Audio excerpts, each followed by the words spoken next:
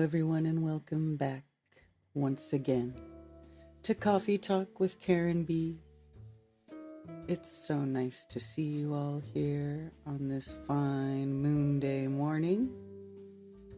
It is February already, second month of the year of 2025. What's going on with that?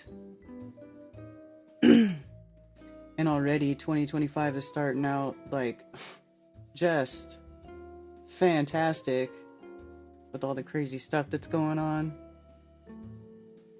All the plane crashes. Lots of fodder for conspiracy people.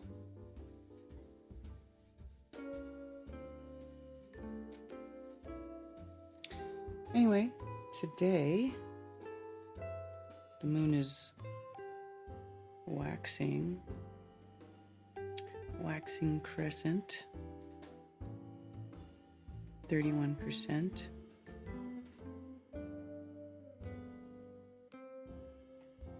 On our way to another full moon. Moon in Aries, according to my app. I don't know if that's correct. I haven't really tried to spot check the app as far as its placement of the moon, although I think it's usually correct. I don't see why it wouldn't be.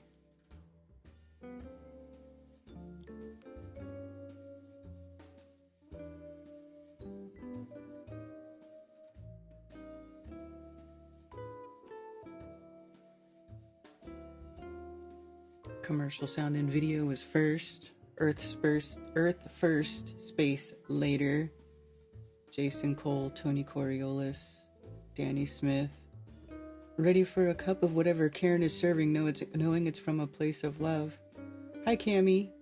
Aisling717 and Squirtle0x. Yeah, today I already had... See, I get up early. I feed the kitties, I let the chickens out, I get my children off to school.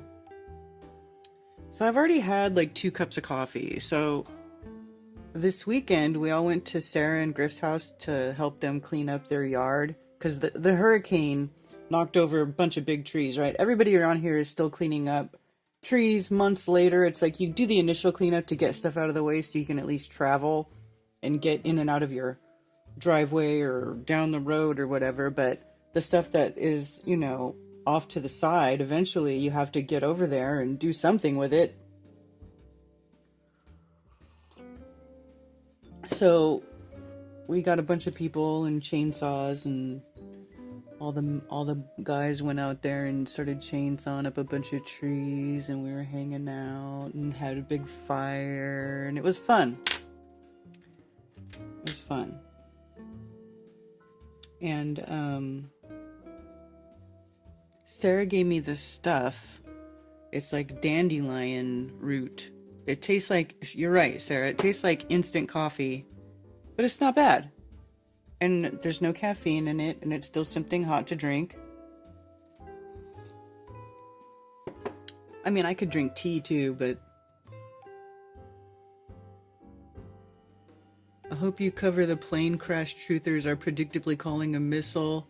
It never ends, y'all. I know. Southern Bell, Matrix Media, Vincent Loonman, good to see you. Richard B, Chi-Chi, Laura, Tracy, Geo World, hello. Putin strongly criticized European political elites, accusing them of historical amnesia and moral failure, reflecting on Europe's current trajectory. He expressed astonishment. And about what? Amnesia and moral failure? I mean, I feel like all these governments have that problem.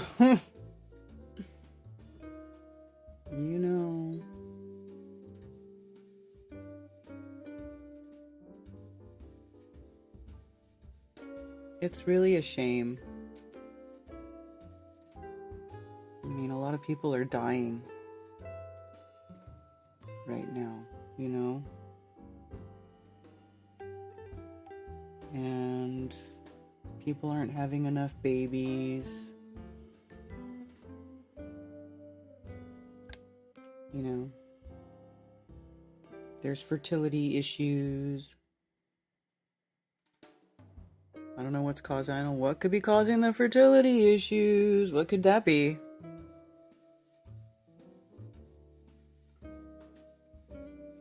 And, you know, it's like you kind of see what's happening on a larger scale over years. You know, you people talk about it. You hear people talk about it over time, over the years, and you don't really, it's almost seems like abstract.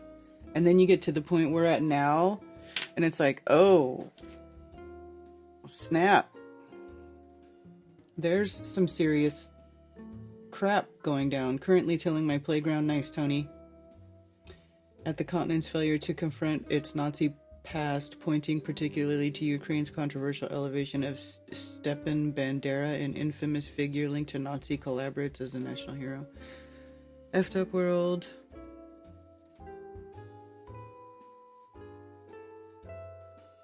Melissa. Hi, Melissa. Billingtano.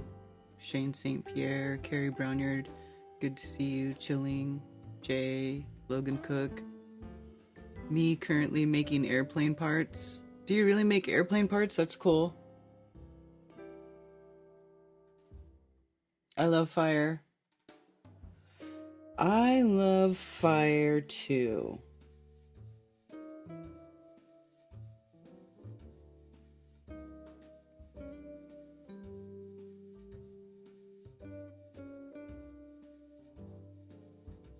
I love fire.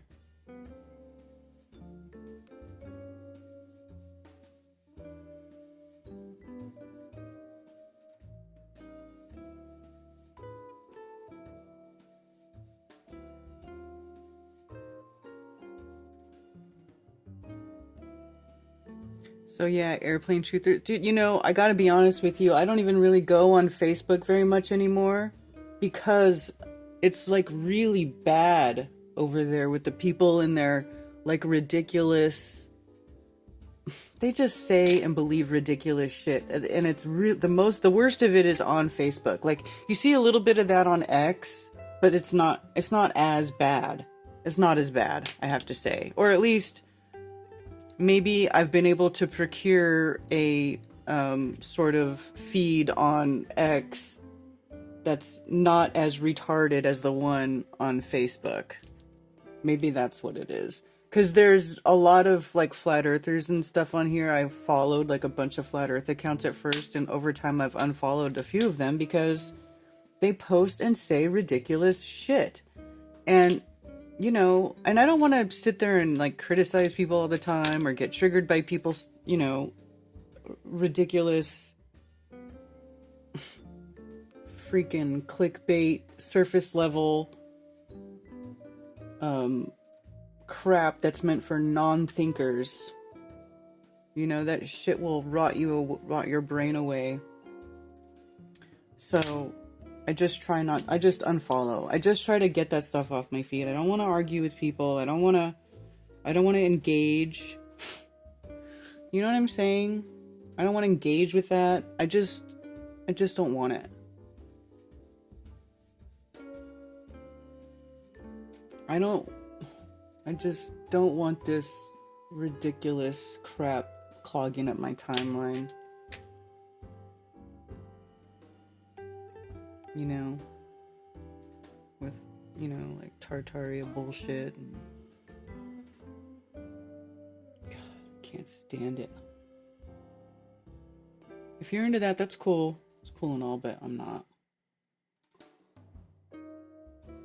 I know there's interesting stuff historically that goes on, or has gone on, and maybe we weren't told the truth about it, but these people are just straight up making shit up.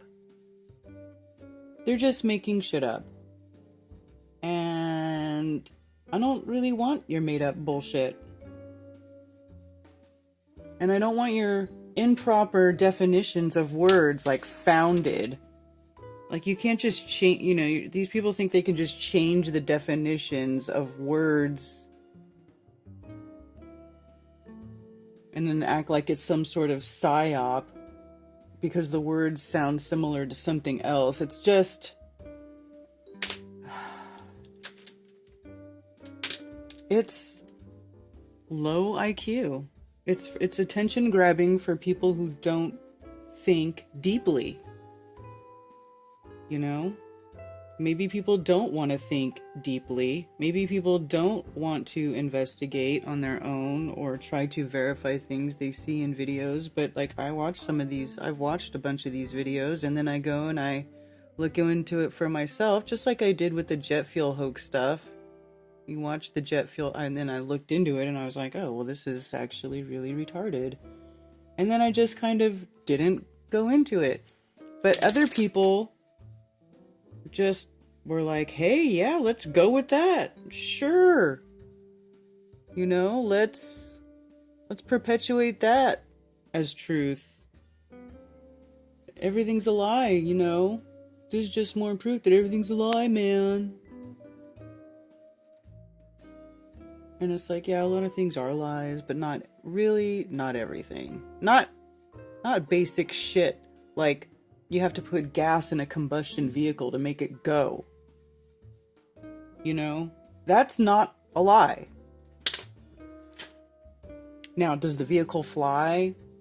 Or the aeroplane fly over a curved surface? Well, I don't think so. You know? If a plane flies, puts a bunch of fuel in it and flies to the other side, you know, to like, oh, I don't know, Singapore or India, is it upside down compared to where we are? No, I don't think so. But it's definitely using fuel to get to where it's going.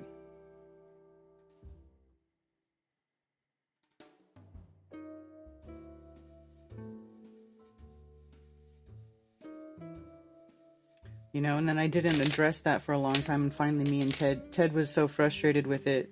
He was like, we gotta make a debunk video, so we did.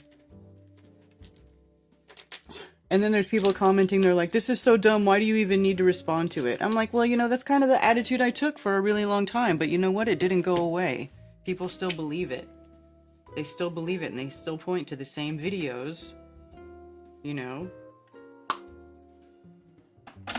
So you have to address it. It's like, if you don't address it, people just wallow in their own freaking, I don't know. They just remain ignorant, I guess. Which is kind of sad. They can't get themselves out of it, out of their own ignorance.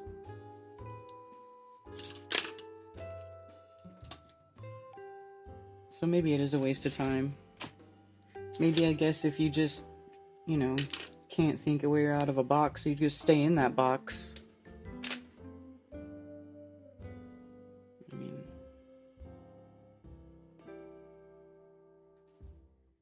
it's kind of where I'm at. Even though we did make that debunk video.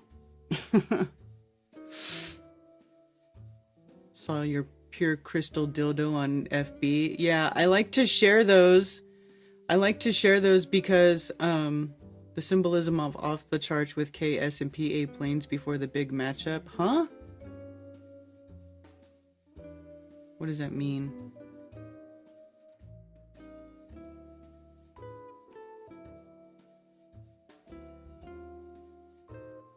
I like to share those pictures, though, of the crystals that look like penises and stuff, because, you know,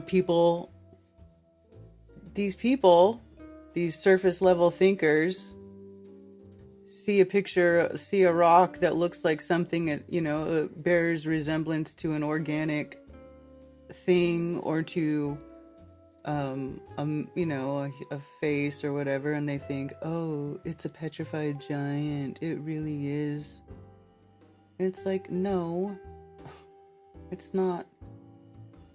That's called pareidolia. You're seeing it's pattern recognition. Why do you recognize that pattern? Because that pattern is the golden ratio. It is the proportions which drive this whole realm. It's found everywhere. So that's all you're seeing. So, you know, it's like the logic these people use of that crystal, that amethyst crystal penis, really is a penis. You know?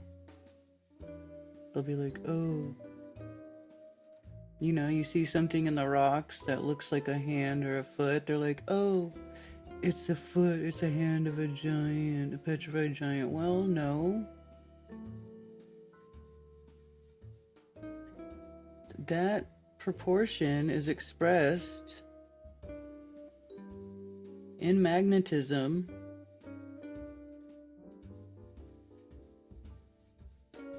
It's driven by the same forces that drive everything else in this realm. So maybe, just maybe, what you're seeing is a pattern of the forces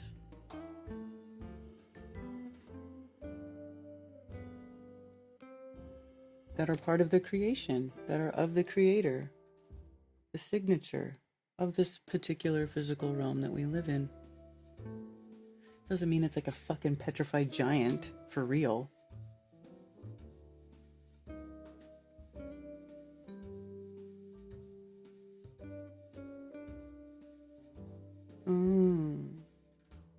It looks like a heart. It must be a petrified heart. Well, maybe, as I showed everybody in my talk in 2018 that I did at the FEIC, I was showing that the heart is not a pump. There's a doctor who discovered the heart is actually a one long muscle that is coiled up in a toroid, and it creates a vortex. And when the heart beats, it actually is creating a charged pulse that then charges your blood, and then your blood with that charge gets carried out through your body and distributes whatever it needs to distribute where it needs to distribute it. And then when it becomes, the charge lessens or diminishes or becomes quote unquote negative, it is then attracted back to the heart again. And then the heart, through its pulse, just keeps that cycle going. You're like an electric machine, and your heart is the heart of it. So the heart is actually a vortex, and vortexes are everywhere in nature. Go figure, go figure, go figure. There's a vortex in the sky.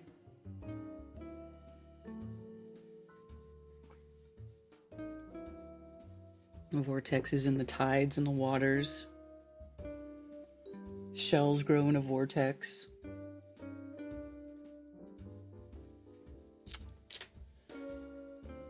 It's very simple. No fantasy stories needed.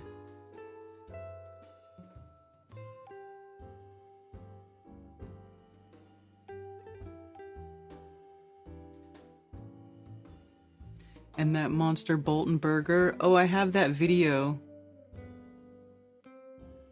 I've seen crystals that look like rocks. What do you mean? You've seen crystals that look like rocks? I have a crystal that looks like an eyeball. Yeah. I had a piece of lava that looked just like a piece of custard pie. Human heart, cosmic heart.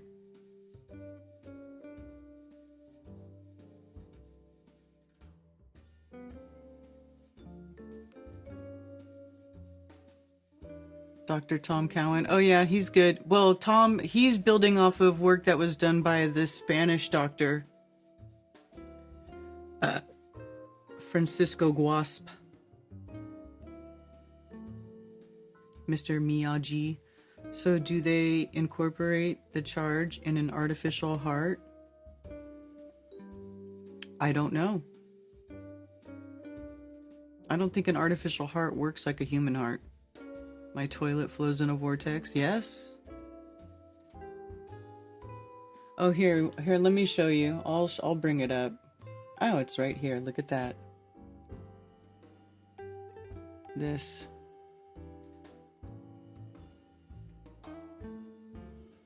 That's the crystal. When did Ted feel hungry again after the massive Bolton burger? Not that night, no.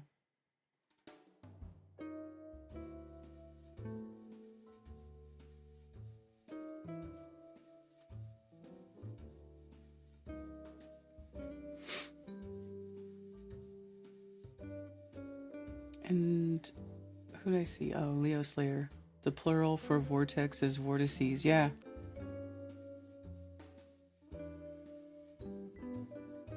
Happy Moonday. So anyway, look at the proportions of it, right? It's like, wow, it's pretty good. It's pretty good. It's pretty close. Looks like a Smurf. Looks like it got bedazzled. Yeah. I've shared a couple of these these little crystals that have they're shaped like little penises. It's funny.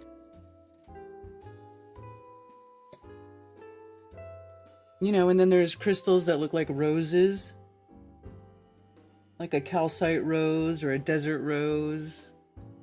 They grow in that okay, if you look at the petals of a rose, they grow in a vortex, right?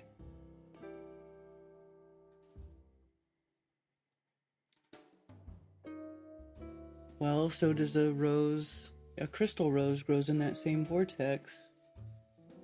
It's just how this place works. You know?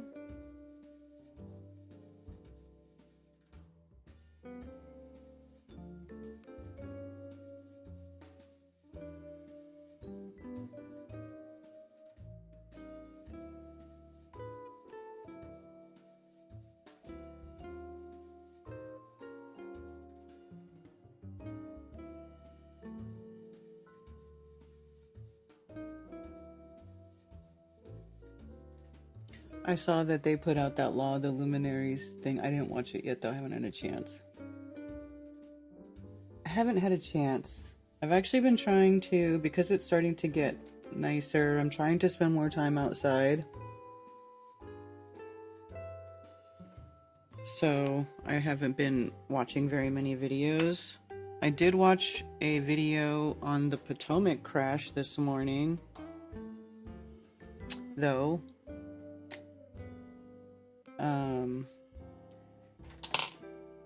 I didn't watch one on the I don't know that as much has come out about the jet, the medical jet that crashed in Philly, like literally the next day.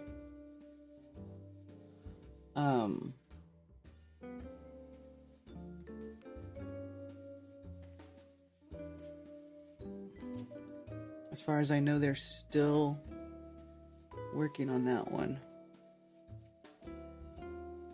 It would be interesting to see what they say, unless there's a video that came out that I didn't find yet. That's also possible. But I watched the one from a helicopter pilot point of view, who was talking about the one over the Potomac, and it seems like there was like just a couple of errors there that proved to be deadly. And it just goes to show, when you're flying, you know, those things, like very simple errors can be catastrophic, you know. And also the pilot flying that helicopter only had 500 hours logged, which is not very much according to this guy. It doesn't really sound like a lot either. And then to be flying at night in a low, you know, in an at night situation like that in a high traffic area, there's like a recipe for disaster for that one. And it's really sad. because there was a bunch of people. That was like they lost an actual commercial jet. And apparently they haven't lost a commercial jet in America in like 40 years or something. 30, 40 years. It's day of flights at Greenville Spartanburg Jetport, the plane that crashed in DC. The Potomac one.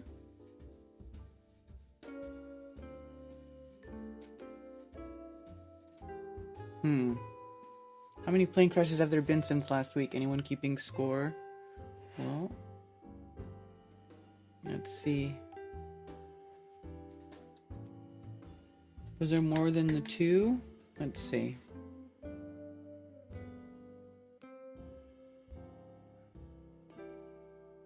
Gains momentum with discovery of black box 1 hour ago. Okay, so 1 hour ago, they're saying they found the plane crash from the one that crashed in Philly. So that would be the medical jet.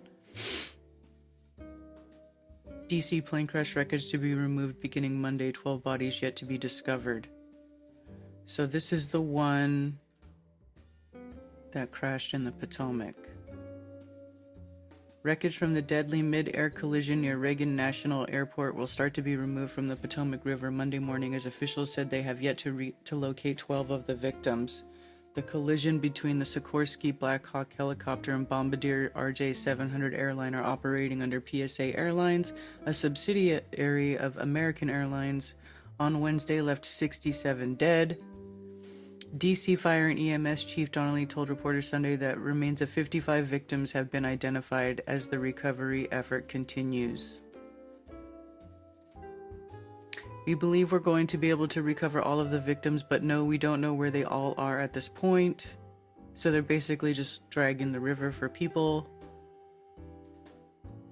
We don't have a process where we'll be watching the lift as it happens.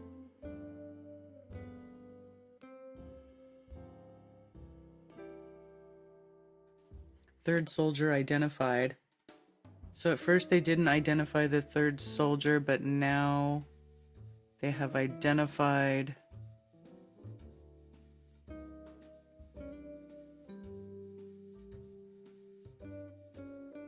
is this muted? Yeah.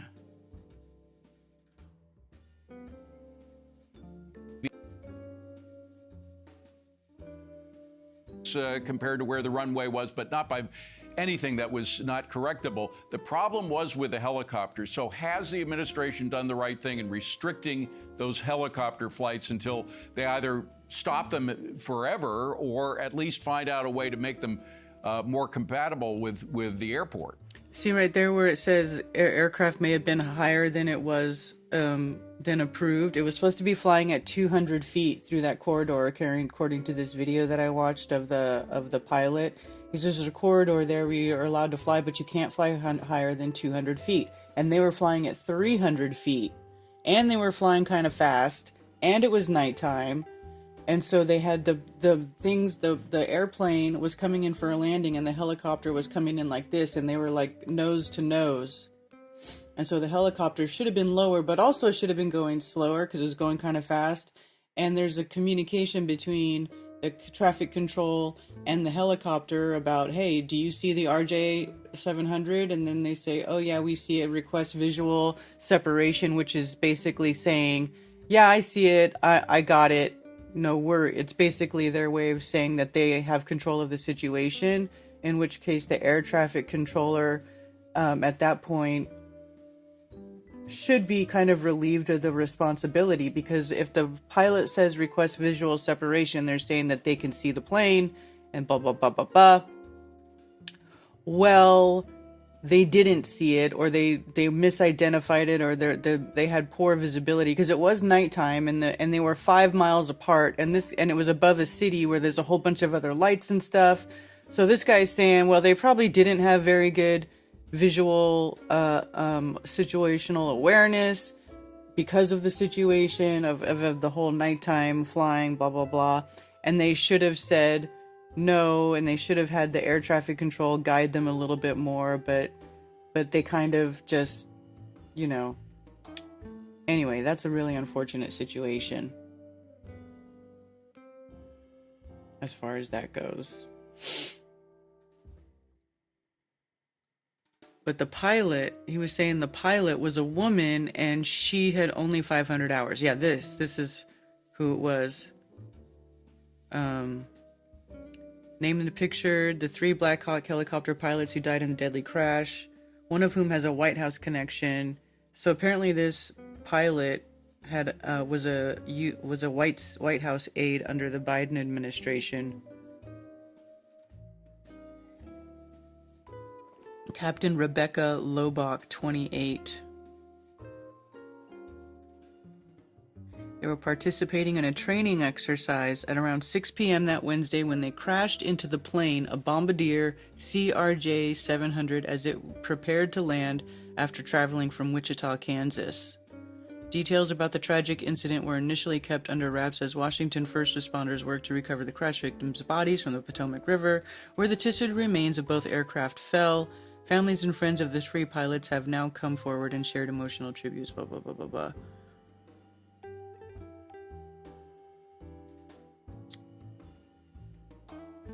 So anyway, that's really sad.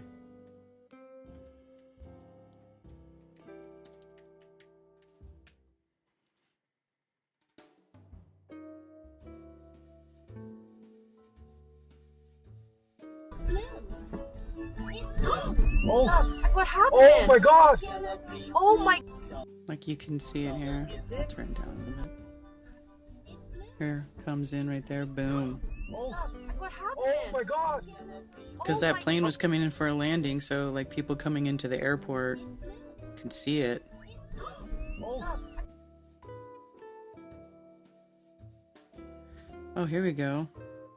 End up in a tragic crash while the How did an American Airlines plane and a Black Hawk helicopter end up in a tragic crash while the plane was attempting to land on runway 33?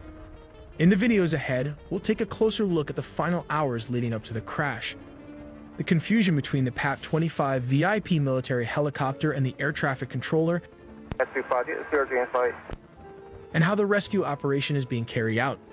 More details all in the video ahead. The plane had departed from Wichita Dwight D. Eisenhower National Airport in Kansas earlier that evening. A PSA Airlines aircraft, operated under American Airlines and identified as Flight AA5342, collided midair with a military Black Hawk helicopter at approximately 9 p.m. on Wednesday, January 29, 2025. The tragic incident occurred as the plane was making its final approach toward Reagan Washington National Airport in Arlington, Virginia. How did an American Airlines plane and a Black Hawk That's just a helicopter clip, end but up we're in a not watching tragic the whole crash? thing. But anyway, that's kind of a basic idea of what happened. They ended up going nose to nose.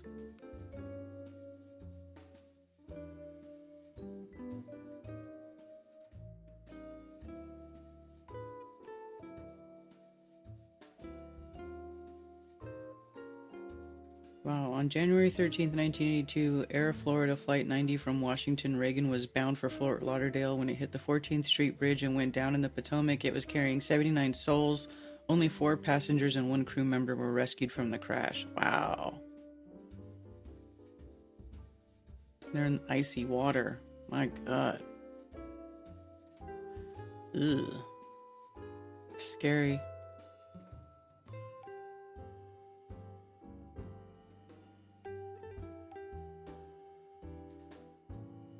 Oh, wow.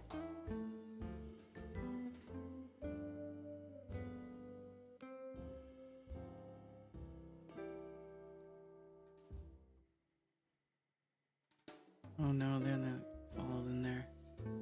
How sad. So here you can see the headlight of the jet, and there goes the helicopter. Boom, right into it.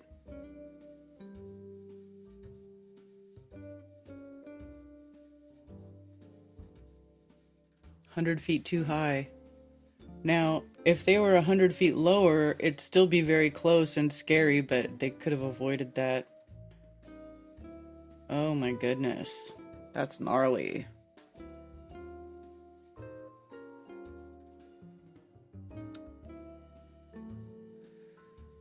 It was a total psyop. Runway 33 flight took off from Kansas City. Chiefs, Black Hawk. Come on. Oh my god. Come on. Oh my gosh, you guys. Whatever. And you know why it's runway 33 is because the runway 33, the number of the runway matches the heading that the airplane uses to land on the runway. If you flew 1.5 hours every day for 1 year, that would be about 550 hours. Well, I think they should be doing more than 1.5 hours at a time, but I don't know. But he was saying that more experienced pilot would be like 2,000 to 5,000 hours. I did hear it was a test of AI-controlled helicopter. It was in the testing. They said it sometime back. Well, they do have they can control the helicopter without... But they're saying that there's 3 pilots died. Right?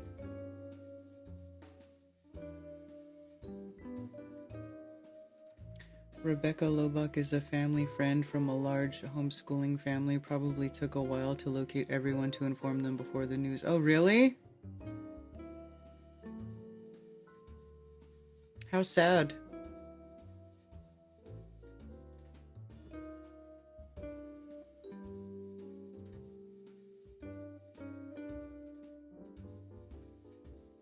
A crash in Alaska? The helicopter and the plane couldn't hear each other. Yes, that's correct.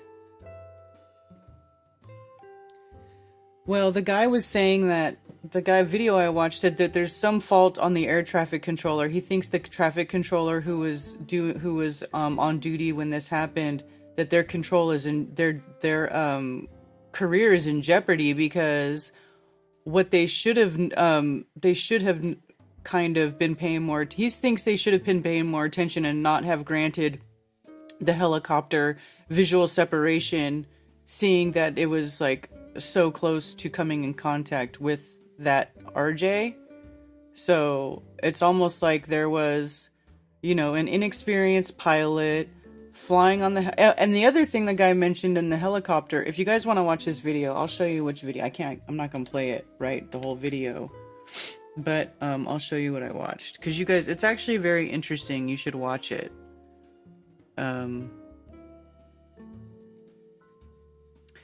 It's this guy. It's the channel is called Taking Flight with Rocket. It's already got 1.5 million, 1.7 million views. But anyway, this guy, he's the pilot, and he discusses. There's a few different things. That's why I was it's like, wow, it's kind of like a total recipe for disaster what happened, because air traffic control granted visual separation to the Black Hawk helicopter in a high traffic area when they probably should not have, but they're used to it, right? Because the helicopters fly in and out of there all the time and nothing happens. Like this guy was saying, he's even done it. So there's that. Then there's the inexperienced pilot who's only been flying for 500 hours. And then the low visibility, being nighttime in the city. And then there were only 5 miles of separation. And the helicopter was probably coming in a little bit too hot and too high. And then the other thing is, he was saying that on that helicopter, they did something where they changed some sort of piece of equipment inside of it that has something to do with the altimeter. And when he said he got into the helicopter at one point after this change had been made, and he was like, how do you set the altimeter? Because it wasn't easy and there was no computer backup system to tell you if you did it wrong.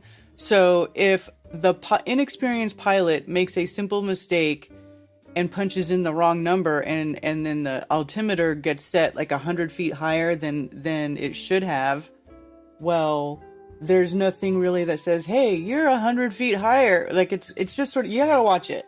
It's kind of interesting. It's things that you have to watch stuff like this, because we're not pilots. We don't fly helicopters. We don't fly planes. We don't know what the day-to-day thing that goes into a lot of these things is.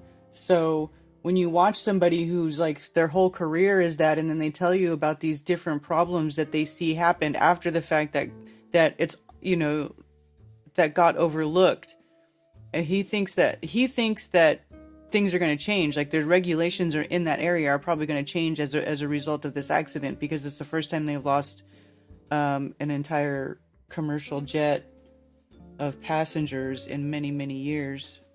So, taking flight with Rocket, he's only got 27.8 thousand subscribers, but it was a pretty good explanation of what happened. Anyway, there's a whole bunch of videos, you know, there's a bunch of channels that do these breakdowns, and it's interesting to watch them and to see what they say about different things. Yeah, jet crash. Here we go. Here's a Philadelphia one. Well, I can't watch that right now. I can't just like play other people's video on my channel. But anyway, that's the story. Maybe it was a drone. Maybe whatever. You guys are just, you can go ahead and go that conspiratorial route if you want.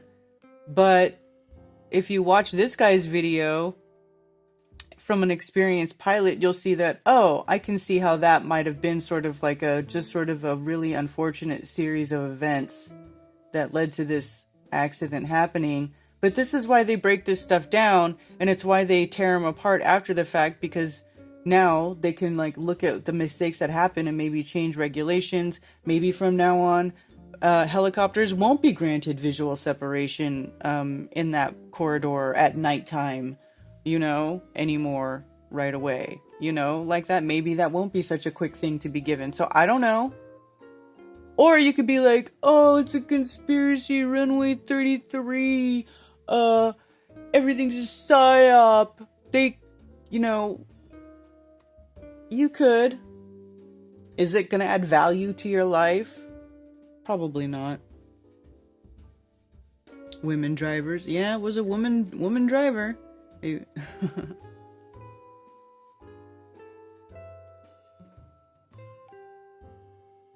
Again, governments operate like mafia. They even score via accidents. The Elon truck in front of Trump Tower was a message. There were online campaigns talking about commie revolution stuff going down on the 29th, and then this happened. The cute winter boots trend. Oh. Apparently one of the pilots was a Biden intern. Yes. The woman pilot was a Biden intern. Is that DEI? I don't know. I mean, it's military. Was military implementing DEI shit? What are the odds that in January 6, 1961, on the same day U.S. Olympic skater team on board, they all perished?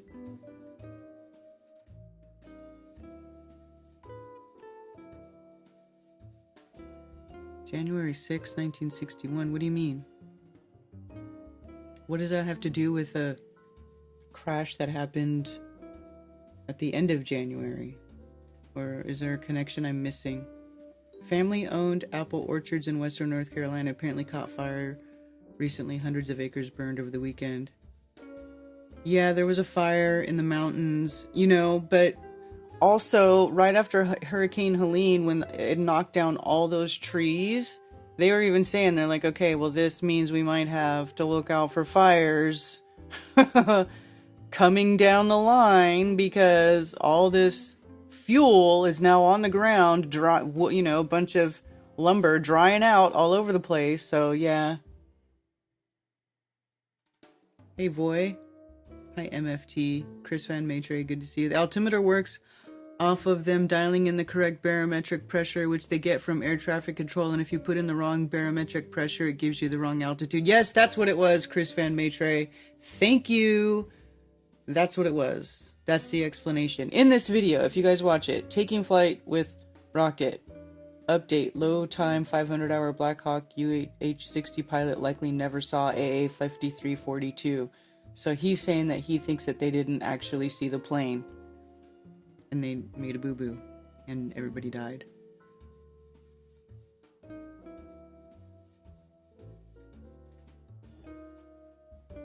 Odds would be 1 in 365 for that to be the same day as something in 1961. Yeah, it's not so rare as you think.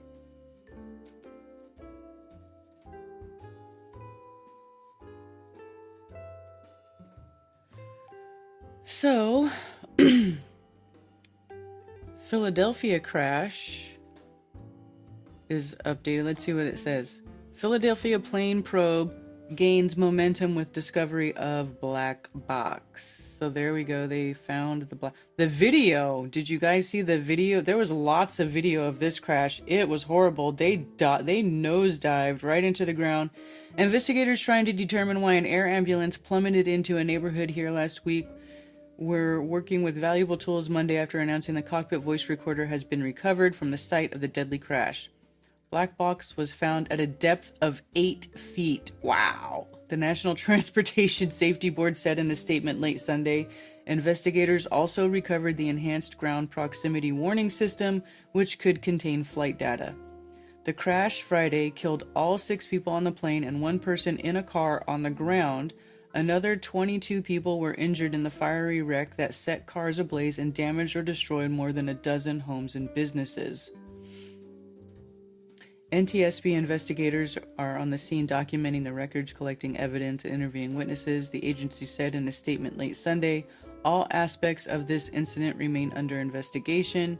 The statement said a preliminary report expected within a month will contain factual information gathered in the early stage of the investigation. So it'll be a while before they have everything, it looks like. The crash occurred moments after the medical transport plane took off from Northeast Philadelphia Airport. It came 2 days after a passenger jet and an Army helicopter collided in the skies near Reagan, Washington, killing 64 people on the plane and 3 aboard the helicopter.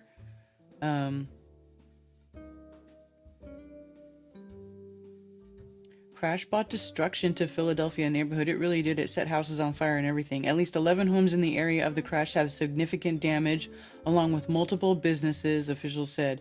The Federal Aviation Administration, Bureau of Alcohol, Tobacco, and Firearms, and FBI remain in the city trying to determine why the Learjet fell from the sky. It's in times of crisis you should remember who you are.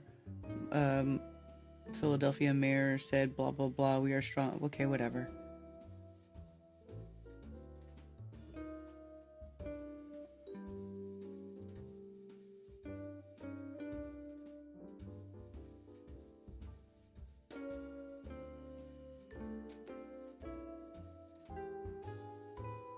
So yeah, crashed right into a neighborhood, hit cars, hit houses. There goes one piece of the jet.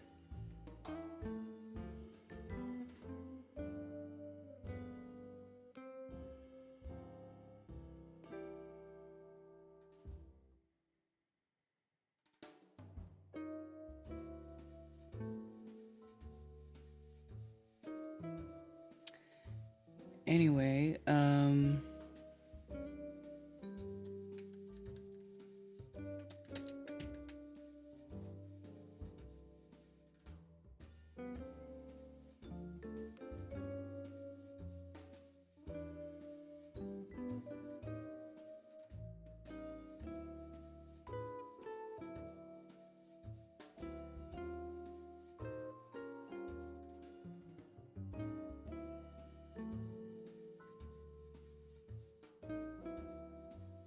wow.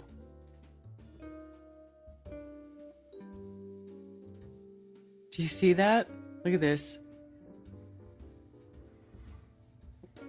Watch this guy right back here.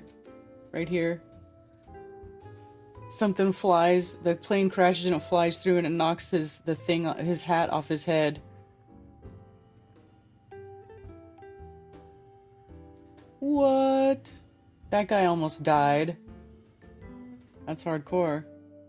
Crazy. Anyway, this plane, if you watch the oh wow. There's a drone footage of it. But if you watch the crash, the video of it, it just falls right out of the sky. It's really crazy. Boom. Fast.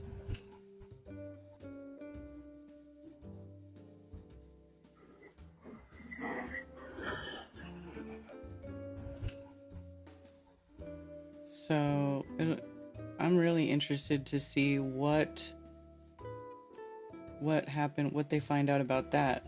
because look at how this thing falls. It does. That's why people say it's a missile. It's not a missile, but it looks like it. It falls out of the sky really freaking fast. It just nosedives. I mean, what is that? So...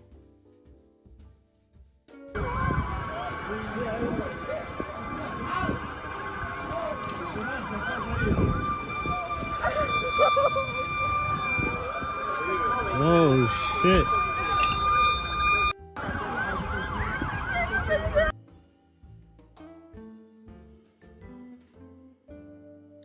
Not a video.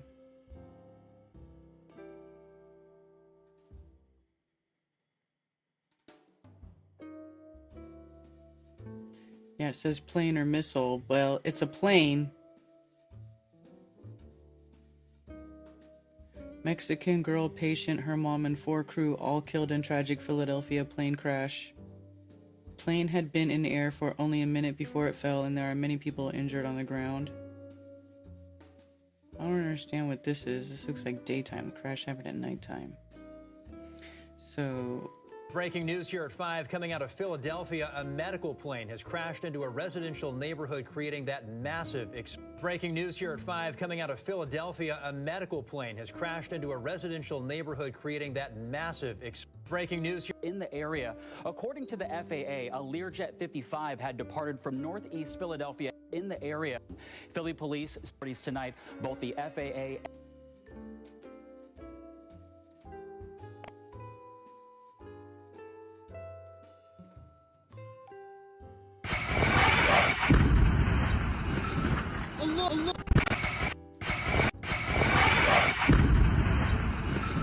Allahu Akbar! Allahu Akbar! What the hell? What the hell? What the hell? Oh my God!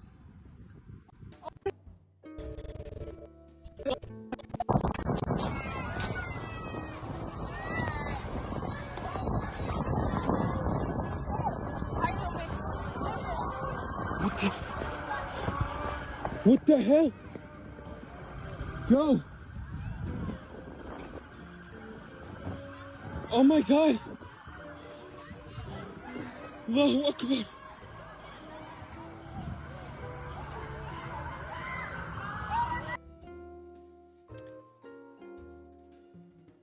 Anyway.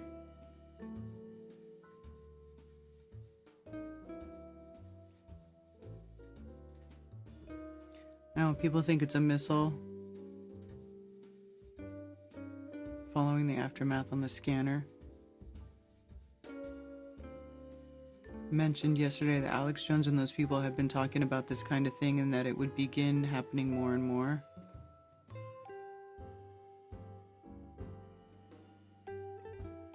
On the same day in 1961, the Olympic skating team perished in a plane crash.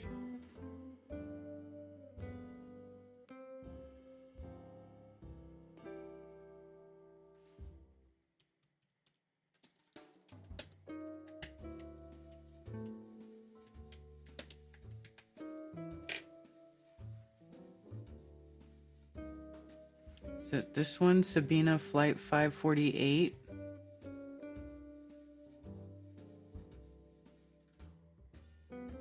Was scheduled international passenger flight from Idlewild Airport, New York City to Brussels on February 15th, 1961, killing all 72 people on board. So this is February 15th. That's not the same day. On February 15th, 1961, Boeing 707 operating the flight crashed on approach to Brussels Airport, killing all 72 people on board and 1 person on the ground.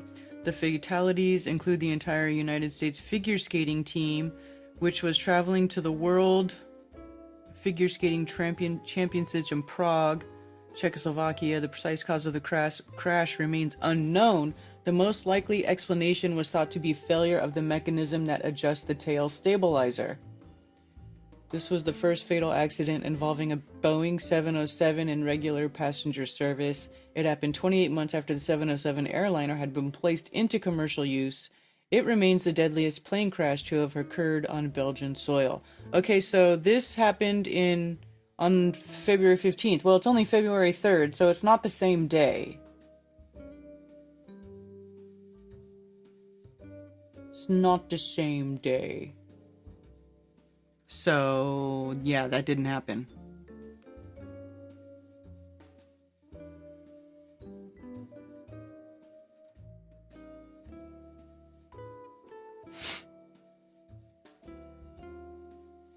Are there huge pieces of the plane all over the neighborhood or not much? Well, it wasn't a very big plane. It was a Learjet. It was a little Learjet. It's like, a Learjet is like when you see, you know, celebrities on a little party jet. That's like what a Learjet is. It's not like the plane that crashed in the Potomac was a smaller jet, but it still had 60 people on it. Like a Learjet holds like 10 people or 12 people. Like it doesn't hold... Let's see, what is it? A Learjet, let's see. What kind of jet was it exactly? The Lear...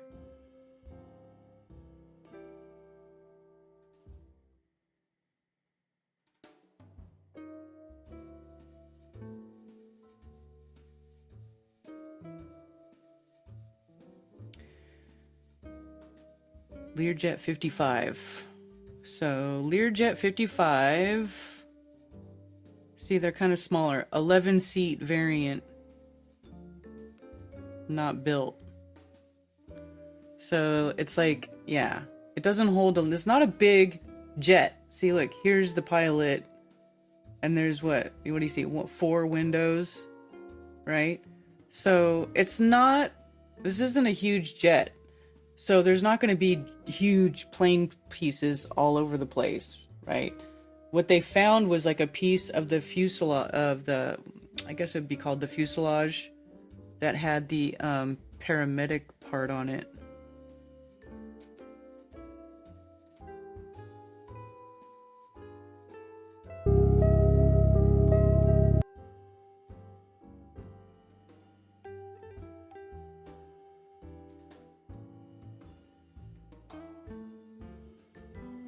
What a mess. Wow. Can you imagine being that poor guy who was driving down the street when that jet hit and nailed you? Oh my gosh. Look at that crater.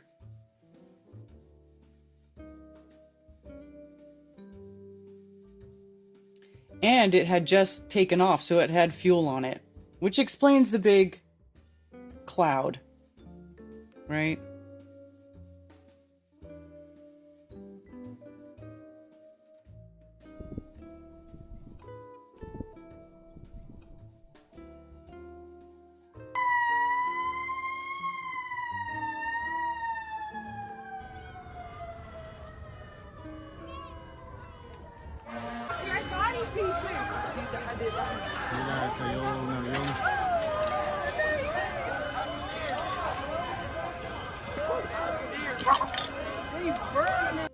I think if it was a missile, it might have been maybe a bigger boom.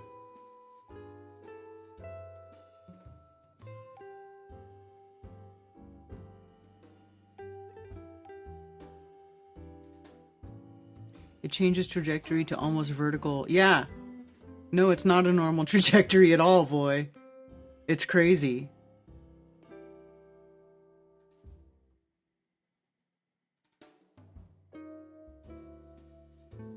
Did they find their passports? Har har har.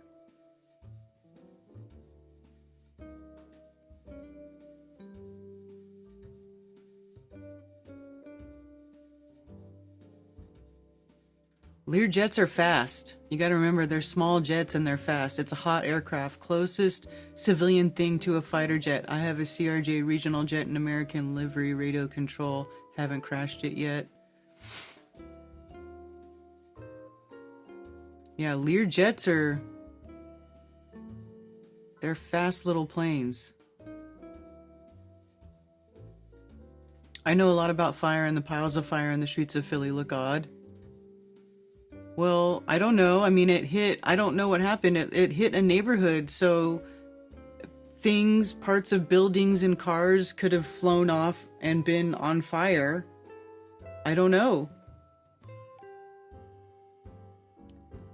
The size of the boom depends on the warhead it has, yeah. But I don't know. Hopefully.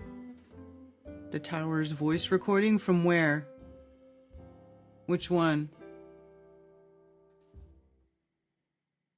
Pull up the voice recording of what? Of the Philadelphia crash?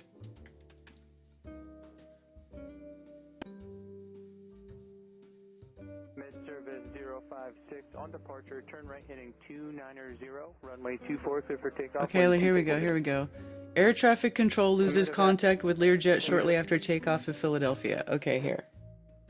Medevac, mid-service 056 on departure, turn right heading 290, runway 24, clear for takeoff, wind 25010. Medevac, mid-service 056, affirmative. On departure, turn right heading 290, runway 24, clear for takeoff. Medevac, mid-service 056, contact Philly departure 123.8. 123.8, Mike Tango Sierra 056 Medevac. Thank you, good day. Medevac mid-service 056, Northeast Tower, contact Philly 123.8. Medevac mid-service, Northeast Tower. Medevac mid-service 056, Northeast Tower, you on frequency? Medevac Mike Tango Sierra 056, Northeast Tower, how do you hear this transmission? Medevac mid-service 056, Northeast Tower. Oh, they stopped talking to him.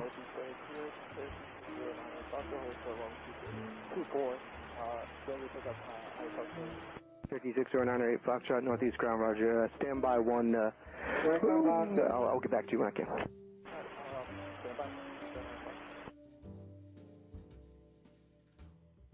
Approach to runway 24, what's going on down there? Position 765, we have a lost aircraft. We're not exactly sure what happened, so we're trying to figure it out. For now, the field is going to be closed, so no inbounds or outbounds probably. All right, understand, thank you. For 6098 Foxtrot, I'm sure you copied that, but for right now, we're gonna call the field closed. We'll try to get you out there when we can. If we can't, we'll have to take you over to Atlantic, but stand by for now.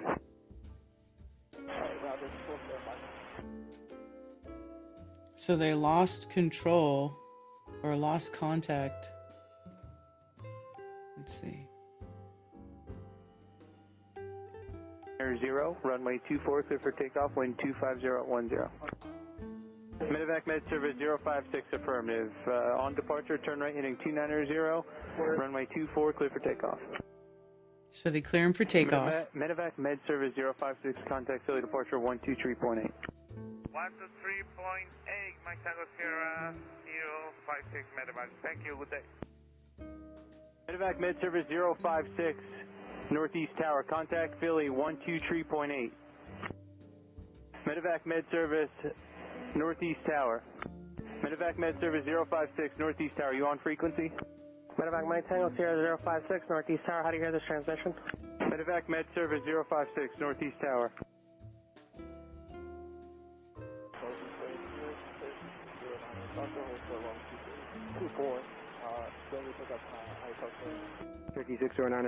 So you can't understand that. Stand by one. I'll get back to you when I can.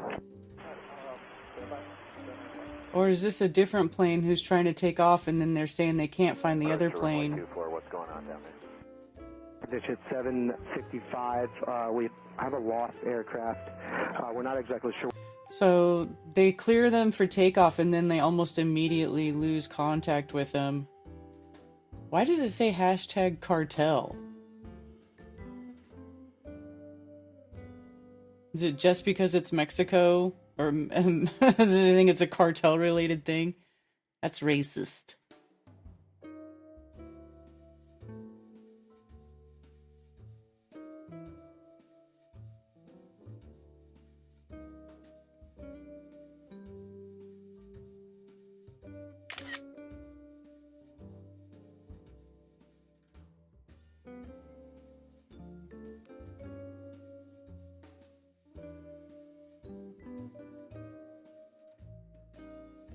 You can hear someone says fucking with the wrong people at 57 seconds. Clear for takeoff, wind 25010. Medevac Med Service 056 affirmative. On departure, turn right heading 290, runway 24, clear for takeoff. Medevac Med Service 056, contact Philly departure 123.8. 123.8, Mike Tango Sierra 056 Medevac. Thank you, good day. Medevac Med Service 056, Northeast Tower, contact Philly 123.8. Medevac Med Service Northeast Tower. Medevac Med Service 056, Northeast Tower, you on frequency? Medevac Mike Tango Sierra 056, Northeast Tower, how do you hear this transmission? Medevac Med Service 056, Northeast Tower.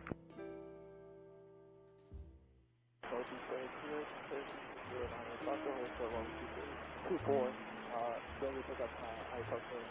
560908 Foxtrot, Northeast Ground, Roger. Standby 1, Roger.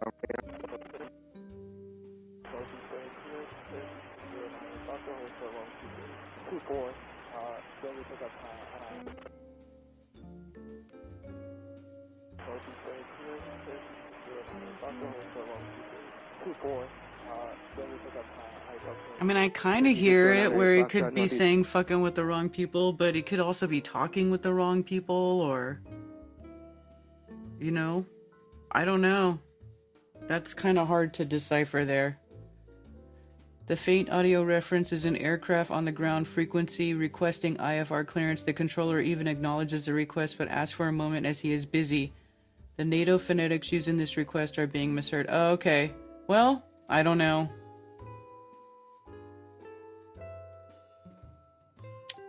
Just extracted the audio from the Philadelphia plane crash and isolated the conversations. Can you better understand what's being said? Let's hear it. 056 affirmative. On departure, turn right heading 290. I'm gonna restart it. Hold on. Medevac Med Service 056. On departure, turn right heading 290. Runway 24, clear for takeoff, wind 25010. Medevac Med Service 056 affirmative. On departure, turn right heading 290. Runway 24, clear for takeoff. Medevac Med Service 056, contact Philly departure 123.8. 123.8, Mike Tango Sierra 056 Medevac. Thank you, good day. Medevac Med Service 056, Northeast Tower, contact Philly 123.8. Medevac Med Service Northeast Tower. Medevac Med Service 056, Northeast Tower, you on frequency? Medevac Mike Tango Sierra 056, Northeast Tower, how do you hear this transmission? Medevac Med Service 056, Northeast Tower. Southeast very clear, clear 609, Dr. Hood for long security. 4, then we pick up high top train. 560908 Foxtrot, Northeast Ground, The Roger. hell does he Standby say? 1, I'll get back to you when I can. Tower, how do you hear this transmission? Medevac Med Service 056, Northeast Tower. Southeast very clear, clear 609, Dr. Hood for long security. 4, then we pick Sounds like fucking jibber jabber. 560908 Foxtrot, Northeast. They didn't clear anything up. Tower, how do you hear this transmission? Medevac Med Service 056, Northeast Tower. Southeast very clear, clear 609, Dr. Hood for long security. 4, then we pick up Sounds like freaking Stephen Hawking. 560908 Foxtrot, Northeast Ground, Roger. Standby 1, I'll get back to you when I can. That didn't clear anything up for me. Did that clear stuff up for you? Because it didn't clear anything up for me. Approach to runway 24, what's going on down there? It's at 7:55. We have a lost aircraft. We're not exactly sure what happened, so we're trying to figure it out. For now, the field is going to be closed, so no inbounds or outbounds probably. All right, understand, thank you. Sounds like frequency is a problem. Change caused confusion. Well, but that doesn't explain why the Lear nosedive into the ground. Why would it nosedive into the ground?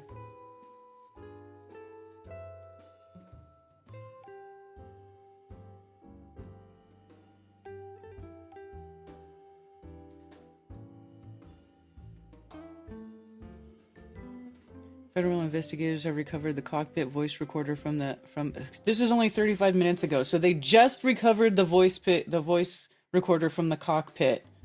So that'll be interesting. Because look at that.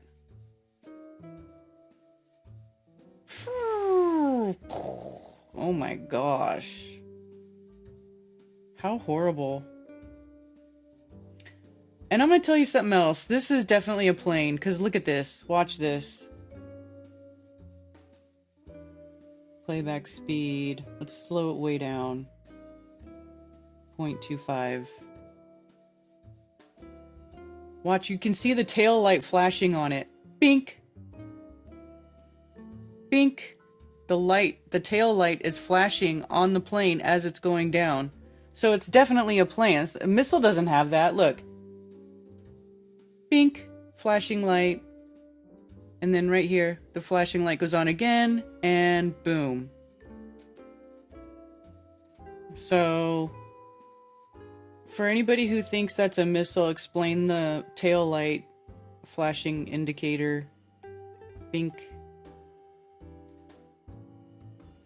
I don't know what happened, but boy, that thing went straight down. But remember this too? This actually happened not that long ago. Let's see.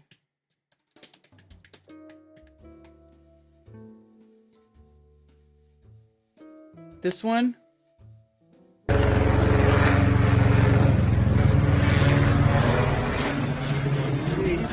That fell out of the sky. You can hear the propellers in the video. Look at this. This thing just flat spin, falling out of the sky.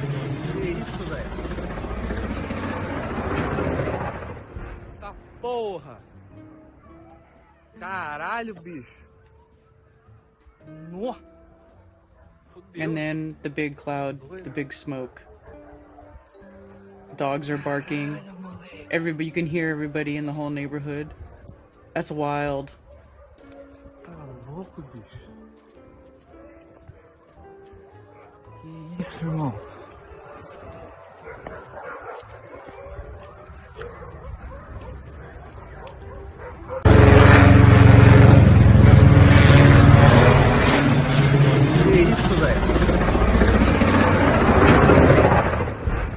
Porra!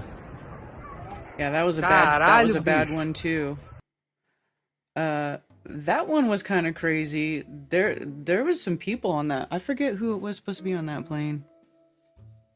Recorder from cockpit of copter or commercial aircraft. No, not from the Potomac crash, from the medical jet. The medical jet. Debris field, they said was 4 to 6 blocks long, could be more debris further back. Dude. Yeah.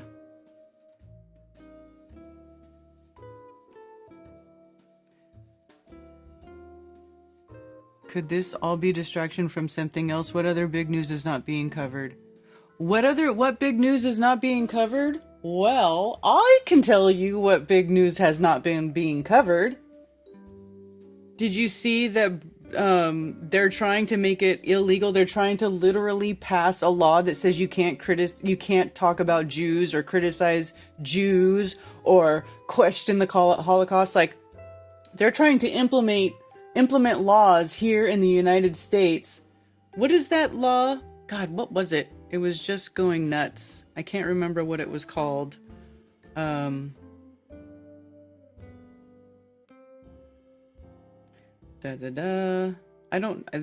me see. Let me look up Massey. Thomas Massey. He was talking about it. Let's see.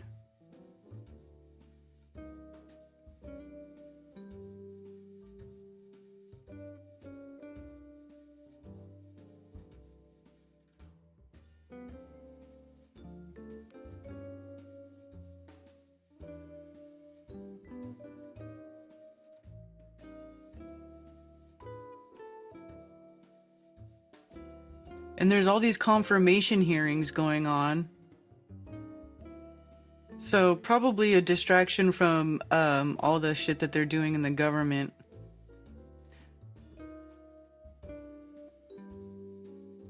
Where is it though? The one that they were trying to do.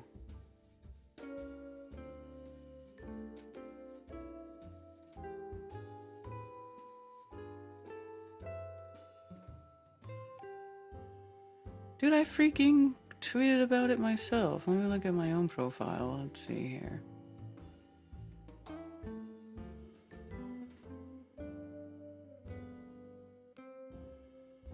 Here we go. The IHRA definition examples of they want to define what anti-Semitism is. They're trying to make the laws about anti-Semitism, right? So basically, contemporary examples of anti-Semitism in the public life, the media, schools, workplace, and religious sphere, taking into account the overall context, include but are not limited to calling for, abating, or justifying the killing of harming of Jews in the name of a radical ideology or an extremist view of religion, which is stupid because there's already laws against killing anybody, regardless of race, religion, or whatever. So we don't need a special law that's like extra special, extra more bad if you, it's double plus bad or whatever if you kill a Jew. Making mendacious, dehumanizing, demonizing, or stereotypical allegations about Jews, such as the power of Jews as collective, such as especially but not exclusively the myth about a world Jewish conspiracy, or of Jews controlling the media, economy, government, or other societal institutions. So it's good. They want to make it illegal for you to talk about any of these things. Accusing Jews as a people of being responsible for real or imagined wrongdoing committed by a single Jewish person or a group, or even for acts committed by non-Jews. So you can't blame all Jews for one bad thing, for one bad Jew. Even though already you're not supposed to blame everybody for something one person is guilty of doing. I don't know why we need a special law just for the Jews. Or, look at this, denying the fact and scope of mechanisms of gas chambers, intentionality, or the genocide of the Jewish people at the hands of the National Socialist Germany and its supporters and accomplices. So they want to, make it illegal to deny or question the facts, the official story of the Holocaust, accusing the Jews as a people or Israel as the state of inventing or exaggerating the Holocaust, blah, blah, blah. So they want to make special laws for all the Jew people. That's what's been going on that's one thing that's been going on in the background. Let's see.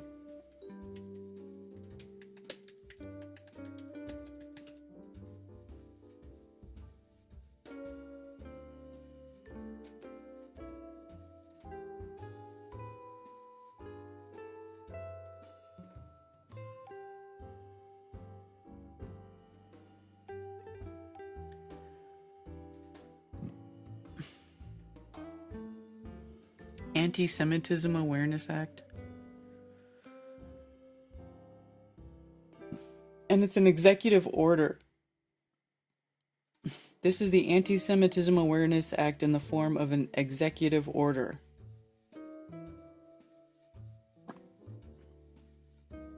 So basically that's what's happening. Trump is signing executive orders that in regards to anti-Semitism. Additional measures to combat anti-Semitism. So they're trying to pass laws, free speech laws, thought police laws, literally the thought police, the speech police, where you're supposed to have free speech in this country. No, we're going to pass laws about discussing the Jews or anything that the Jews do or Israel or the state of Israel. We can talk about anything we want to talk about. We can't talk about them. You can't talk about them. No, can't do that.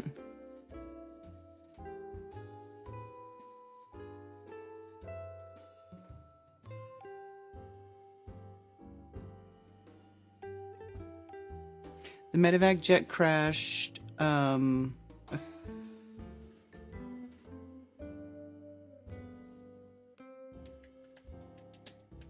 Did you figure it out, or do you want me to look? The exact day. The 31st. Yeah, it was a few days ago now. Crashed on the 31st.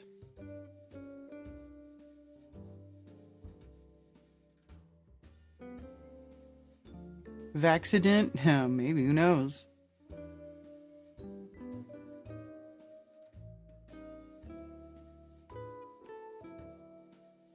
Canada, Germany, and Mexico have these Jew speech laws. Supposedly it's like the Voltaire quote, basically.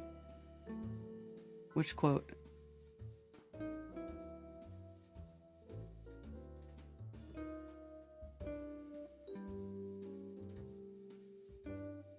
A little bit Jewish and a little bit rock and roll.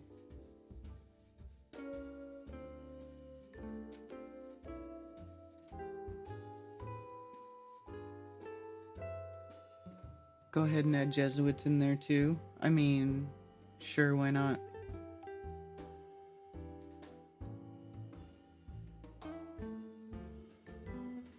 I think we still have a First Amendment. Freedom of religion and speech are the first two. Yeah, exactly. Very good pilot explanation of medevac crash. Someone put a link in Rockfin. Well, unfortunately, we have another air. This is from Captain Steve. Breaking down the Philadelphia air ambulance crash. What went wrong? Okay, well, that's a good one. I might check that out. Philadelphia jet crash. I haven't watched too much about the Philadelphia jet crash. I've been looking at other stuff. And plus, I've been doing stuff outside. Ted and I did a lot of cleanup out in the woods over the weekend. We did our own cleanup here because the Hurricane Helene, oh my gosh, has made a complete disaster of the back half of my property with all the trees that went down. And so we went down there and we got out the his and hers chainsaws and we chopped up a bunch of the wood back there and had a giant fire and burned up a whole bunch of wood. And we got to do it again so we can clear out the other half, well, not the other half, but another part of the where we had the shooting range set up so we can do shooting again because the weather's getting nice again. We want to be able to go shooting again. So we're going to have to do that again. Go back and there's a pretty major tree that fell down back there. And the pain in the ass about the tree that fell down on that side is that it's a beech tree, which is a super dense, hard wood. It's hard on the saws, man. Hard on the chainsaws. It's not like sawing pine or even oak. Oak's a hardwood too, but beech, it's super dense. Why would that need a law against speaking if it wasn't true? Exactly. What's next? Laws against talking about NASA being fake and Earth being flat? Yeah, exactly. Exactly. Jews hate freedom. Exclusive video obtained by the Noticer News. A right-wing activist with a Jews hate freedom banner in front of the Victorian Parliament in Melbourne on Friday. Oh, this is this Australian guy who's been getting in a lot of trouble. He seems interesting. Let's see what he's saying here.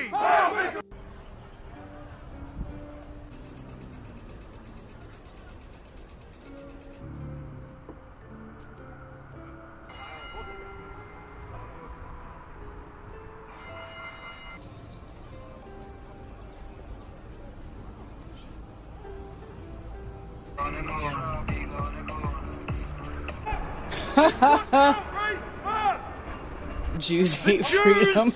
Have demanded that the Victorian government change laws to take away our freedoms to protest politically and to expand so-called hate speech, anti-vilification laws to take away our rights to speak freely and criticize them.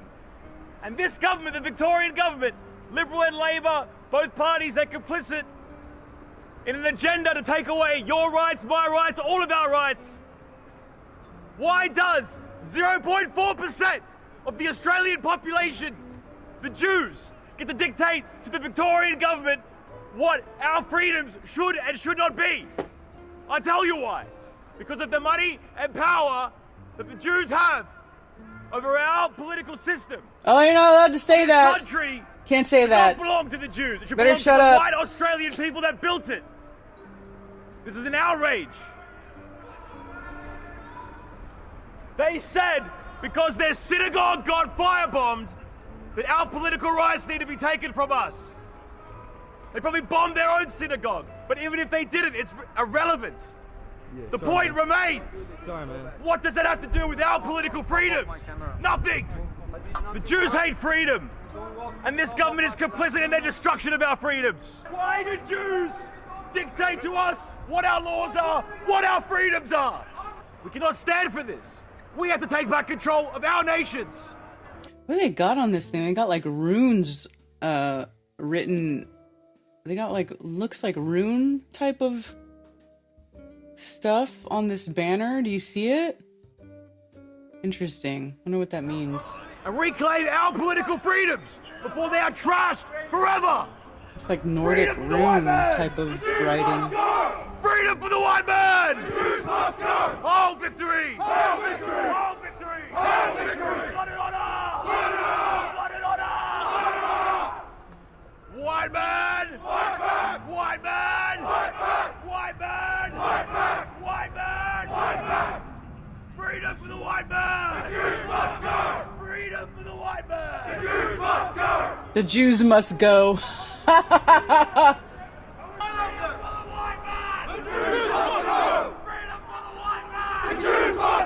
I'm sorry, I don't hate all Jews. I don't want to be a hater, but man, you can't be making laws. If you're gonna like make laws that say you can't talk about somebody, well then that's gonna make me want to talk about that somebody and wonder why the fuck is there a law that we can't talk about you? What makes you so special? What makes you a protected class, right? Meanwhile, there's like stuff written, like put into the educational system to make white children hate themselves and to be told that they're racist no matter what. They're always going to be racist dirtbags and that they're always evil because they're white. You know what I mean? Like, it's just insanity. So you get this one extreme and then you get this other extreme popping up in its place. I mean, and all of it is extreme and none of it's necessary, right? But it's wild. It's just wild. Trump's executive order on anti-Semitism is a hate speech law on steroids. Trump is introducing the DOJ and other agencies to utilize the exact same dubious conspiracy agents' rights legal theory from Sines vs. Kessler lawsuit to suppress criticism of Jews in Israel.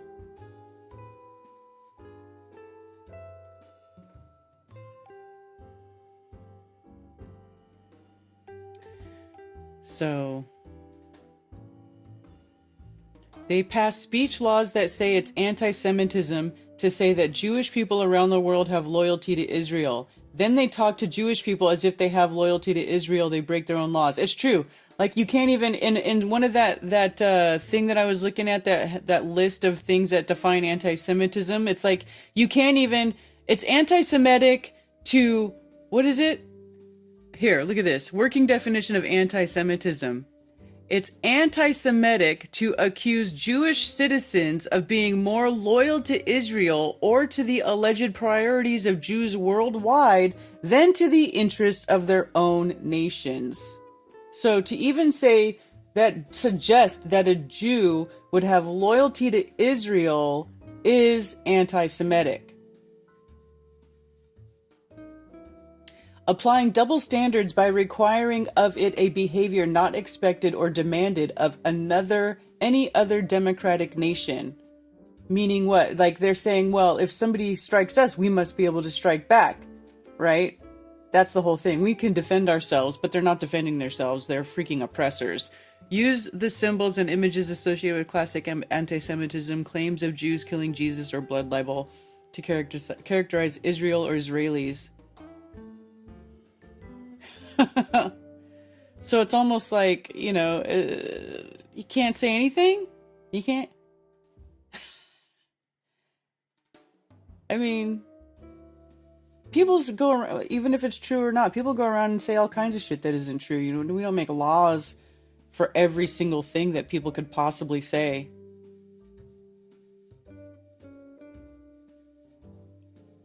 Was Dubé in that protest?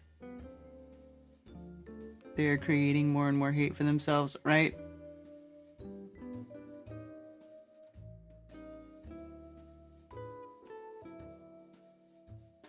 I don't know about chanting freedom for the white man or Jews must go. Hey man, I say freedom for every man. But you know, that kind of stuff is like, it's just causing more division. It's like one extremist to the other, you know? Yeah, but 6 million. I know. I hear you.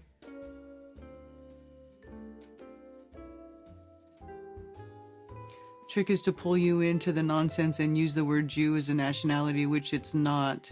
And I refuse to use the word as they define it, as they can prove genealogy back to biblical times. I'm going to jail.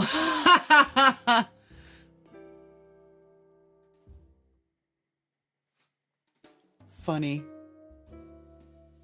And Cammy, you're always welcome to come hang out in my woods.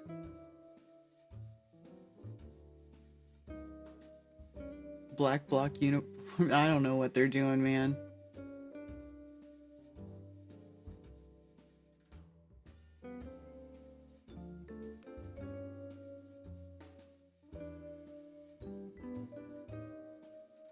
The beech trees do rot pretty fast, yeah, but I don't want to wait a year or two. That's the thing. I don't want to wait a year or two. I want to freaking squatch in my backyard and I can't even walk back there. So that's why we're doing what we're doing. Because we want to have our shooting range back. We want to have I want my trail back, and I don't want to wait a year or two. So I know they rot relatively quickly, but we're not waiting for that.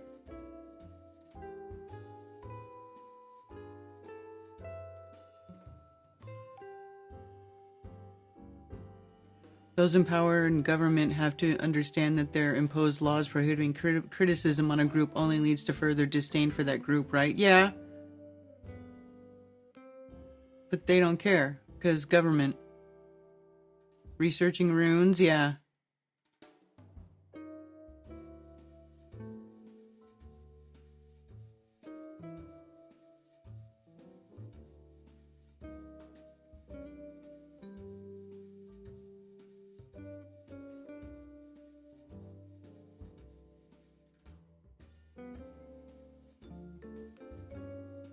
My RT says, my mind was blown the first time I saw research on how the official populations of Juice, pre-Dub-Dub-2 and post-Dub-Dub-2, did not come anywhere close to a 7-digit decline in numbers. Yeah, I know. That was an eye-opener for me as well. Yeah, it's like 271,000 is actually the correct number.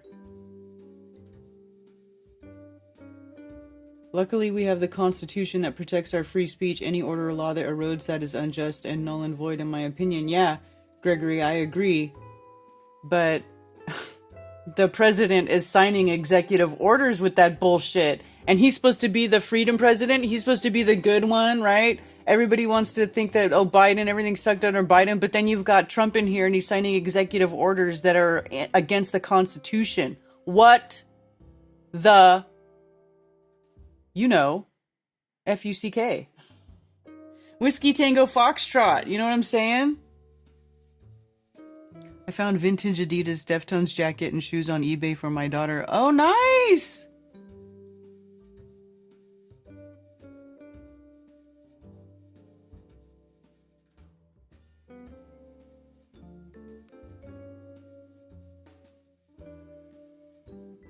Is beach good firewood? Yeah, we've burned a bunch of it.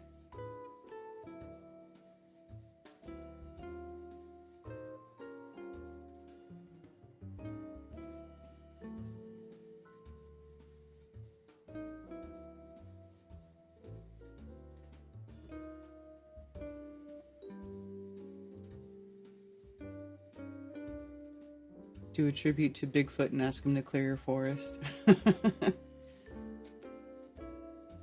I don't think Bigfoot does stuff like that. Maybe you can make things out of the beech wood. Well, that's a lot of processing. You need a lot of equipment to process the wood to become like pieces that you can actually use for stuff. 153 News has uncensored vids of subjects like this. Watch defamation there. Trumpty Dumpty, another Zionist. Yeah. Yeah, you know how it is. They're always trying to put you in a box. A real Jew would be loyal to Israel. Israel just means God's people, so any person of nationality that obeys Torah. See, that's what I'm saying. In Scripture, is Yisrael is a people, not a place. They talk about it like it's a place. and that it's the promised land, like God promised Yisrael to the Jews. They're mistranslating scripture. The mistranslation of scripture is the driving force behind this whole thing of the Jews allegedly taking over the land that was Palestine and calling it, making the state of Israel and all that stuff. It's because it's, you know, the Schofield Bible. It's a mistranslation. It's a twisting of scripture to fit a certain narrative that has been perpetuated and beaten into the minds of the masses. Save that beechwood. I will come from Wisconsin with my trailer and dogs and burn it next winter. Dude, the problem is that it's like down a hill. It's like vehicles can't get down there. Whenever we go down there to like chop wood, like you have to carry stuff in and carry it out, because it's like the back of my house, the hill goes down like this, and then there's a creek, and it gets flat, like it goes down and then it flattens out and the creek's down there. But to get from like where my house is to that back part where I'm talking about, you got to go down this hill, and there's no, we don't have any vehicle that can go down there right now. Best you can do is take all the equipment and get it to the very edge to where the hill goes down, and then you got to carry it in multiple trips down there. So like when we bring all our chainsaws and stuff down there, we're literally with like a bucket and stuff in the bucket and the chainsaws and like carrying it down the hill so that we can do everything there. And there's no carrying all that heavy wood back up the hill to get it out, unfortunately. We don't have a way of getting the wood up the hill. If you got a way of getting the wood up the hill, good luck to ya. But it doesn't work like that over here.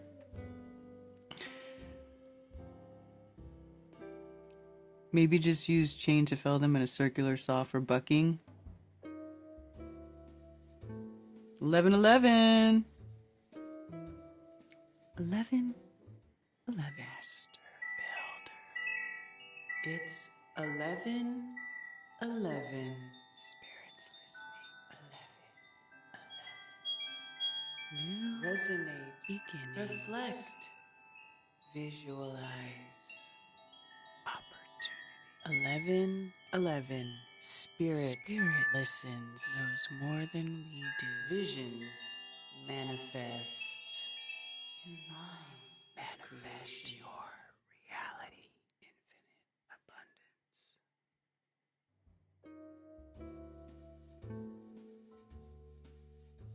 A hoist from the trees. I mean, I could make a zip line. I have enough space for a zip line, but haven't done that. Use cables and hydraulic winches. Okay, well, you got to buy all that equipment, hydraulic winch, and set all that stuff up. And really, you know, I mean, it's not like I have a ton of lumber to go get from there. I don't know if it's worth all that.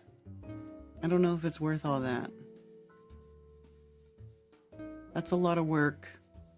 It's kind of more fun to just go down there and chainsaw it and have a big fire and maybe some beers and play some music. We bring the speaker down there, pump some tunes, have a big fire. Anyway, I just want my shooting range back. I want to be able to go down there and hang out and shoot. Harbor Freight 120 volt winch and generator. I moved giant pecan logs up to 38 inches in diameter. Really?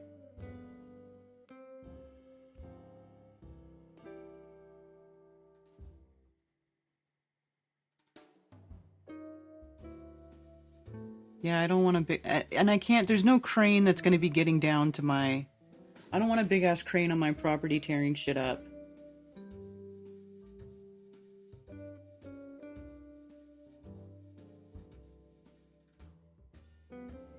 Technically, a car rim on a jacked-up car would suffice as a winch.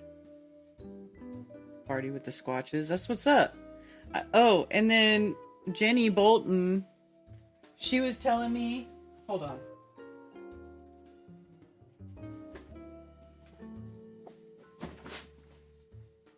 She was telling me that people were saying that they were using singing bowls to get it to draw interest from the Squatch people, so I did that too.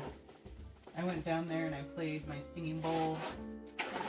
And then I was like, I'm just gonna leave this singing bowl here in my backpack so I can carry it down there whenever I want.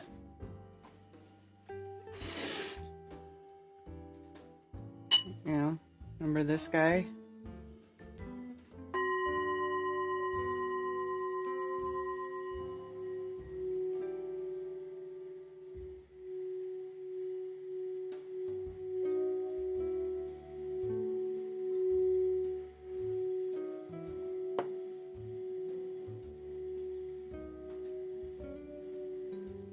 I played it for a while. I rang on it a bit.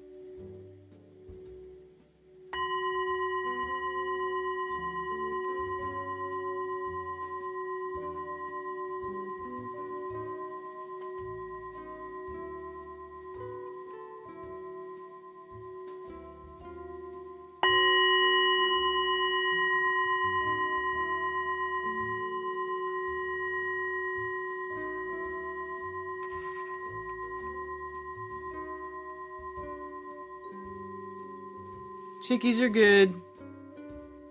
Hey, fathead.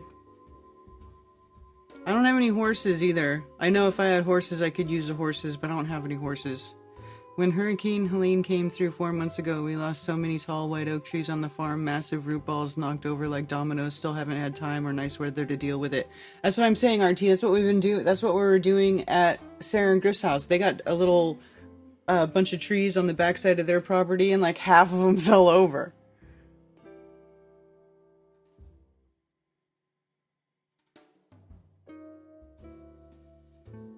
Sounds good in your earbuds, right?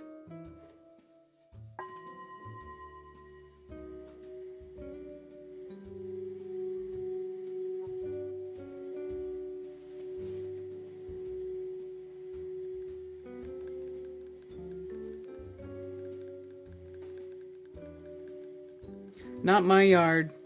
My yard's way too big. We're talking like hundreds of feet here.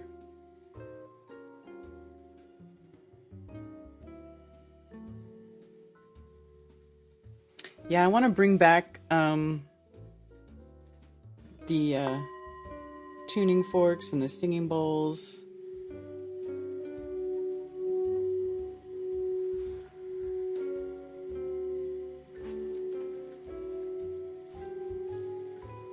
It's good times.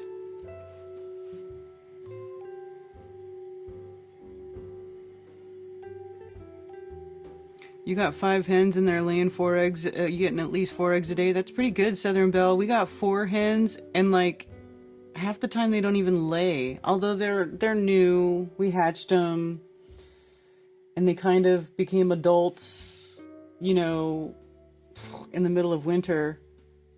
But they really don't lay regular yet, and it's bumming me out. I want my eggs. I want my chicken eggs.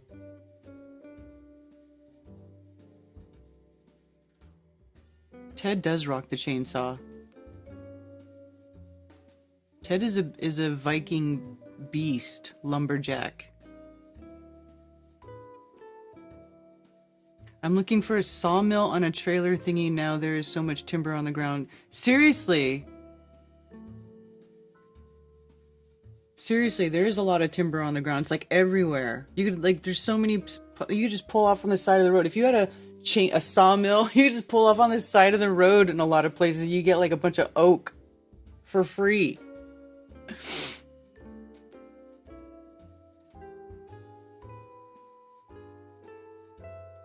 Some flat globe stuff.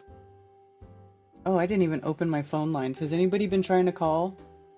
I think everybody's just been, we've all been geeking out on plane crash stuff, so nobody complained about the phone lines not being open.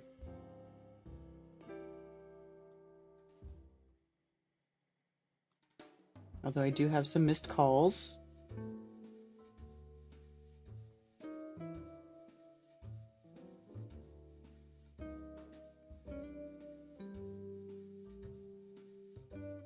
You can get paid to take it away. I'm sure. But I mean, if you were just in seek of the wood for uses. Thank you for calling Coffee Talk. You're on with Karen B. Hey, Karen B. It's Tony Coriolis. Hey, what's up, Tony? Hey, just two things I wanted to holler at you. So since you got so much trees and stuff, like, I mean, I'm just saying, if I was in that situation, you might, like, see a branch or something that looks like it would make a good snake, and then just, like, in the year of the wood snake, I don't know, I'd be looking to, like, if some branch stands out to me, just kind of carve the head right. Could be a cool little wood snake thing. So that's just a suggestion. Okay, I'll keep that in mind. There's lots of wood down there. Yeah, for sure. And then I wanted to holler something at you. I saw like a suggested video, and it was like a computer generated thing where like it'd play a different song and it'd be different musical instruments. And there was something called a crystallophone. Have you heard of that? A what?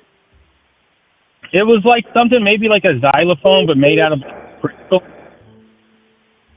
Oh, a crystal. Yeah, okay. I know what you're talking about. I know, yeah, there's like a crystal harp type of thing where it's like a bunch of different crystals and they're different lengths, so they have different tones. I think that was another name for it. Yeah. But yeah, I thought it interesting, and I got someone walking up on me now, so I'll call you back later, Karen. All right. Or I'll just thank you for taking my call. Okay. All right, peace. Later. Yeah. What's up? Whatchamacallit, the Chad Davis, if anybody was at Vegas or if you watched any of the videos from Las Vegas, he had a crystal harp for his sound bath. That sound bath was amazing. Do you know how much a crystal harp is? They're ridiculously expensive. They're like $1,000. I mean, and I was sitting here looking at the stuff that Chad was setting up for his sound bath, and I was just like, wow, dude, there's like thousands of dollars of equipment right here. So I'm gonna pull it up right now.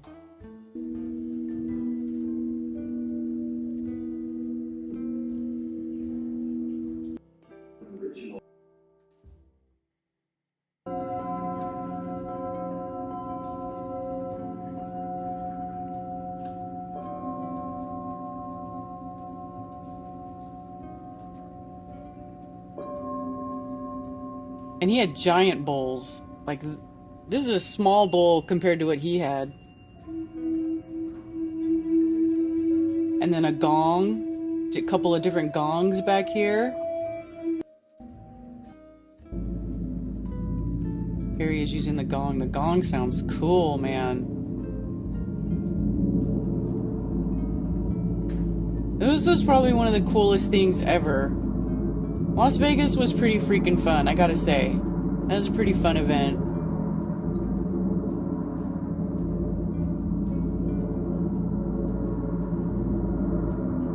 Apparently, Karen has a crystal dildo. I do not have a crystal dildo. Thank you for calling Coffee Talk. You're on with Karen B. Hi, Karen. It's Rasta. Hello? Hello. Hi, can you hear me? You got major static. Sorry. Hello? Wait. How can you hear me? Sorry. I don't know what's going on with my headphones, but you hear me now? Okay, yeah, I guess that's better. Okay. Good. Yeah, I had on my headphones, but they're a little muffled sometimes. Sometimes they work good, but yeah, how are you this morning? I'm doing good. How are you? Oh, great. Doing great. Another week in paradise here. For sure. Yeah, just calling in. Yeah, saw, all this stuff going on in the world. It's getting crazy out there. Mm-hmm. I saw you talking about these plane crashes. And I just wanted to give my input on that. Like I don't know. I feel like it's all connected in some way. I like to connect the dots with things, and I just think that it's really suspicious that we've seemed to have an aviation incident, almost every day last week. In some way, there was that fighter jet that fell out of the sky in Alaska. That was odd. You covered that one? Fighter jets crash a lot. They do, but the timing of it all is just really what's interesting here. Because we've got this tariff situation that's going on, and this trade war that's initiating with Canada now, which is getting really interesting. It's fascinating on both ends. I heard that most Americans don't even really know how tariffs work, or what. Most people don't really understand tariffs or how they work. But it's going to be interesting to see how all that plays out, because Trump's pretty adamant about taking Canada and the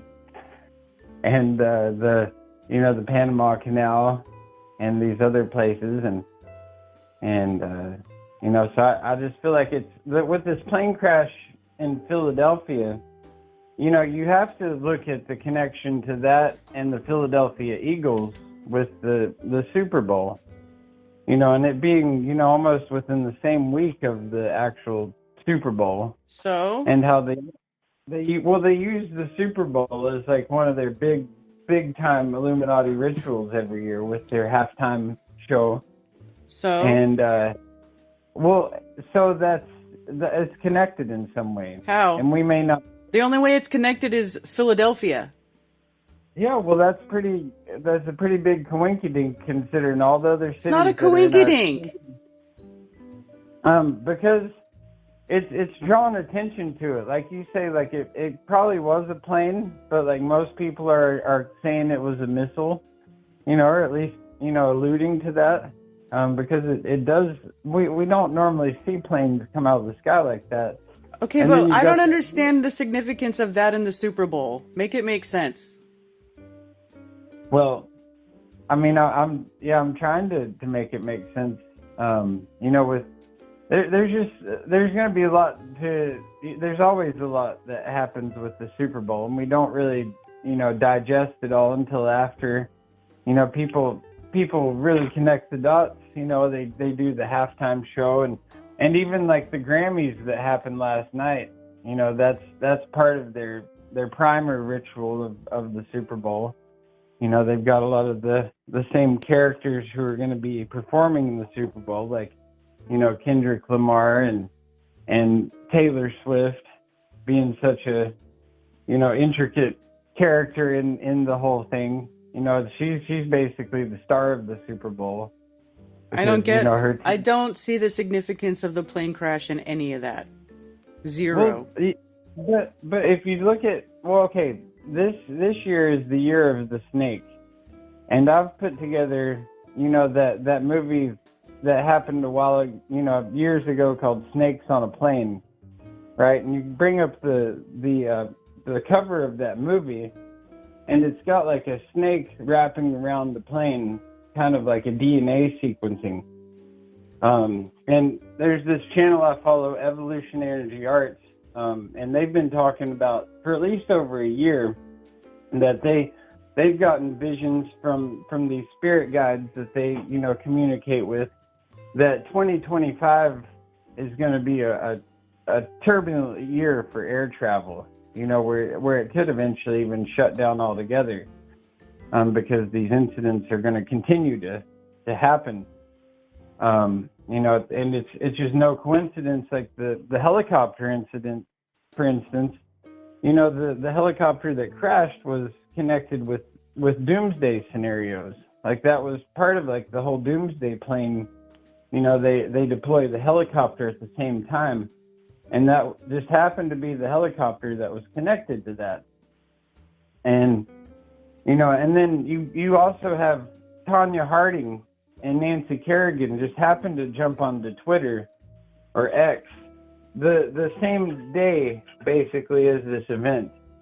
And then you were talking about the figure skating team that perished went back in the 60s, like on the same day or whatever? No, it's not Or the was that- same day. Somebody said it was the same day, and I looked it up, and it happened on February 15th in 1961, so it was not the same day. Okay. Yeah, well, it is strange, that you've always got these figure skaters that are, who knows? They could be, some type of a spy scenario. I know that there was like some Russian, nationals on there, and who knows? Ultimately, like I say, these planes are interesting anyway, because I think that they have the ability, that one woman that surfaced, that got so popular that, was on the plane, and she's like, these mofos aren't real, and they made the meme out of her with all the different creatures that were on the plane, Mm-hmm. and that resurfaced after this incident, because, a lot of people are, becoming more aware of the fact that there are potentially, different beings walking amongst us in meat suits. And so, who really knows? There's that movie Lost, or the TV show The Lost, where those people, in one timeline, they crash in the plane. But then in a different timeline, they all end up on this island, and it's like an island of, mysticism and different things happen. There's like this smoke creature that keeps trying to attack them, and they're just there on this island all by themselves. And so, that could be a factor, that these people could have just been taken like that. Remember the Malaysia air flight that just happened to disappear? They never found it. It's like, what happened there with that flight? But that's just, I like to think about the stuff. It's entertaining, but it's getting crazy out there with Trump and Elon. I tried to talk to Elon last night. He had like this live stream thing on X where you could join in, and there was quite a few, like him and Kash Patel and this other politician, and they were doing like an open panel interview where people could join in, but I ended up falling asleep before the Q&A came up. But he was talking about Doge and Mars, both, in the same conversation.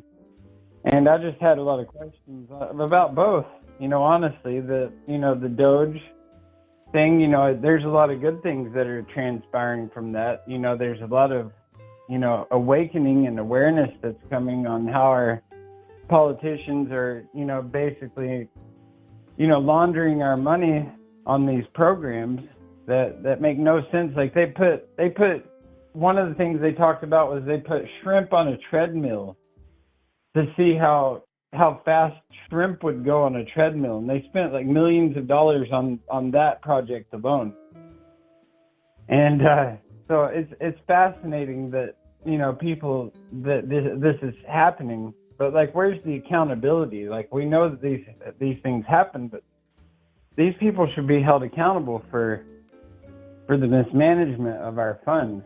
Zelensky just came out and said that at least 60% of the money that they allegedly sent to Ukraine didn't make it to Ukraine. Like now he's saying that. And, that doesn't discount that, his wife's bought these luxury watches, and they, a lot of his military people have bought mansions and expensive cars and all those things. It's like, but to come out and say, that over $100 billion of the money that was supposed to go to Ukraine never even made it there in the first place. It's like, where did it go? And, and then, to touching on Mars, because that's, there's so many questions attached to that. Like, why do people get so excited about a planet, or alleged planet, that's uninhabitable? It's like, why do we fantasize about going to this place along with Elon when his rocket videos are just so ridiculous? how they redox. Like that makes no sense how that thing, it's so fake. And yet people just don't acknowledge the fakeness there. And that's how they, basically get away with it, and relieve their karmic debt, because they dupe the masses. And as long as the masses are willing to be duped, then they don't have any negative karma repercussions from stealing, trillions of dollars from the American people. It's a fascinating deal. And so, yeah, I just, I have a lot of questions about Mars and why Elon gets so fascinated about it.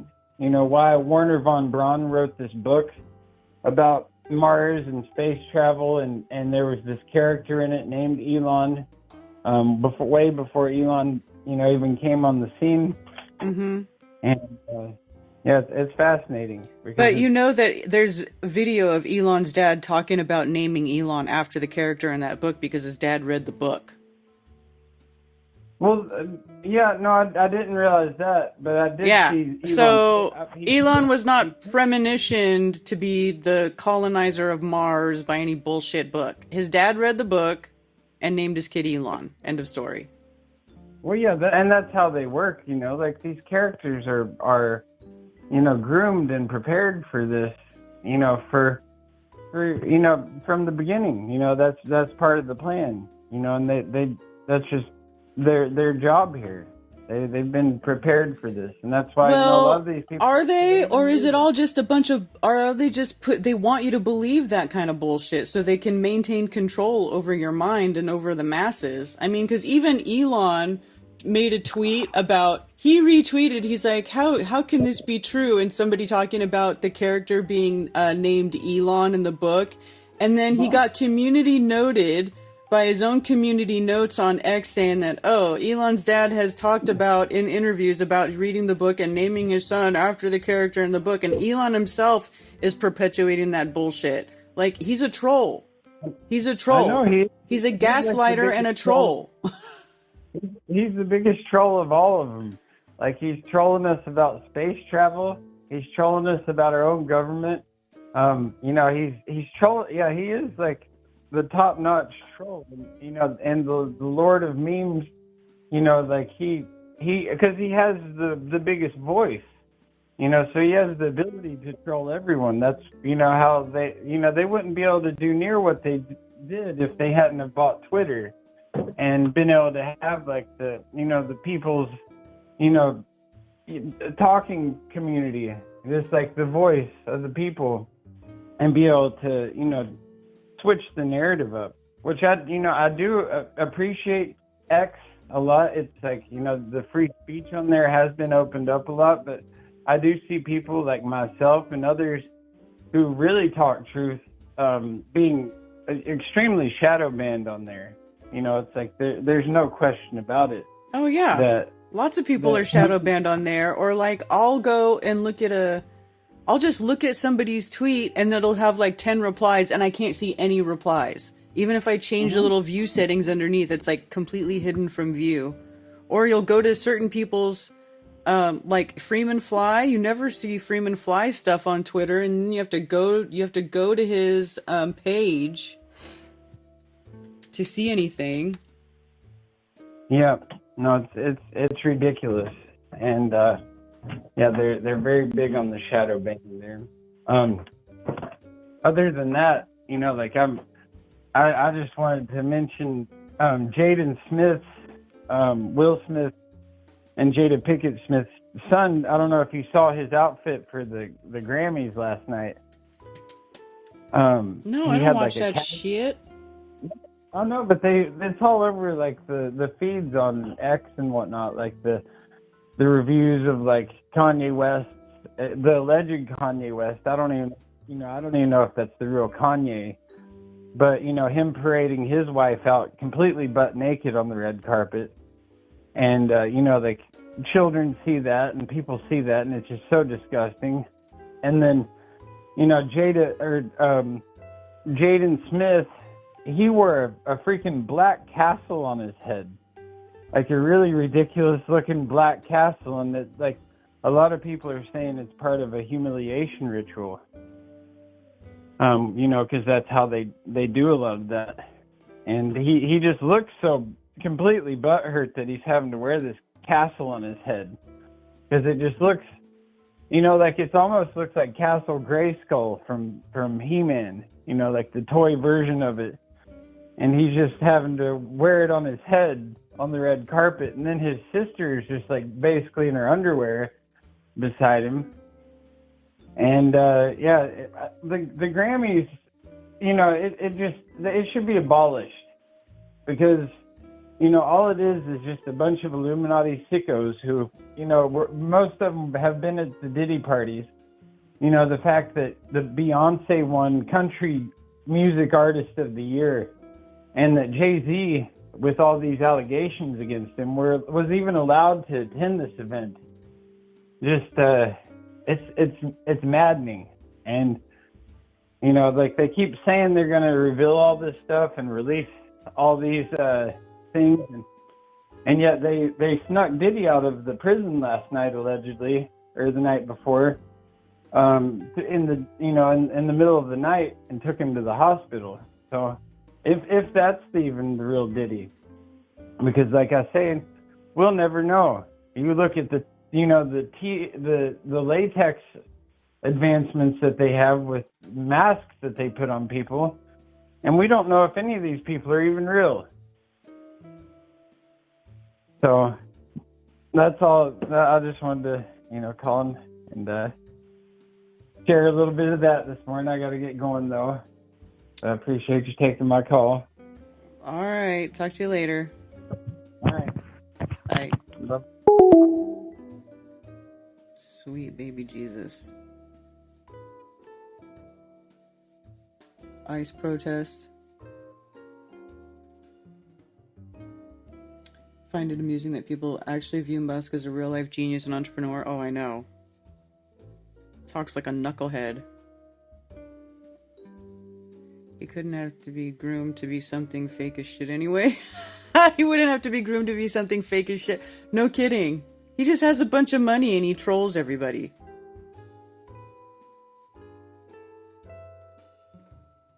And he's a transhumanist. He's a fucking diabolical, out of touch from reality, mega rich asshole. I mean, these people, when you're like, dude, he's like the richest man in the world. He's a freaking billionaire on set to be a trillionaire as far as his wealth goes. Do you think these people live in the same world that you and I live in? No fucking way, dude. He does not live in the same world that we live in. He does not think the same way that we think. These people, when they are that rich, when they have so much money that it is like a complete non-issue and they can do whatever they want, whenever they want, and spend their money on whatever they want to, you know, influence society and the world and people's thoughts and views and blah, blah, blah. These people are not thinking clearly. They are drunk with power. They got way too much influence over the world, and they need to be put in check. Fuck Elon. Stupid shit.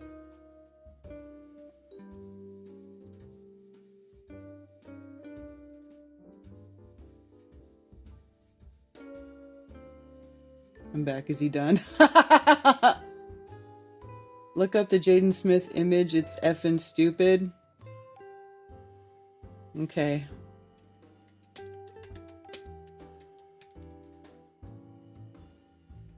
What the hell is that?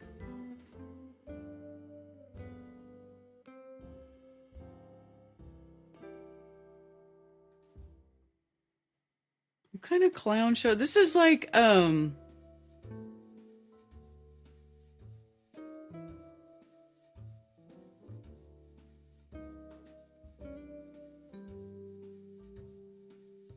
it's ridiculous. It's like Hunger Games, where the elites in Hunger Games, they dress like a clown shoe. Like they look ridiculous and they walk around acting like they're the hot shit. But they actually look ridiculous.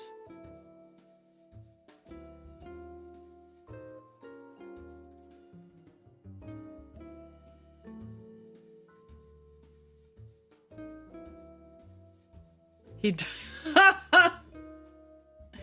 Oh my god, dude, he does look pretty sad. That's a sad picture right there, I'm not gonna lie. Oh my god, that's hilarious and sad. I mean, who is this chick? Is that supposed to be his girlfriend, or what is that? What is... Fuck Elon with that amethyst dick, right?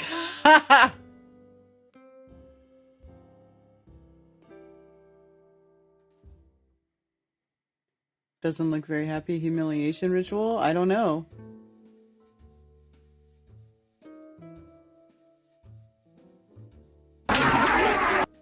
Wait. What is this?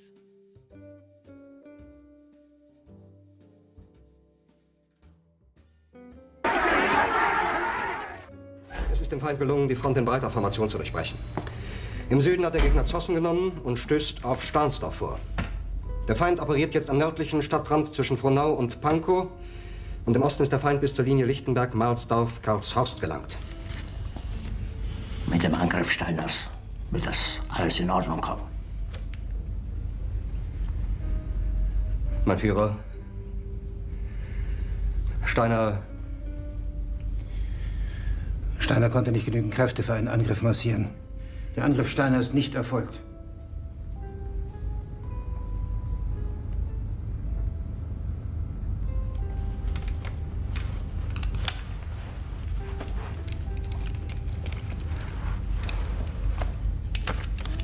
Probably get copyright on this, right? Es bleiben im Raum Is that movie? Jodl, Krebs und Burgdorf. I actually watched this whole movie. I watched this whole movie. It's long. This movie about Hitler. Oh my god, it's long and it's all in German and you got to read it all. And my son had me watch it and oh my god, it was a long movie. It was a little bit interesting. Kind of interesting. Anyway. The same humiliation ritual Jaden has been going through for the last 21 years. Oh, I know.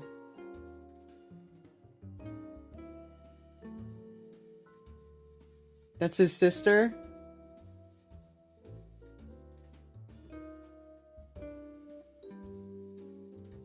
Willow's music is pretty good. Is that Willow? In that picture?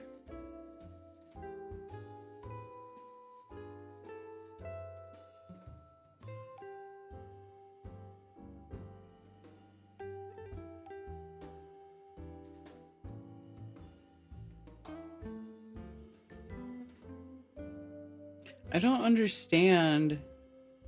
And why is she wearing like a bikini?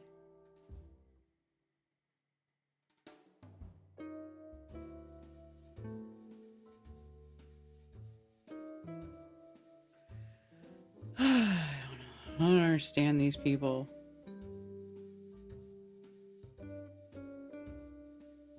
And she has all this weird stuff in her grill.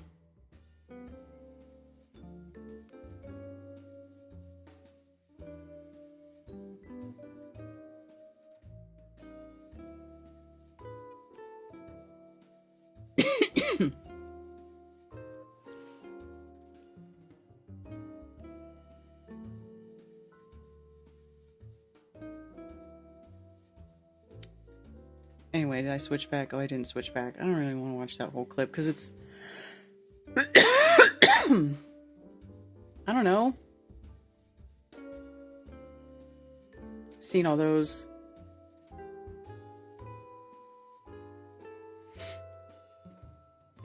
Because she's being sexualized, yeah.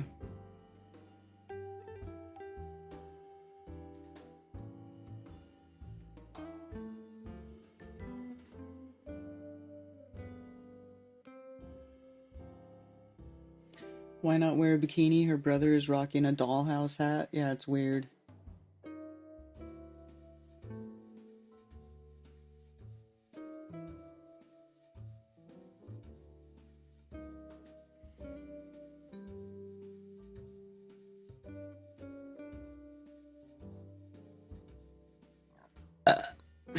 Excuse me.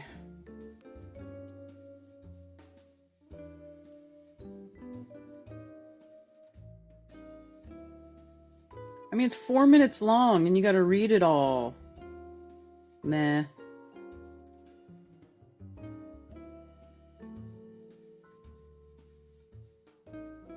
Action figures, not dolls. Why do you put up with Pasta Bear, Karen? I don't know. I don't know why. I actually blocked him on Facebook because he annoyed me so bad.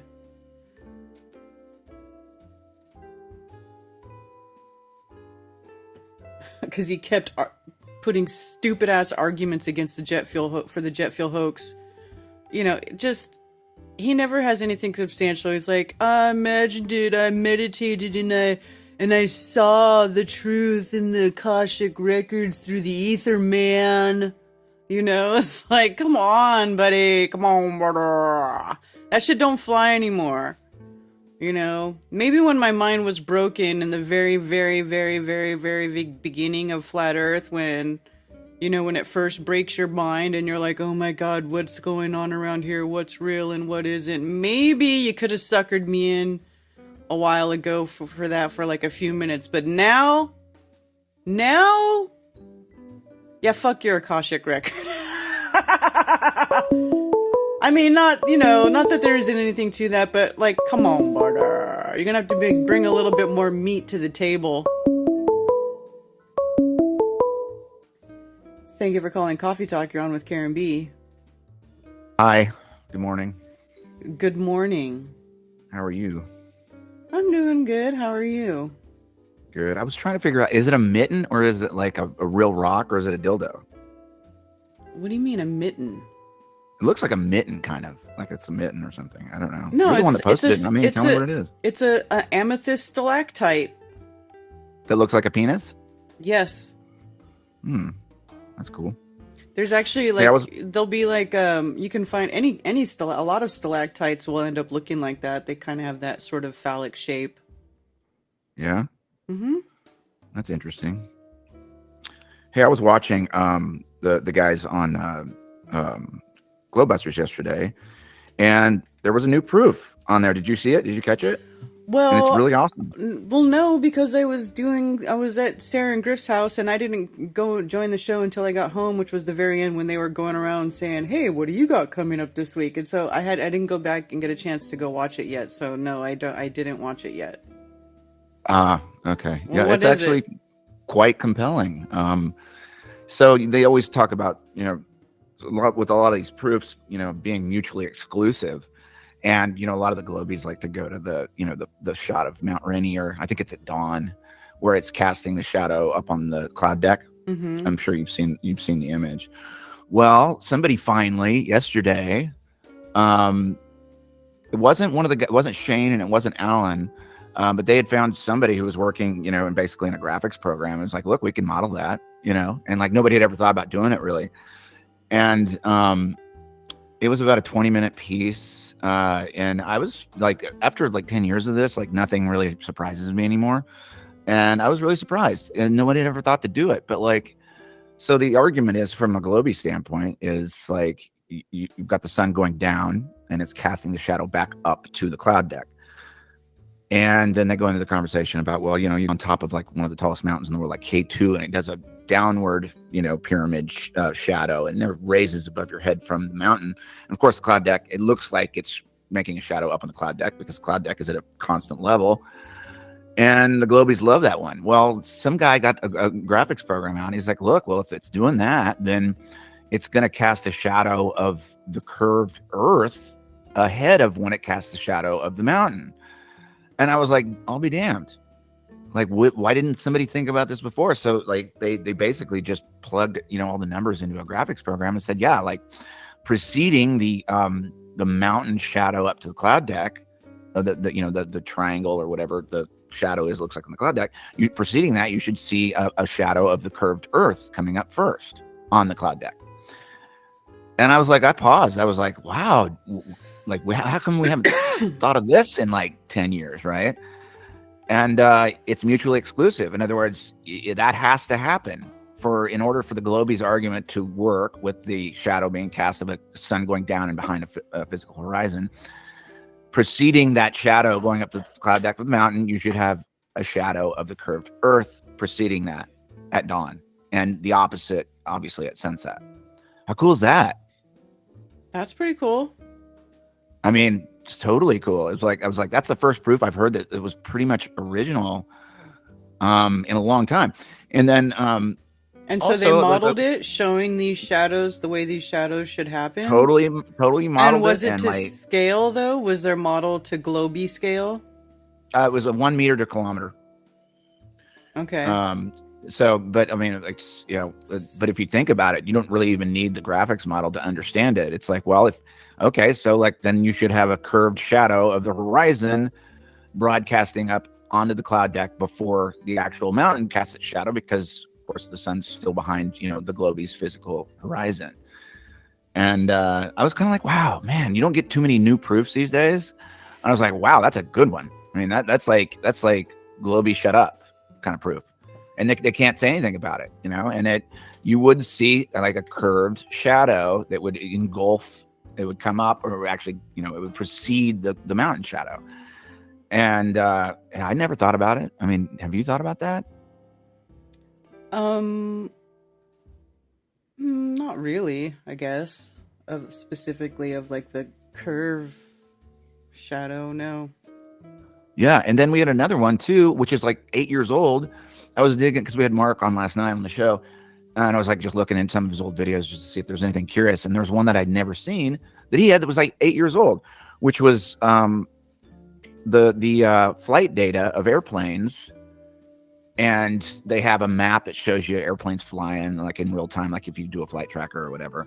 But at the time, I don't know if they have this function anymore on like the flight trackers or whatever, but you can flip the map and look at it from a side perspective. In other words, not from top down, but side.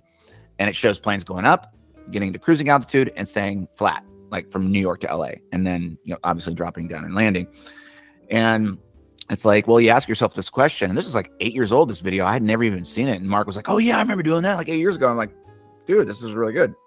So, you know, basically, why would you have to convert a flight tracker map to show flat when you could just use the raw data, which would be the, you know, on the globe? And then you ask yourself the question again, you're like, well, that's just dumb. Why would they convert raw data, which is planes flying over an alleged globe, to a flat tracker? And I was like, this is really weird, Mark. Why aren't you like posting this every day? It's like, this is a simple question. It's like, so you're saying if it's a ball that on your flight data tracker and on your map, when you turn it sideways, you guys converted it to a flat version just for what's sake? Whereas the raw data over a ball allegedly would be easier because it's just already a ball, so you're just tracking it that way. So yeah, there's another one. That's all I had. Well, that's interesting. I'll have to make sure I go back and watch that. It's a call. I mean, I'll put the link in, but it was like yesterday was like a weird day for like flat Earth proofs, because suddenly everyone's thinking about it in different ways, and a lot of proofs that are popping up that we didn't think about for like 10 years. It was like I think he calls it's on his videos page.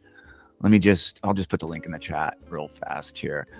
And I don't have to do this online, but anyway, hope you're having a good day. I'll talk to you soon. All right, cool. Thank you. Okay, bye.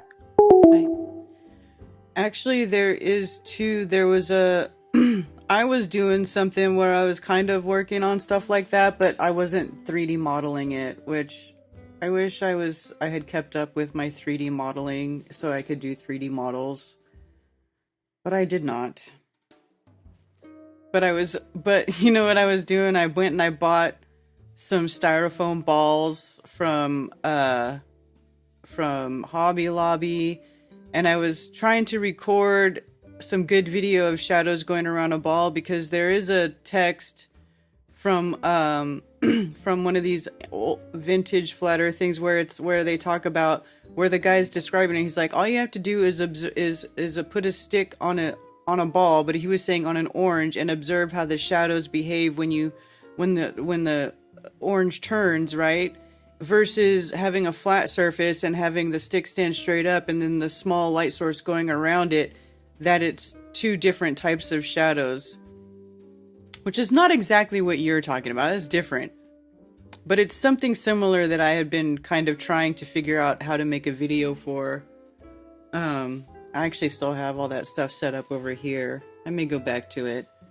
But yeah, it's interesting, the play, you know, things with light and shadows and stuff. It's very, you gotta be, it's interesting to look at and study, because light is weird.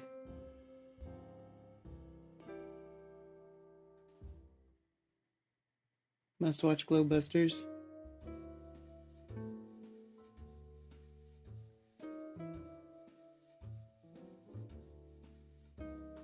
Hello, Plain Truth. Yesterday was Groundhog's Day.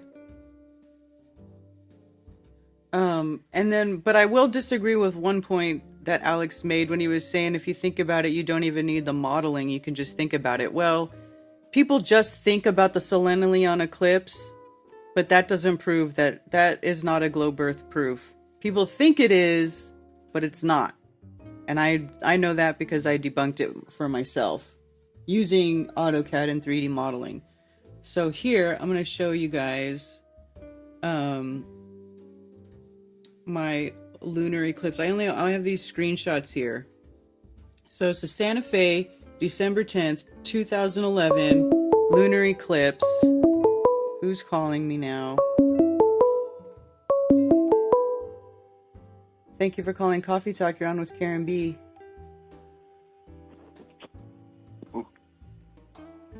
Hello? Okay, anyway, so December 10th, 2011 eclipse, right? So I modeled the eclipse. Actually, let me see if I can just open these up in succession. I want to show you guys my screenshots. I bring these up every once in a while so I can show you guys. Okay, I'm going to switch to big screen. So check this out. This is my model. This is a screenshot of my model. Okay, it's to scale.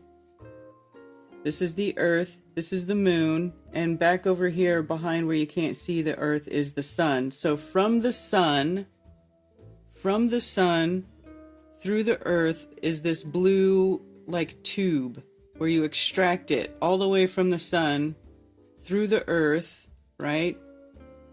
Through the Earth to the moon. And if you look where it lands, the shadow, so the blue part would be the shadow of the Earth, and it lands on the upper part of the moon from the sun with no refraction. It all lines up.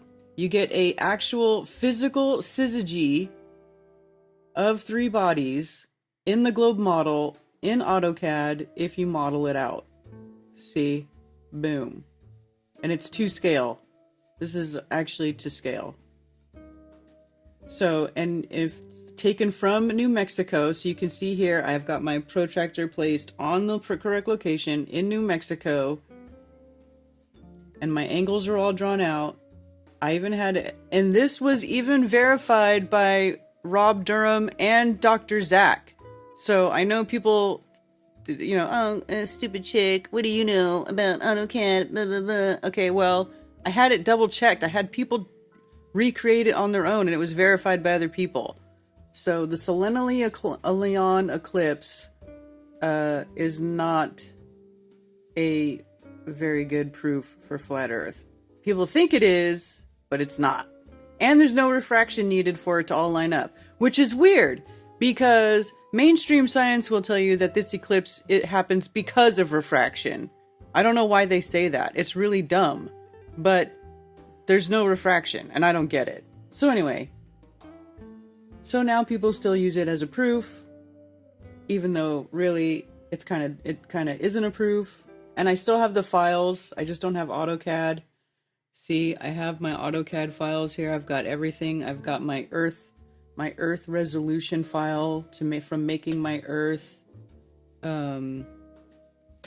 My sun texture. Look, I have a moon texture. See, I made my moon texture. Okay, so I did my homework. Just saying. What's this? I think this is... Oh yeah, this is an eclipse. Yeah, that was me taking a time lapse of the eclipse. Last blood moon eclipse. It's hard to do, you know, because you gotta stay up all night to record an eclipse. There's another full lunar eclipse coming up this March. I may try it again. That one's from 2019.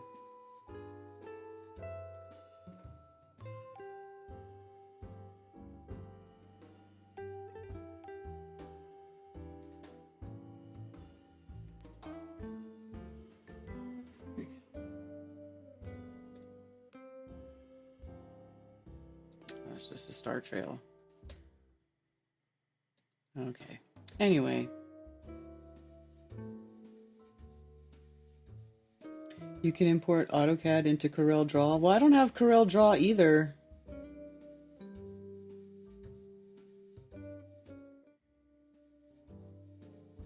I can reinstall it on my computer. I just haven't taken the time to do it. I have a box of styrofoam balls from Hobby Lobby, right?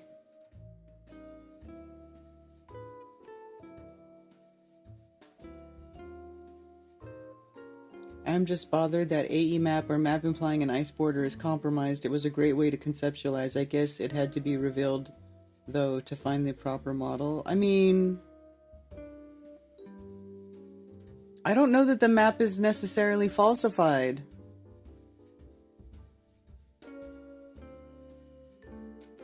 I have a hard time believing the Selene Leon can be modeled. Show me, Karen. Well, I just showed you.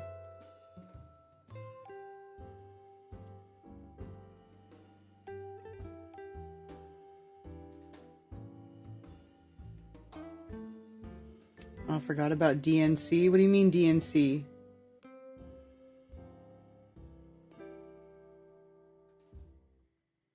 How is the shadow being cast backwards? Because the sun, it's the angles. It's all in the angles, right? So like if you have your Earth, right? And you got your moon. So and you're somewhere like you're on this part of Earth and you've got your little moon over here. You know, you have a wide range of places you can see the moon from, right?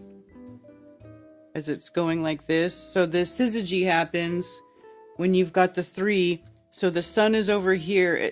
It has to do with the distance. It works because of the distance. This is why their distances are so great, right? It wouldn't work otherwise. But so the sun is like, it's even though the sun's angle is lower, it's so far away, right? It's a lower angle. So you've got the Earth sitting in the center with the sun and the moon on slightly lower angles, right? Or the moon is at just a slightly lower angle, or the sun's at slightly lower angle and the moon is at just the right angle. When you draw the straight line from the sun all the way to the moon, it lines up. It lines up. I don't know what to tell, you know, and it's funny because when Zach was teaching me how to use AutoCAD, I'm like, okay, so I told him I wanted to model the eclipse, right? The Selene Leon eclipse. He's like, okay. And he hooked me up. He told me where to get all the stuff to do it. So I did it. And then I message him back and I'm like, hey, I modeled the eclipse. And he goes, and I bet you proved the globe. He knew right away that it would match, that it would work. Thank you for calling Coffee Talk. You're on with Karen B. Hey, this is Dennis. Can I say something silly real quick? Because I don't have much time. Okay. I'm at work. Okay. Okay. I said it was going to be silly, but you were talking about with the eclipse, answering the question, it's all in the angles. It's all in the angle. So what came to my mind is if you've got the curves, then Ted has the angle. Sorry, that's all I got. I know that's silly, but I don't have enough time for something on more depth. Okay, that is silly, but thank you, Dennis. Good to hear from you. All right, we'll see you. Bye.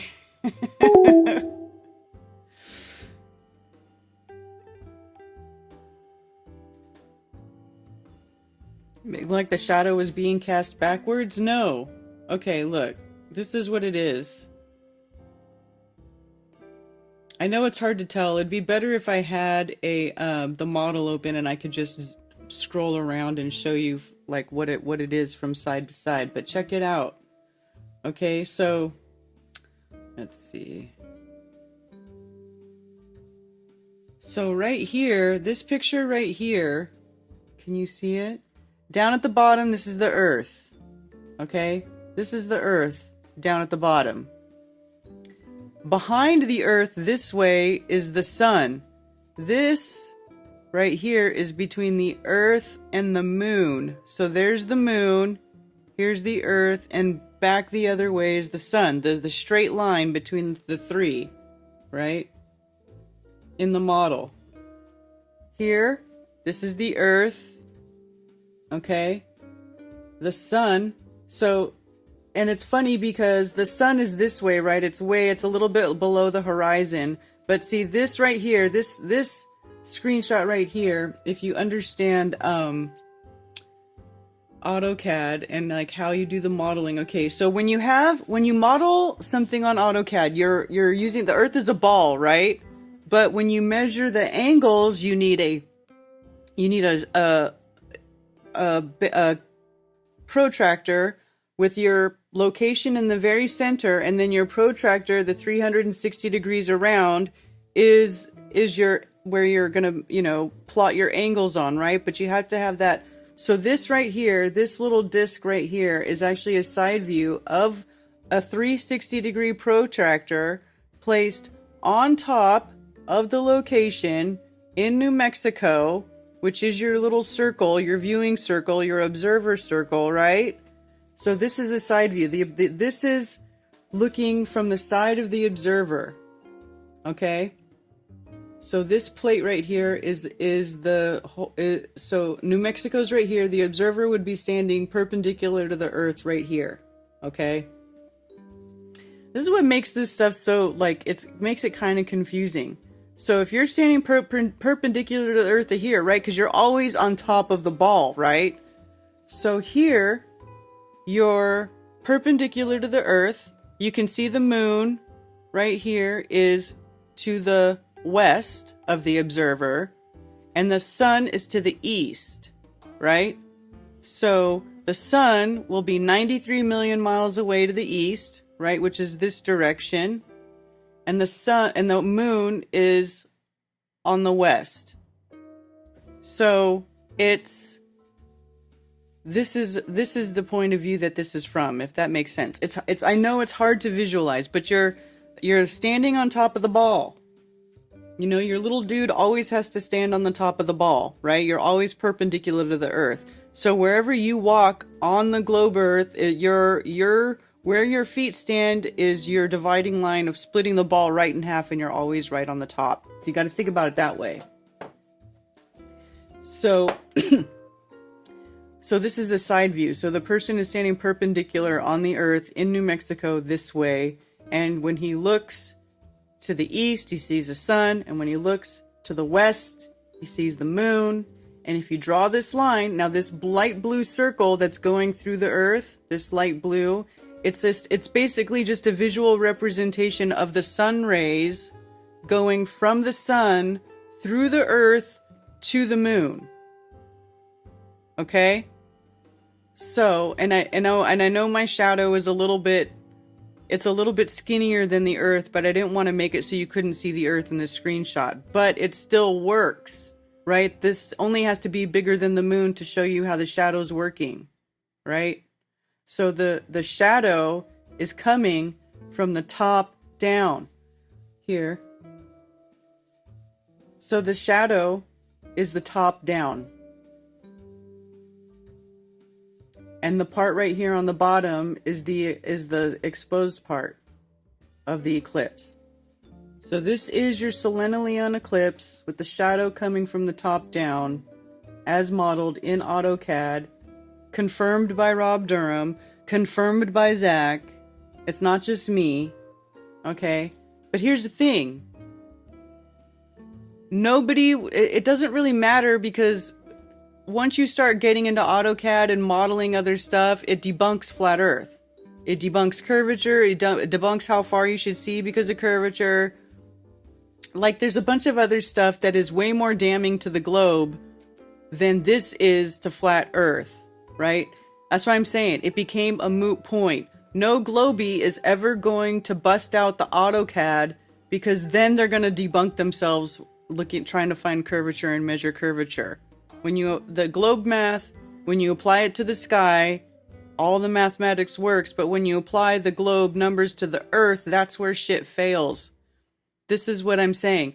This is why we say the sky can't define the shape of the Earth and blah, blah. What doesn't really matter what the sky is doing. I mean, it does matter, but it doesn't matter at the same time, if that makes sense. Like, it matters because, like, navigationally and spatially and you know, how we navigate around the Earth, we do use objects in the sky for placement because they follow paths. They follow repeated circuits. We know the placement is always the same, which also doesn't go along and jive with the globe model, with the ever-expanding universe and the traveling around the Great Attractor at 1,000,000 miles an hour and this at 800,000 miles an hour, blah, blah, blah, blah, blah. And like it's like 8 different directions that they say the universe is moving in the same time, you know? So like, it just became a moot point. So flat earthers can go around. You can go around and say, I used to tell people not to do that. Now I just don't care anymore, because you can go around and say that selenium eclipse is impossible on a globe Earth. No Globie is going to open up AutoCAD and debunk you, because if they start opening up AutoCAD, they lose. They lose. So that's the story with the selenium eclipse. Thank you for coming to my TED Talk.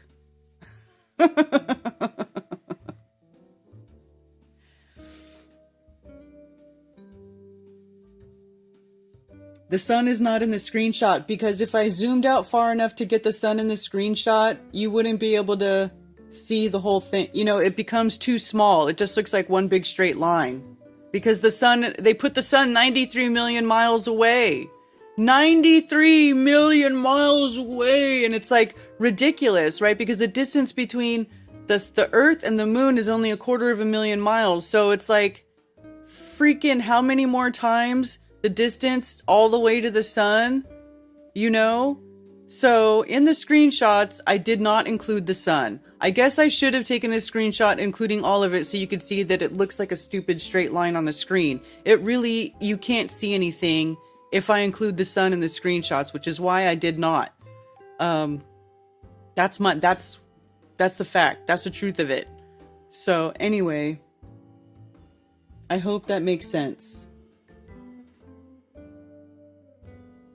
No, the sun's not in the screenshot. Since the sun and the moon are apparent, it shows it's got to be a reflection. Can't be like Dave's sheet, because the firmament would have to be clear instead of opaque like Dave's. I don't know what that means. Dave's sheet. Oh, you mean his sheet thing where he puts... Yeah, because he's talking about... He's acting like the sheet is cloud cover in that video. I don't know. Blah, blah, blah. The eclipse isn't proof against the globe. It's not globe head. Not going globe head, for fuck's sake. Oh, was somebody thinking I was turning into a globie? No. People need to know. AutoCAD does debunk FE. Yes, it does. Is that why I've never seen a glober show me that? Yes, that's why. Because if a globie opens AutoCAD, they automatically lose. Automatically. Loser. Loser. Automatic. Why do you think they refer to the sun and Earth? Because navigation doesn't work on a ball. It's just how they plot. It's how they plot the points. They, you know, from the center of the Earth.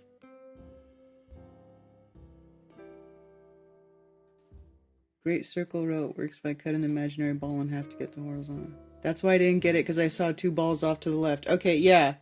I'm trying, I know. AutoCAD definitely debunks... No, not FE, it debunks the globe. Did I misspoke? I might have misspoke. I'm sorry. I probably said it wrong. I said it backwards. AutoCAD debunks the globe.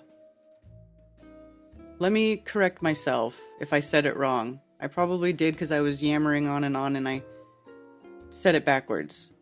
AutoCAD definitely debunks the globe.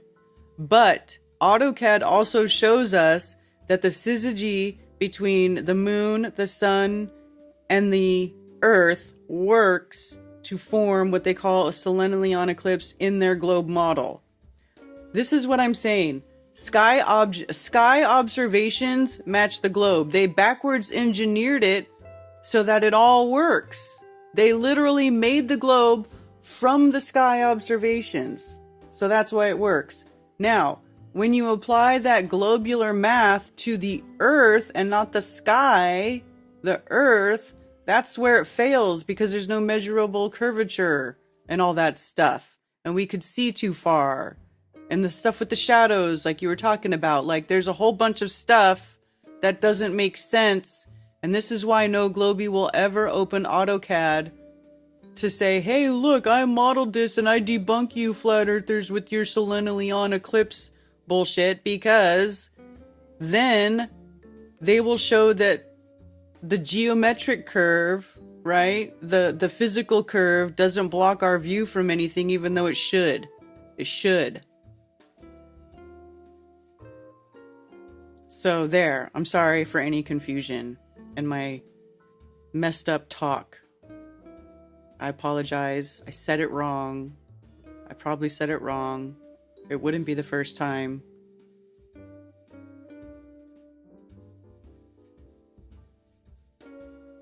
Okay, I'm sorry for confusing you.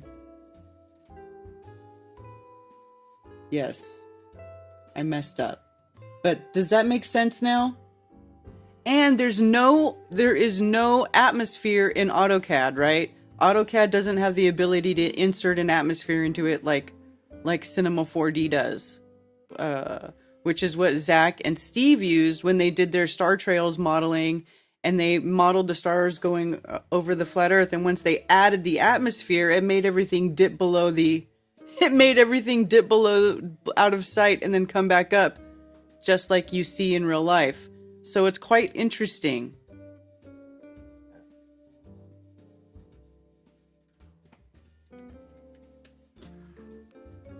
I mean, I've played this for you guys before, I'm sure.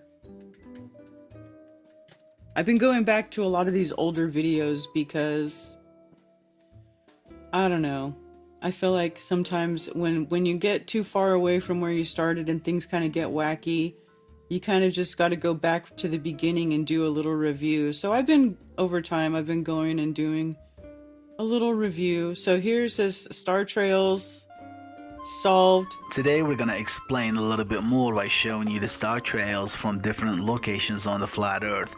Many people thought that the video we showed before was not enough to prove that refraction is the reason why the sun rises and sets, and many others thought that refraction would make the apparent sun appear higher up instead of down. So to make this clear, let me tell you that what we did was add the atmosphere to the flat earth model in Cinema 4D. And Cinema 4D made the apparent sun go down, not us. So if there is anything wrong with this, then it will be Cinema 4D's fault. If you disagree with the software, please send them an email and see what they will tell you. Now picture the sun is above you and the last layer of the atmosphere or atmos plane is a lot closer to you than the sun. The refraction will happen until the last layer of the atmos plane, which goes to the ground, right?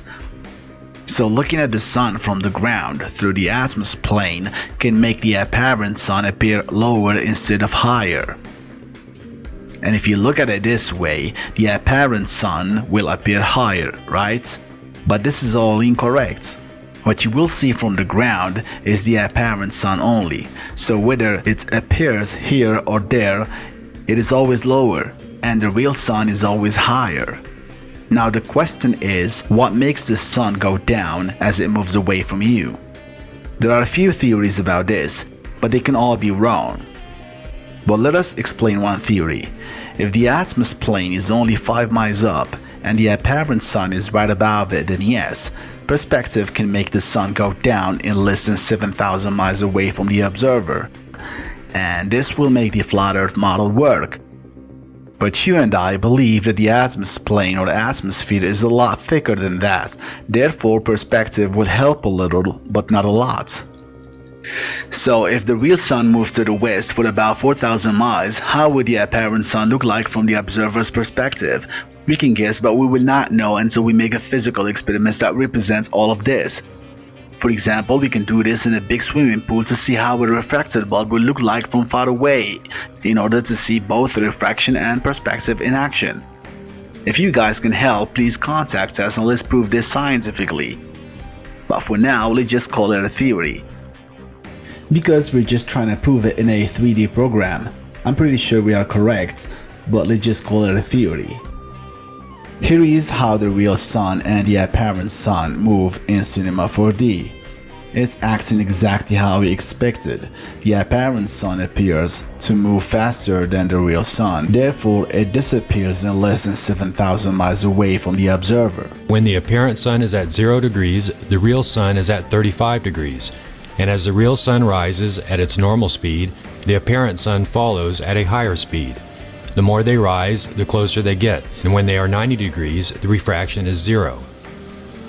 This is a diagram I made in AutoCAD with the real elevation angles of the sun that we get from suncalc.org. This is the location and dates that I used. You can try that yourself. So when we draw the angles accurately, we notice that the sun travels faster the more it moves away from the observer. As you can see, the distance between 5 and 6 p.m. is a lot longer than the distance between 4 and 5 p.m. And the distance between 12 and 1 p.m. is very close to the speed of the sun on the Tropic of Cancer. On the globe model, you can say it's the speed of the spinning Earth in the Tropic of Cancer. But of course, the apparent sun doesn't travel in a straight line like the real sun does.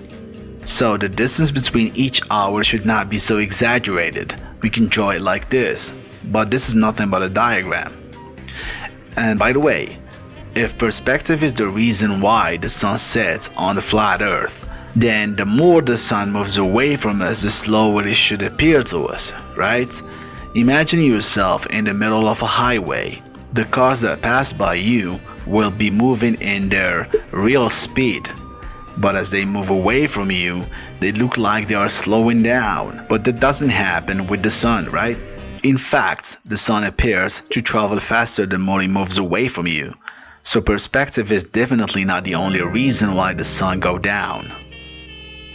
Here is how the star field would look if we removed the atmosphere. The place is Canary Islands, Spain. The lens that I used here has a 122-degree field of view, and as you can see, the stars never set because they are too high for perspective to make them rise or set.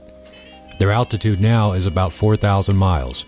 And if anybody remembers, in the past, Globers have made their 3D models of the flat Earth, and then they show this as to try to debunk flat Earth because they're like, look, it would never even set, blah, blah, blah, blah. Well, they didn't take into account the dynamic atmosphere of our beautiful realm. This number is fairly accurate and matches the rise and set times shown in the programs such as Stellarium. Now I am going to play the same video, but with the atmosphere or atmosplane added. As you can see, the video has changed completely and the star trails look exactly like the original picture. Here is the original, taken on March 15th, 2015.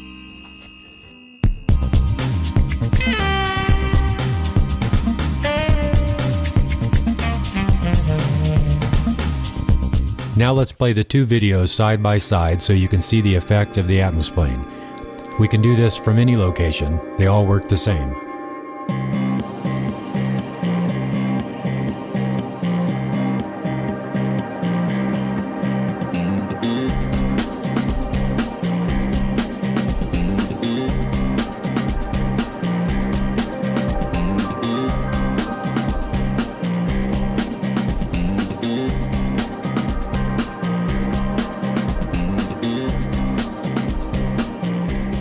And here is another test in France.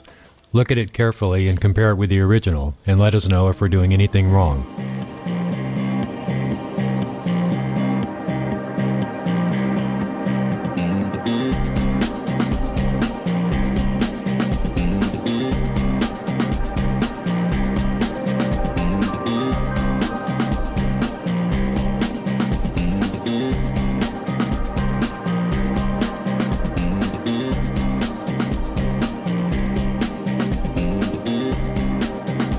And here is how the sun rises and sets in Salinas, California.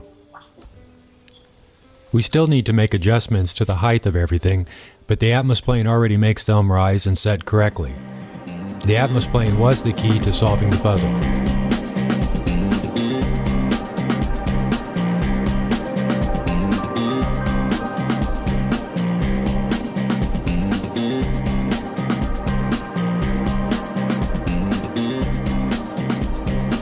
This is a quick view of the stars in AutoCAD so you can understand how we drew them in Cinema 4D. All the stars you see on the model are 4,000 miles up, and the angles of the stars are accurate and they match modern science. We didn't make them up.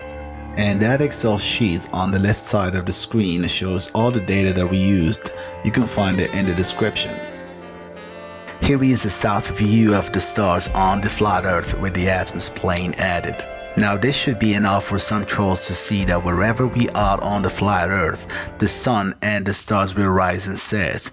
And if they don't look like real life, then please try to understand that by adjusting the map and the height of all the objects in the sky can fix the problem.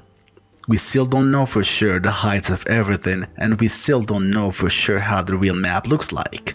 The point is that the atmosphere or atmosphere plane makes everything in the sky rise and set in Cinema 4D. If you think that the atmosphere should make things go up instead of down, then please talk to Cinema 4D programmers. Here is something that we're going to talk about in the next video. When the atmosphere plane was added, the first thing that we noticed was that spheres looked oblong when viewed through the refraction. The only way to overcome this was to make the spheres as flat as possible. For the moon, it could not be perfectly flat, or the phases would not work. So the moon is a very flat sphere, or almost flat, but not 100%. Don't forget to subscribe to my channel, Steve Torrance, where you will find complete versions of the clips shown. It's pretty funny. I will also be doing more videos this week showing views from various locations. Thanks for watching. Yeah, there you go. You know, this is a great channel, you guys. It's Steve doesn't upload anymore. I don't know what he's doing. He ain't uploaded stuff in years. But it's a great archive channel. He did tons of modeling, tons of studies. He did some things where he measured the sun. Let's see. You can find, let me see. Does he have them on playlists? Let's see. Derp. Yeah, sun measurements, right? So he'll start, and then he puts a circle on the disk of the sun, and then he keeps recording until it takes, see how long it takes for the sun to move, right? Into, you go one full sun length.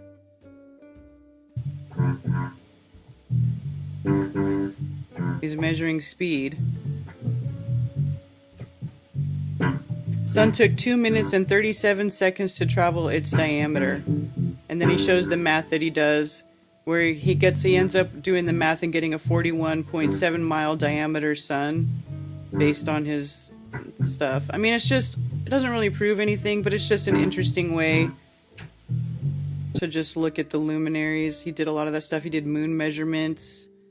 There's a lot of stuff where he modeled like paths of the luminaries over the flat Earth, and he shows the sort of toroidal shape and these kind of like Venus on flat Earth. This one's pretty cool. 113-year time span. So he just plots the paths and lets it play out.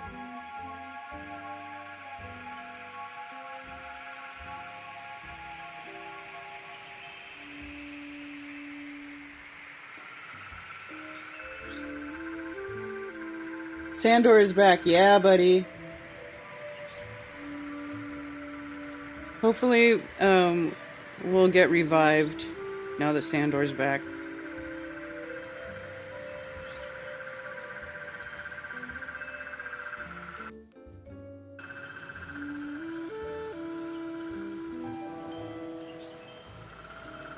Thinner lines, higher altitude. Thicker lines, lower altitude. So, and then, so he plots in all the data and then animates it and traces it and so that you can see the path. It's pretty cool. It looks like cymatics.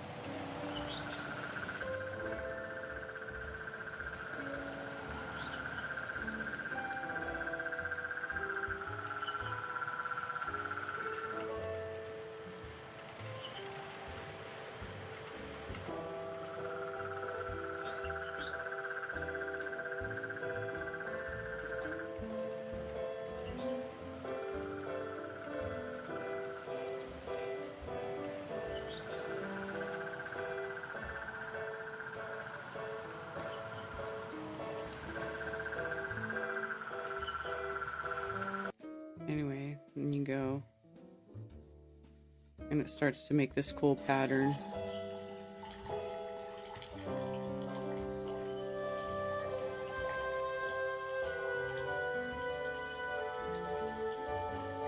And this is all real world data.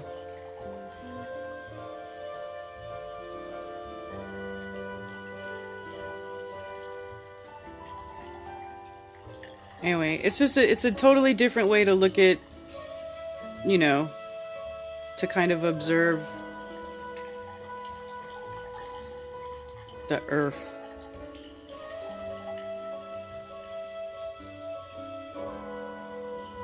Maybe a return of sanity? Well, we can hope so. One can hope. One can hope. Anyway, look at that. What is a cosmic egg, bro? It's a cosmic egg. Look at that. Isn't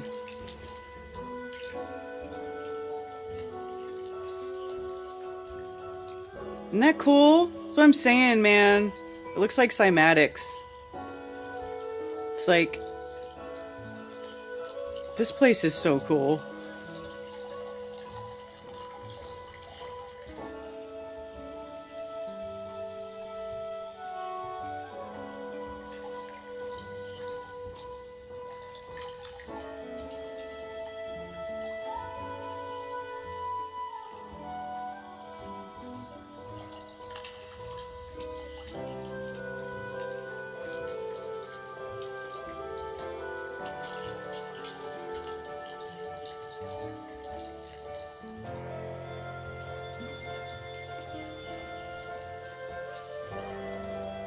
Looks like vortex math stuff right there, doesn't it? Almost looks a little vortex mathy, don't it? A little vortex mathy. Anyway, it's cool. This is one of my favorite. I like to go back and look at Steve videos. Anyway. So there's that. Yeah. It's pretty cool, right?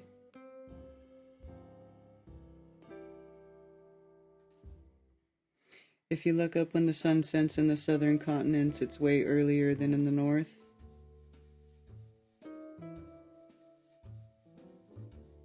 Well, we have different seasons. It's supposed to be that way. It's supposed to be that way. It'll flip back and forth. Actually, is what will happen.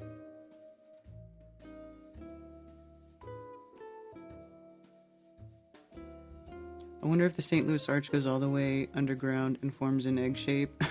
I doubt it. I doubt it.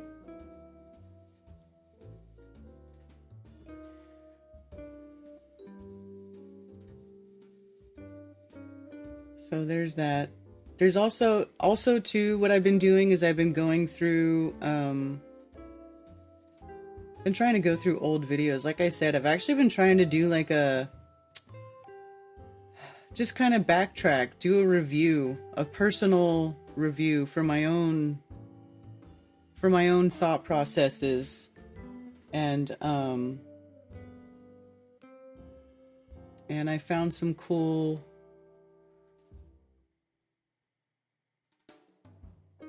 you know, just been finding some cool videos. You guys remember this? You might remember this.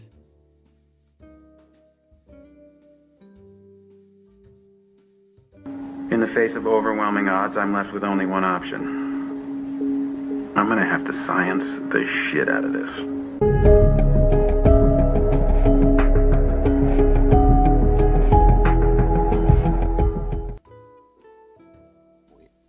You probably know neon for its use in lighted signs, but in fact, all of the noble gases glow when they are bombarded with electrons. Daylight and sunlight are different things. I remember when I lost my mind. I'll turn that down a little bit. Second light is daylight, which is a diffused light, a glowing scattered light with limited range which consists of many visible different colors.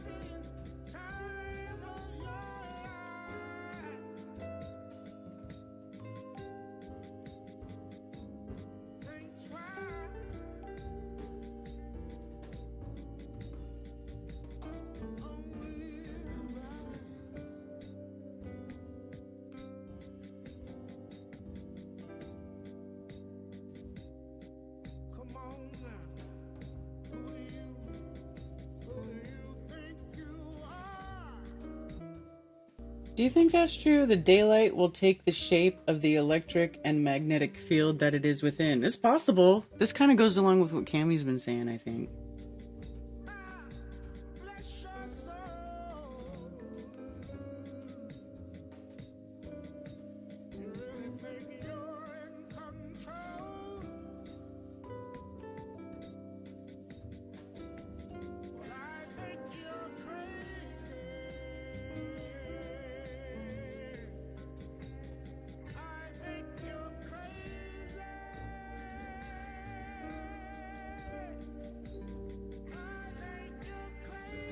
The curve is in the light, not the earth.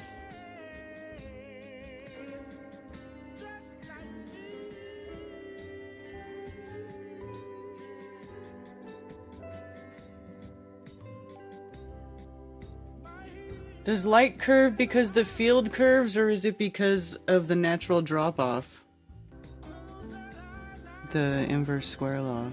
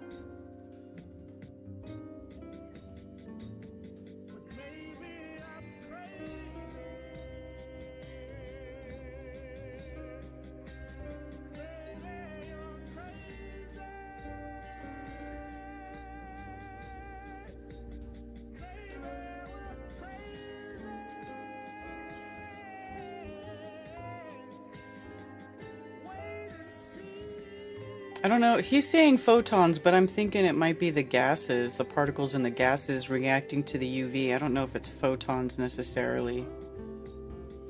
The sun creates a field of noble gas. Within this field create the light. You could say the sun governs the light.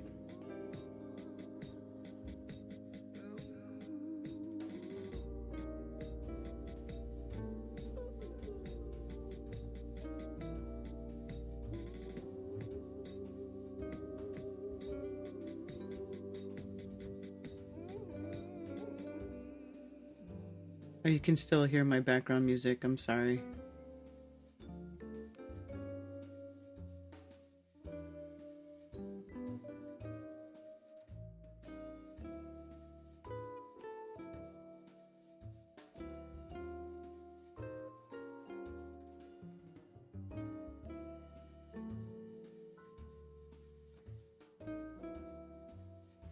Yeah, so interesting to go back and like look at these other concepts that are actually pretty simple.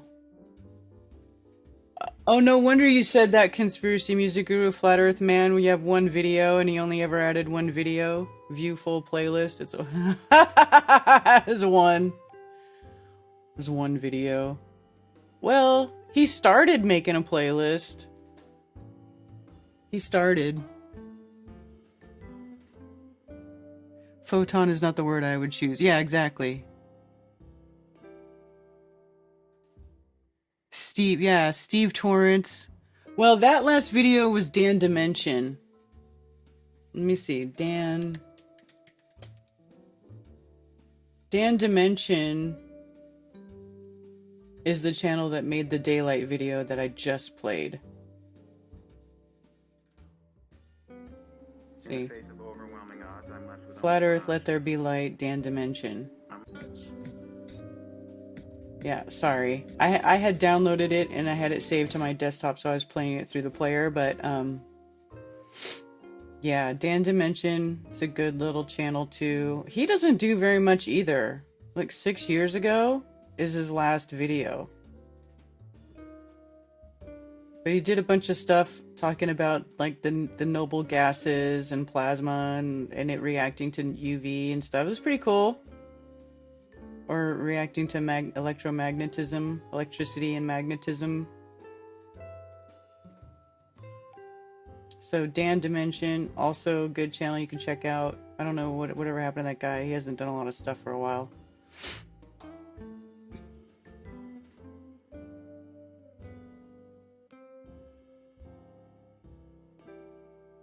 Have you seen the pale blue dot Voyager image? No. Or is that the one that came out a while ago? I thought there was something like that was from a while ago. The pale blue dot.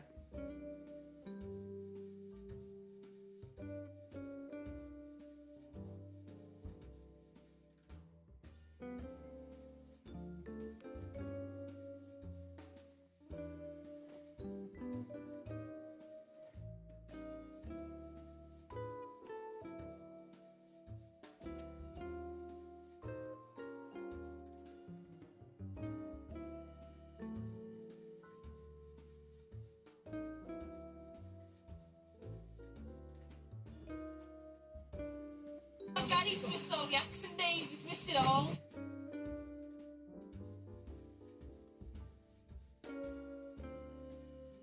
And then just like looking at old videos. Gary's missed all the action days, he's missed it all. Has he? Yeah. I didn't know you knew Jordan. You missed the bleeding down there and everything. Right, I'm going to catch that shot now. So you got it on film? Yeah. Yeah, sure, yeah. And when you zoomed in, you could see the horizon again. Looks like there's something going across right here, huh? Wow. There's something on the horizon here going across. That's funny. I might get the little blip. Go on, give me the blip. I want the blip. You want the blip? I want the little green flash. Go on. Oh, go on, go on. Go for it. Oi. Here we go. Oh, shit. Shit, What was that cloud? It's going green. Whoa. That went like go. What's that cloud?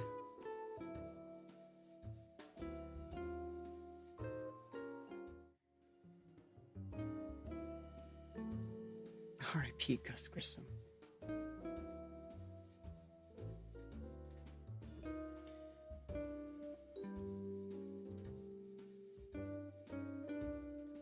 I'll show you. Let's see. What else did I find? Let's see, I gotta go a little earlier. It's February 2018.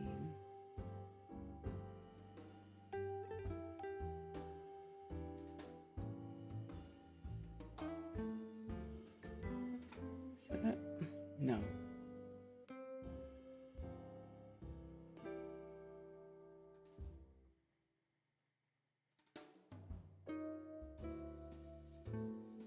There we go. Very first, when we were at Balaton and we got the stream set up and we have the laser. This laser, this is 12 kilometers. I don't know if this is I think, yeah, 12 kilometers just over the, Yeah, it's not from the pier.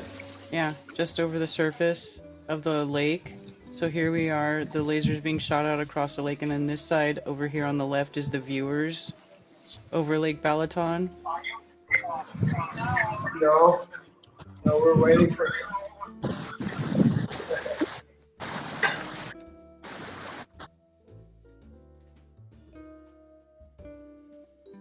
So it takes a while to locate it. You guys see it?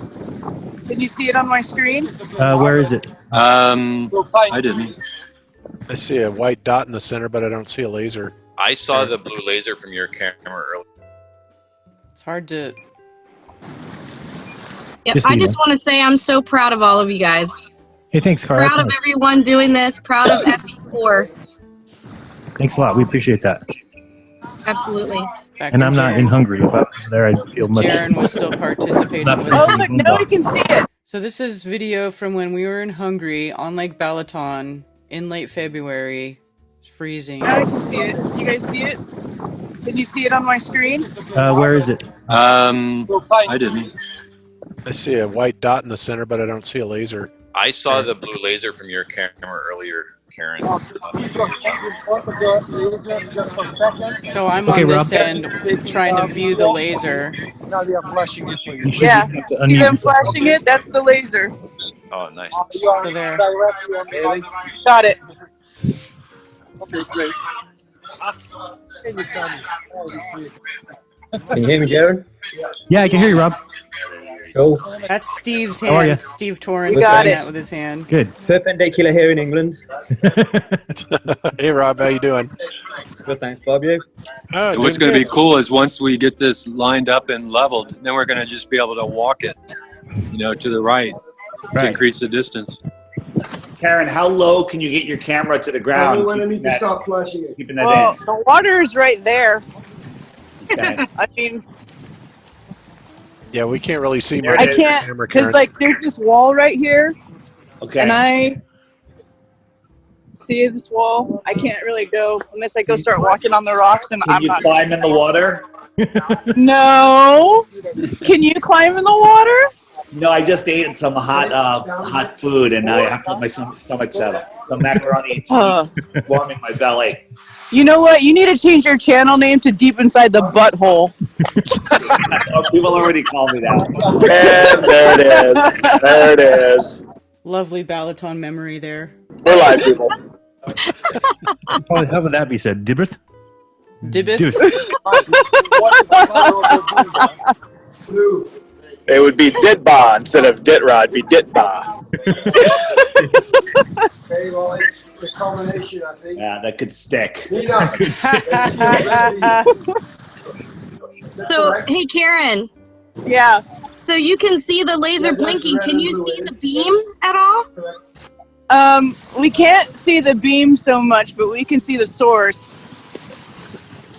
Because that's how lasers work. You don't actually see they have it here, but back at the place, they were also pumping fog and stuff.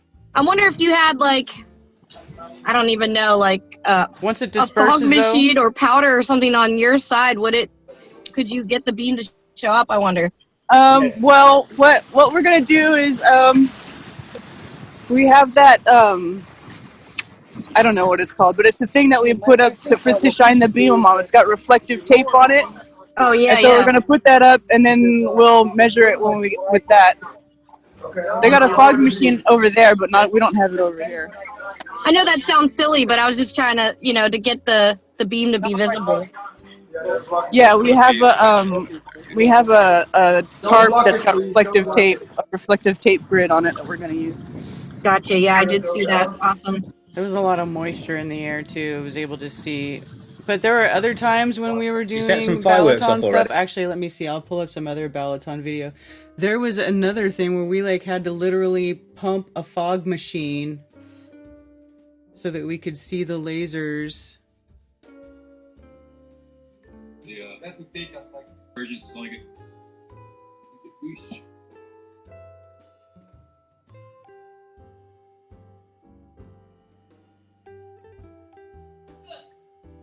Awesome. Particle. Is this it? No.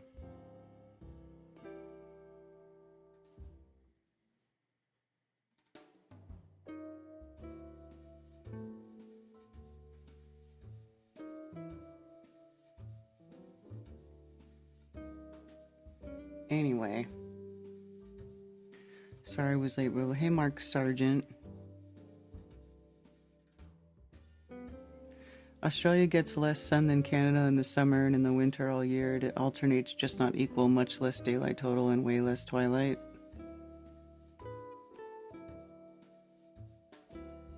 Hi, Liz. I have a globe model issue that I haven't heard anyone touch on. Well, what is it?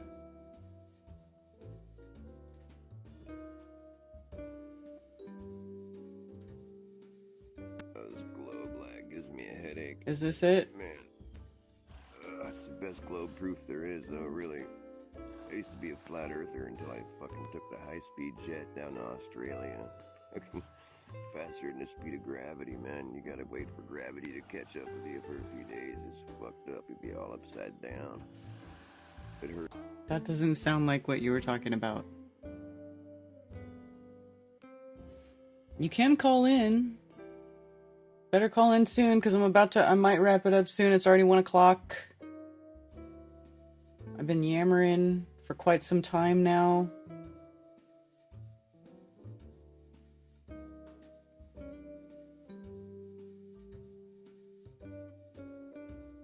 Lasergate.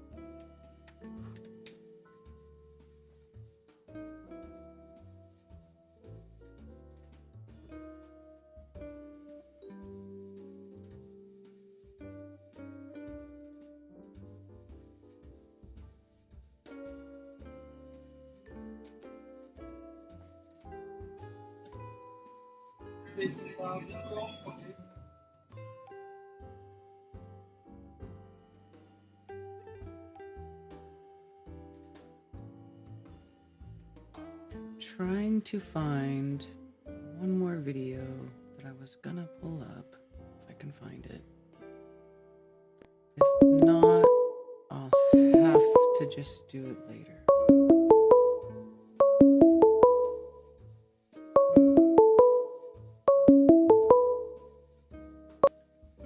Thank you for calling Coffee Talk. You're on with Karen B.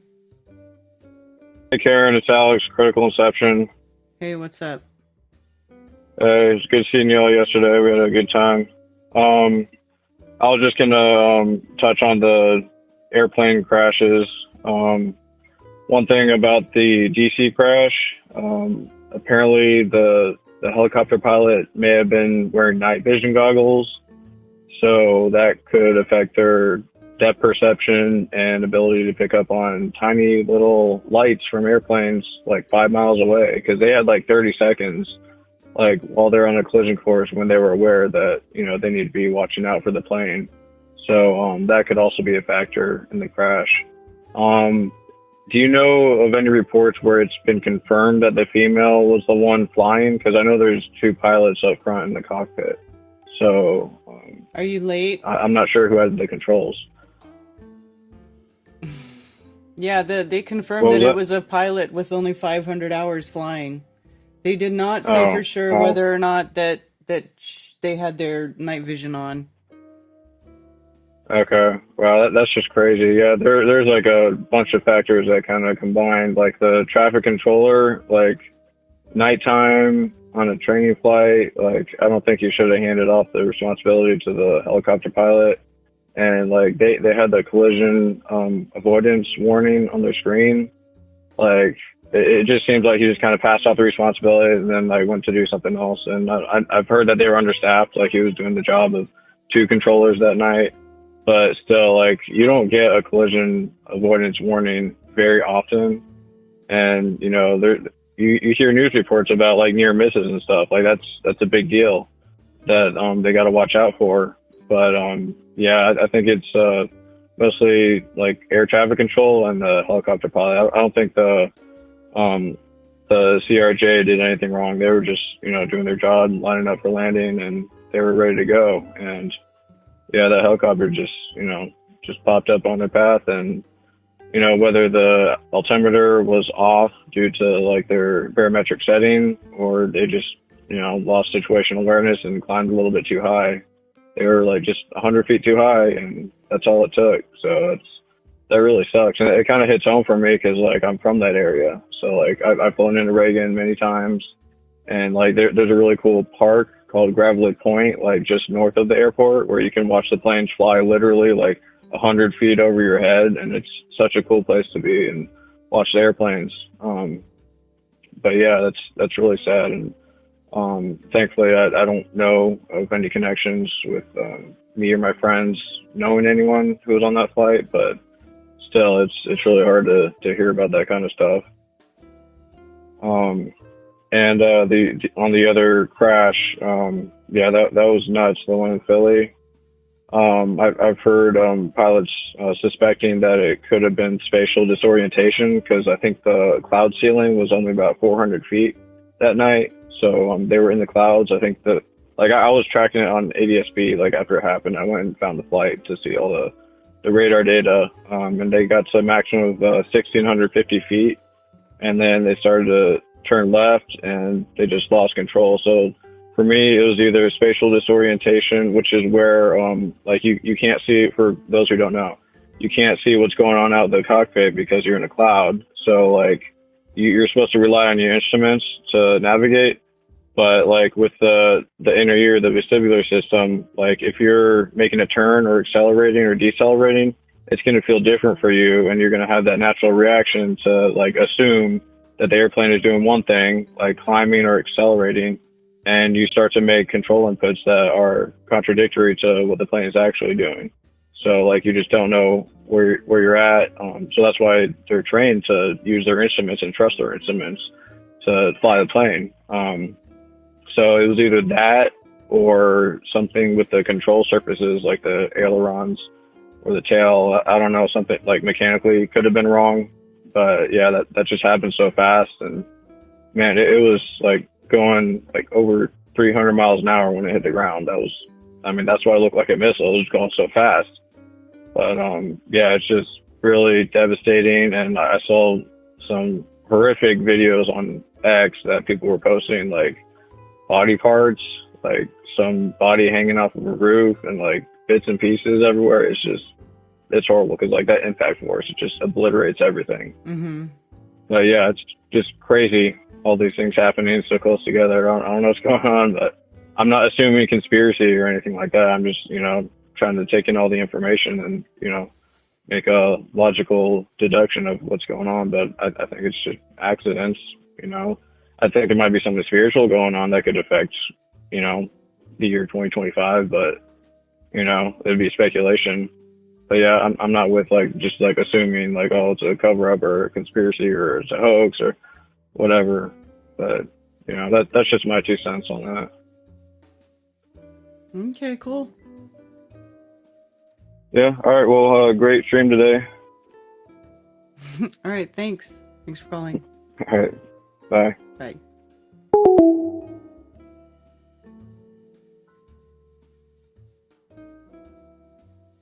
They say the sun doesn't just sit above your head at the poles due to earth tilt and wobble, but if that's true, then why does Polaris sit stationary? Because it's so far away, Dr. Bass.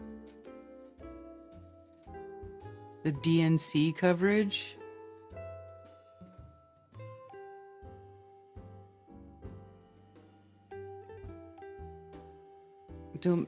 DNC like is in Democratic National Convention? Or what is DNC of what? Isn't that like already long gone stuff?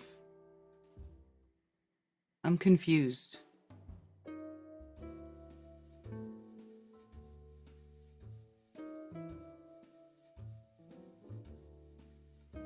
Yeah, they say it's so far away because, or that's why they say that Polaris doesn't really move, is because it's so far away.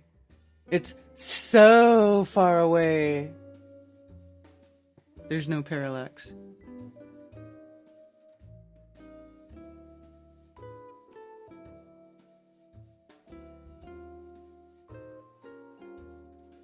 What do you mean? I don't know what that means though. Just type in DNC coverage. I don't know. It's just too vague. You guys are gonna have to give me a link. I don't want to. I don't know. But it doesn't make a circle. It makes a very, very tiny circle. Polaris makes a very, very tiny circle.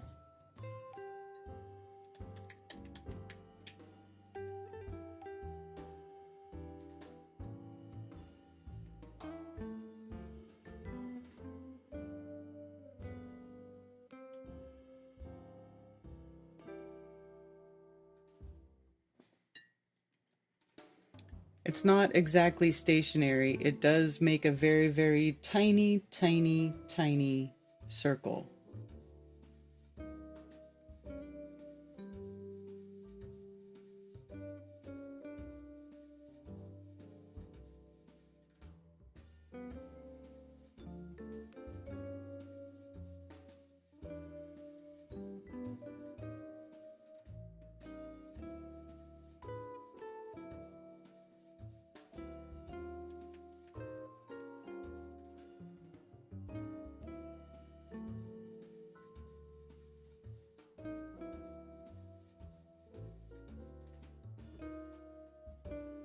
So I have some of my time lapses. So like this right here is Polaris. See, it's not sitting still. It kind of, this one's weird because it makes like a straight line. And I don't know why it does that. But I think it's because like at first the camera settles or something. And it makes kind of a weird beginning. That one's Polaris isn't in it.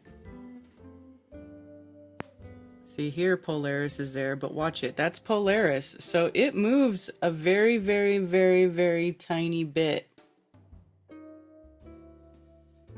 Very, very tiny bit. It makes a very small circle. See how these are all much wider.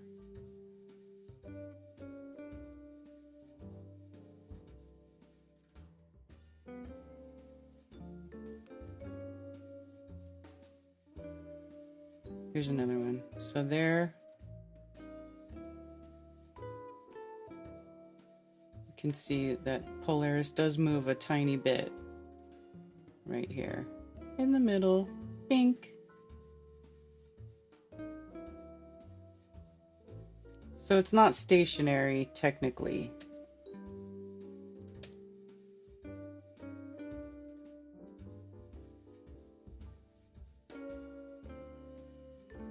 Me and my 8 million Star Trails videos.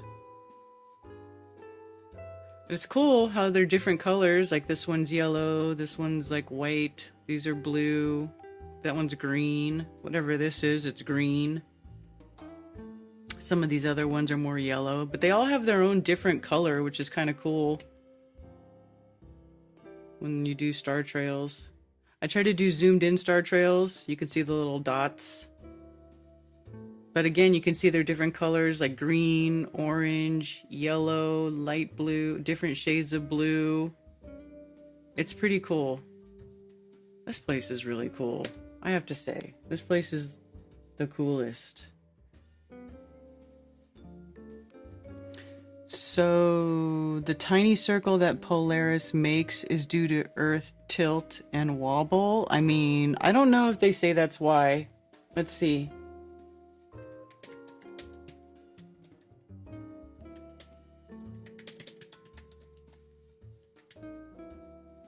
Let's see, why do they say? Why does Polaris make a small circle? Does it ever move? So,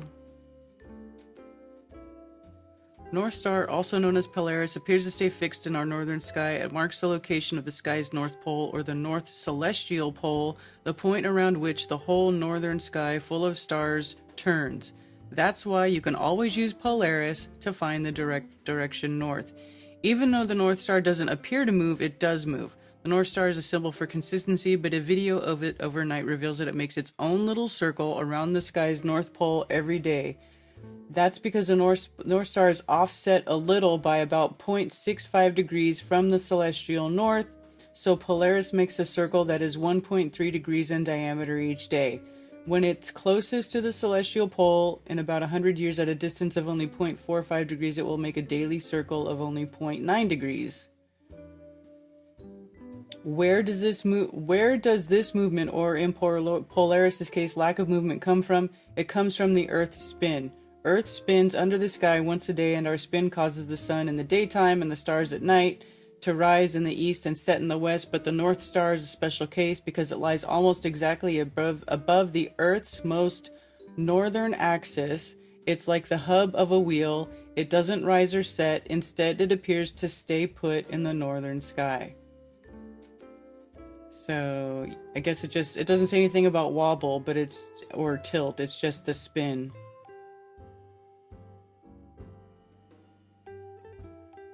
And then here's where they tell you every 26,000 the pole star changes. However, there's really no evidence for that. They're just telling you that BS to go along with we move 8 different directions in the sky. Uh-oh, Shane's been spamming chat. What did we get wrong? No, it's nutation, because globe claims no motion at poles because there's no distance being traveled, you just spin. Yeah. Nutation is a smaller wobble superimposed on the larger precession motion with a period of about 18.6 years. Obliquity refers to the tilt of Earth's axis relative to its orbital plane, currently 23.5 degrees. The precession of the equinoxes is a long-term cycle of about 26,000 years. It's caused by a slow wobble in Earth's axis of rotation around the North Pole. Supposedly.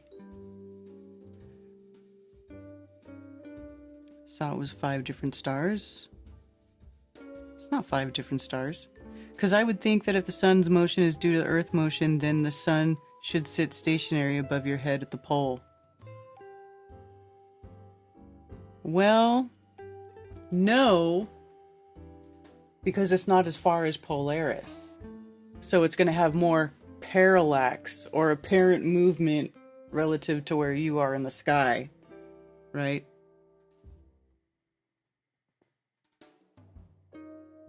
Okay, thank you, because I just didn't feel comfortable searching DNC coverage.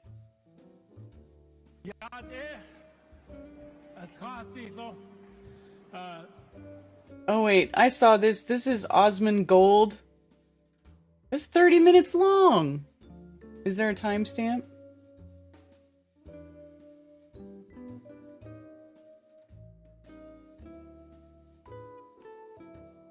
My name is Troy Blackwell. I know that I'm a new face to many of you, but I'm a proud Afro-Latino from the South Bronx, New York. I got into this work because at the age of 18, unfortunately, I was the victim of a hate crime.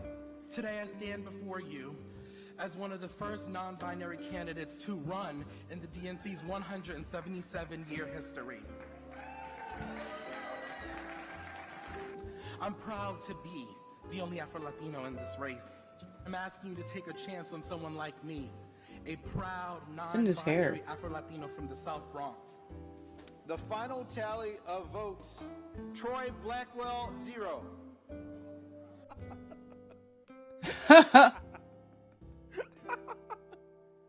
What?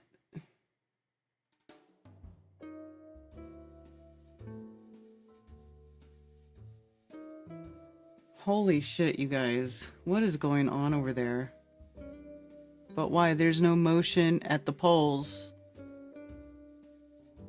Well...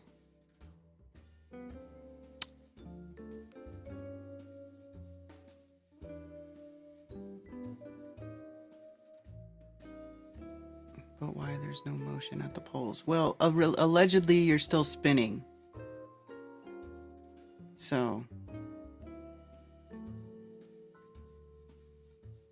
The three wobbles are something I like to talk about. It seems impossible to show a rotating sphere performing all these rotations at once. Wikipedia says it's fine, but no one has been able to show it. Yeah. David Hogg being nominated for the DNC office didn't surprise many people. Oh, I did see something about the DNC and David Hogg. And the picture, oh my gosh, on X. Let me see.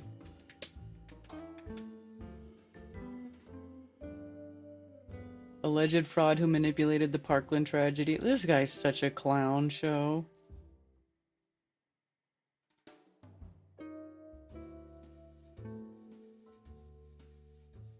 Looks like a bobblehead.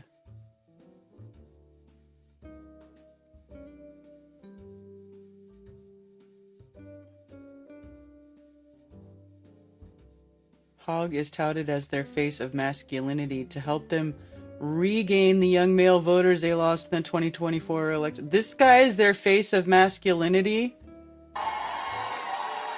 Hold on, I'll watch this clip. Here we go. The number We need of snippets. votes necessary to receive a majority: 205. The final tally of votes: Malcolm Kenyatta, 298.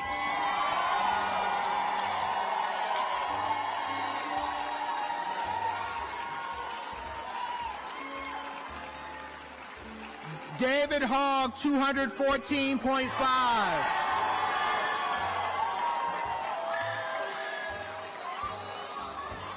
Gina Rapace, 112.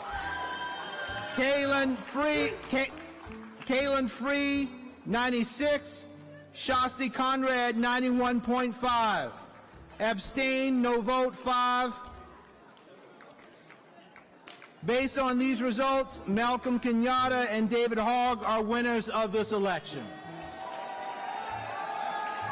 The number of votes necessary... That wasn't really funny.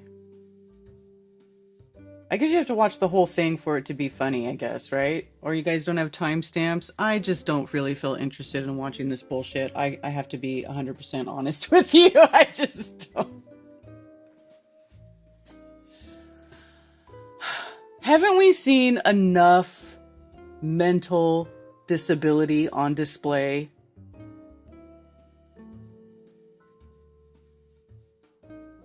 This is acceptance speech. Are you ready to go on the offense? Are you ready to go on the offense? We have to win back our young people. I am the only candidate in this race for any of these positions that is under 30. We had a 20-point shift to the right of our young people. We must show our young people we give a damn about them, that we support them, and we invest in them. I have raised over... This is terrible. How did you guys watch any of this shit? Can I just ask? How did you guys watch any of it? Because I can't even stand to, like, sit 30 seconds to get to the part that's funny.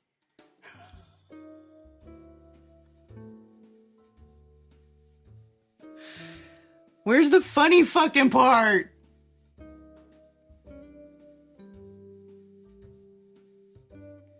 Mark Sargent, it's hilarious to see you not addressing the impossibility of the 24-hour sun in Antarctica. It won't go away. What are you talking about? It's not impossible.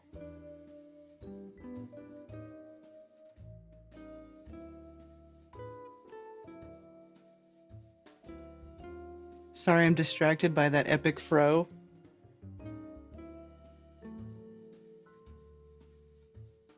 I mean, how are you guys even sitting through any of this to see that it's funny?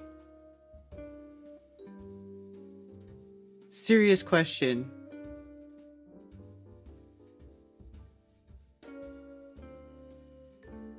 I mean, I can't even stand it. I can't even stand it.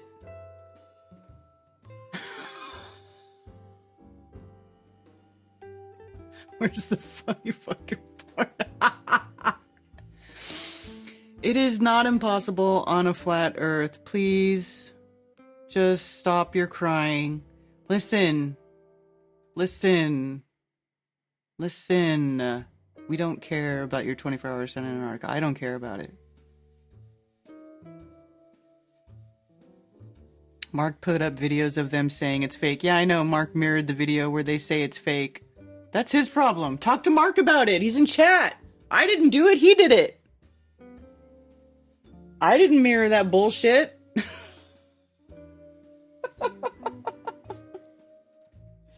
You know?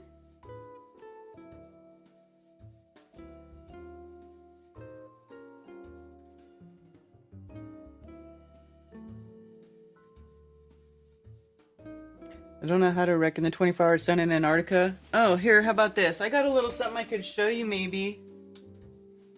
That might show you that... Cammy. I found the little,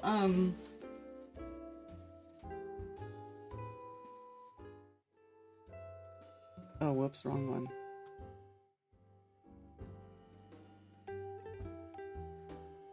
So here's a magnet.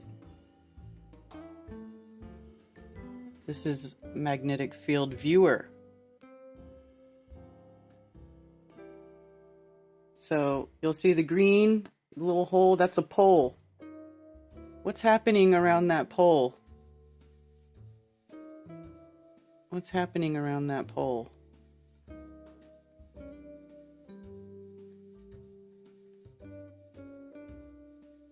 What's happening?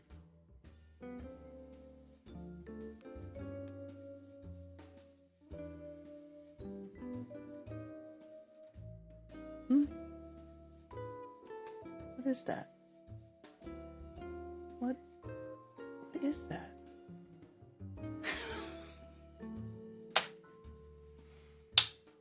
Listen, nobody has all the answers. But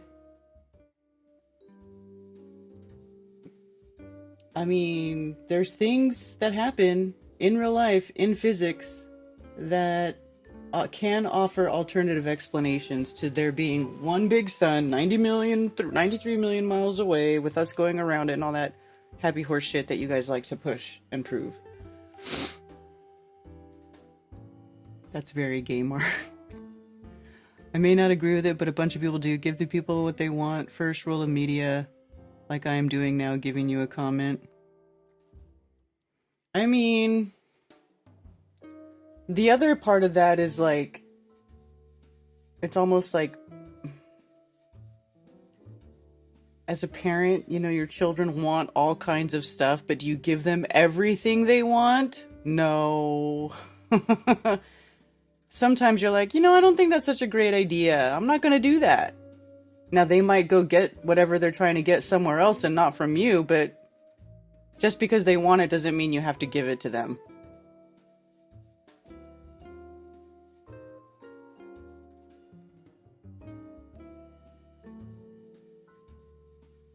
Also put up no forest on FE, didn't like it, but it resonated. How did the no forest on FE resonate with anything? It didn't resonate anything for me. That video pissed me off. It pissed me off. It resonated like in a toilet bowl is what it resonated with. There can be alternative explanations of every single one of your arguments, such as see too far. Well, that's different.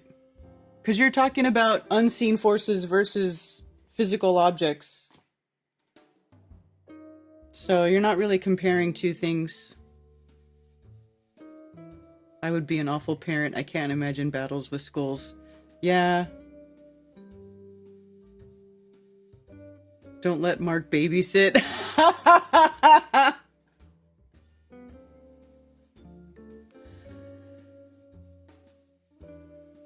Listen, everybody's free to go look at whatever they want. I choose to not contribute to that sort of mental degeneracy. That's just my personal philosophy, as it were, of life. Do your best to not contribute to mental degeneracy of your friends, of your fellow people. Toilet bowl Earth is starting to sound more realistic. I'm dizzy today from wobble and spin. The gravity thing isn't working on me.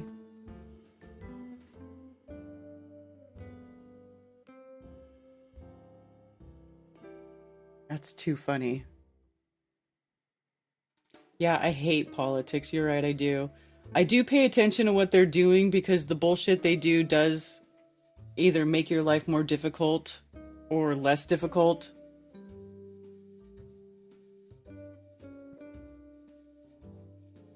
We're flat earthers, not flat sunners.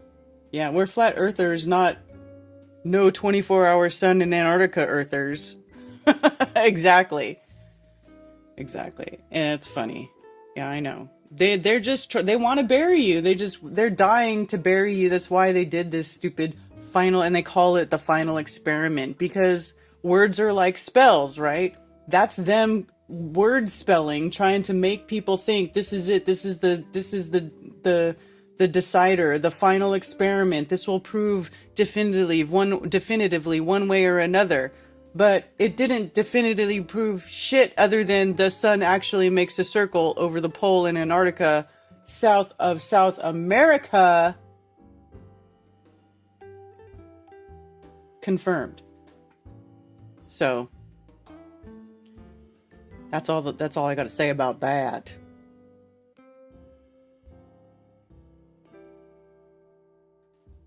Is there a gay meter? I had a few babysitting gigs way back in the day. Door closes. Okay, kids, let's show you how to start a real fire. You know what's funny, Mark Sargent? Okay, you guys know Dr. Zach. I wish I could find these videos, but like, his parents live in Morocco. Zach, if you're listening, I'm telling secrets about you. His parents live in Morocco, right? And at his parents' house, like, he's got a family, like a big family, and he'd have brothers and sisters there with their little ones. They're his nieces and nephews, and they have a couple of children that they've adopted. And Zach will let Zach babysit these children. And I'd get videos from Zach with these little children like flipping you off, and they're like, he's like, hey, say fuck you, and the kid's going, oh, fuck you, with the flip off. That's what happens when Zach babysits children. Oh my god, I wish I could find those videos. Let me see if I could find them. Now I want to look. But he would send me these videos of him in Messenger. He's like, hey, I'm babysitting. And it's like him and a little kid, and the kid's going, fuck you. Yeah, that's exactly what would happen if Mark was left in charge of your children too, I'm sure.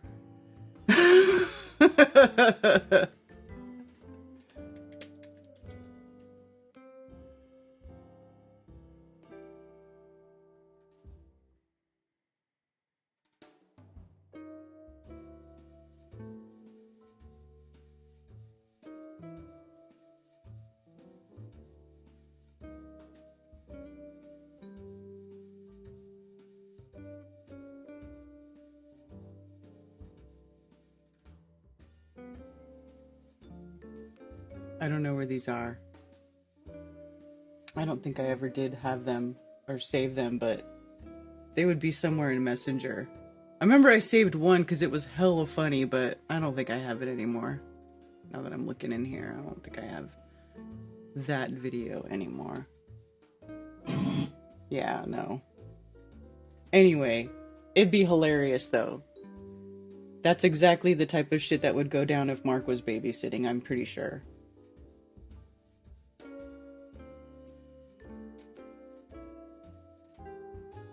He'd have little kids building firework mortars and shit. Yeah. What's up, High Priestess and her coven of minions? I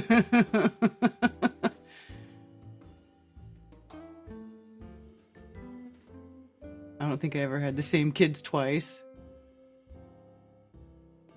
There would be 3 spots of declination map if declination map is accurate.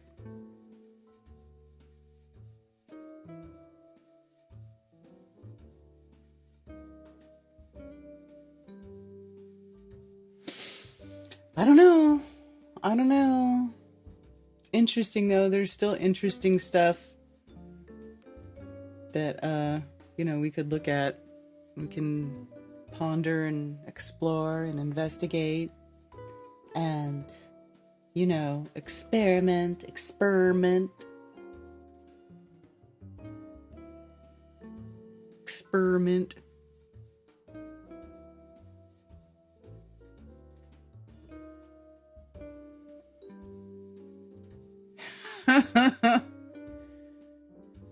Oh, that's too funny. It's too funny. Karen, have you ever addressed Jaren's detailed explanation about the definite existence of the South Pole? What's my opinion on that? Well, listen, I didn't agree with people who were saying that there wasn't a South Pole. I think there is a South Pole. A South Magnetic Pole. There's possibly 2 South Magnetic Poles. So, while I guess I'm not entirely sure about Jaren's detailed explanation about the definite existence of a South Pole, I would say that I would agree. There is a South Pole. There could be 2 South Poles. I don't understand. I'm not one of these people who says that the pole doesn't exist.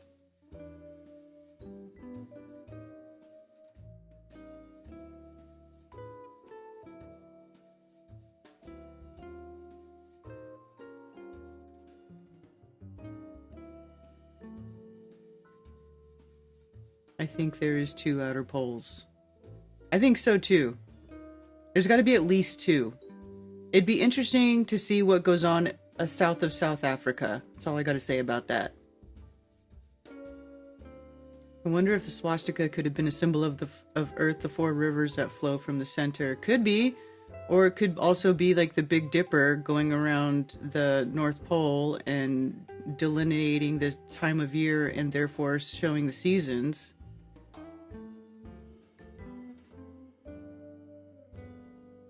Could be. Actually, I started reading that Smoky God book. Somebody kept asking me if I read the Smoky God, and I know it's not a long story, and I just would always forget to do it. And I started reading it last night and today. I'm almost done with it. It's very interesting, the whole Smoky God thing, where they talk about the guy with the sailor, where him and his son take a fishing boat, and they're fishing in the North Sea, and they decide to go exploring. And they see the sun that they refer to the Smoky God. It's like a sun of the inner earth or something. And it's interesting. Anyway, I'm not finished with it, but I'm going to keep trying. I'm going to keep going with that.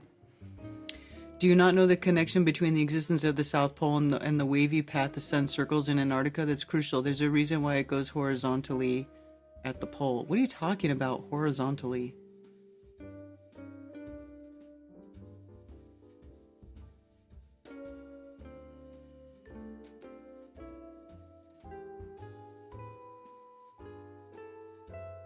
Before you go, quick update. Eric backed out of the Italy conference stating that I was not a credible. What Italy conference?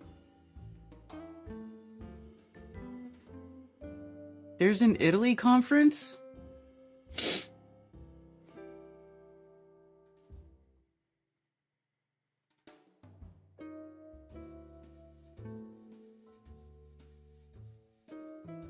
Send me a link to the Italy conference. I didn't even hear about this. Listen, I have not been online very much. I've not been watching very much stuff because I'm trying to get my woods cleaned up and I'm trying to, you know, maintain some sort of sanity here. And if I immerse myself too much into online shit, I start to lose my mind.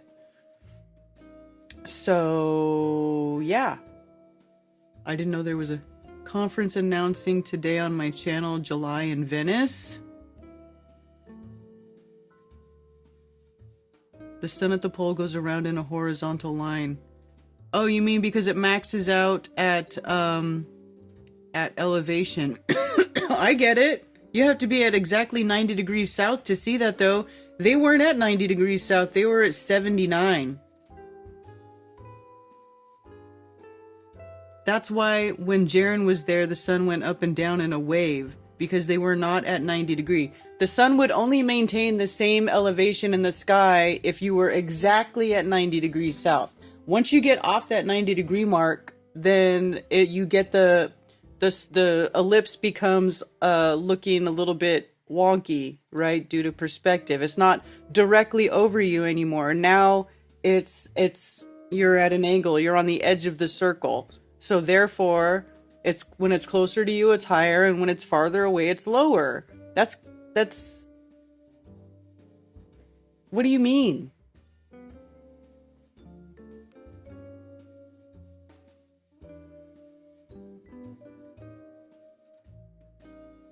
So what did they do? Did they invite Eric Dubé and he backed, and they invited you or something, and so he backed out, and because of you? Send me that firewood, come get it. Yes, it's called living. Exactly, Southern Belle. I play with my chickens. I give my chickens some scratch. I play with my cats. I blow off my back porch. I refill the bird feeders. And there's just a whole bunch more other things to do than sit online and watch people be goobers. Yes, they were at 79. That's why it went on a wave. If you were at 90, it would be a line. That's only possible on a rotating ball. No, it isn't. No, it isn't. I'm sorry, but it's just not only possible on a rotating ball. It's just not. You're assuming that the sun is big and far away instead of small and local and on a circuit. I'm sorry, but it just that doesn't prove that the Earth is a ball. Oh, sure, you go to Italy, conspiracy music guru. I see how it is. Yes, I accepted first. He might have come if it wasn't there because I'm... Who's doing the Italy conference?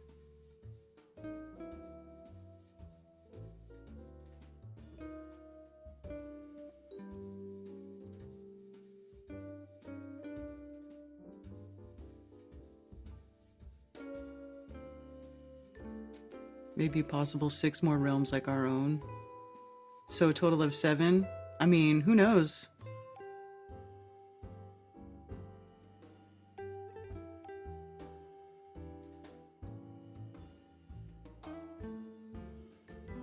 Who's albino?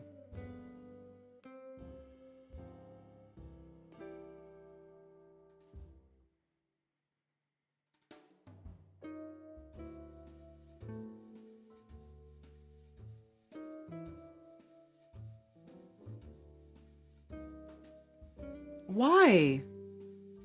I'm not your monkey. Why don't you freaking figure it out?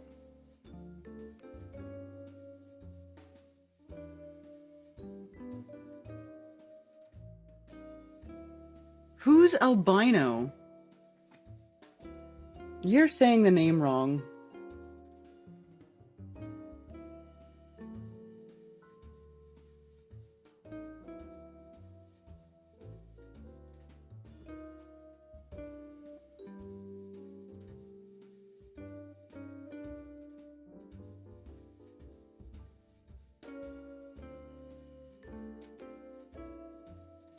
Albino. Oh, pronounced albino. I think another Karen shirt. I'm not your monkey. Yeah. Albino. Okay. I remember. I kind of vaguely remember that name now, what you're talking about.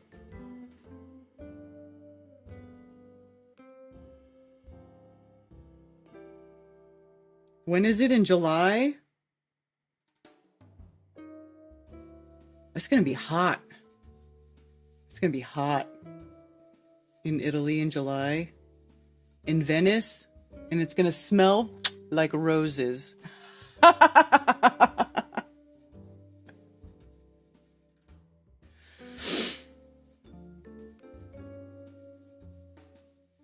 Just saying. I was in Venice one time during the summer. It smelled like hot SHIT.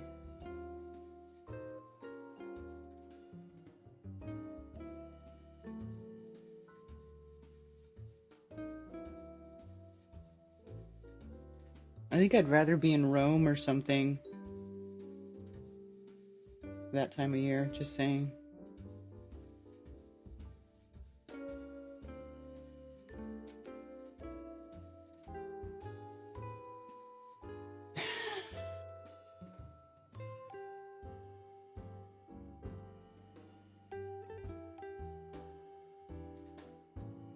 So it'd be like a little cluster of hexagons or something.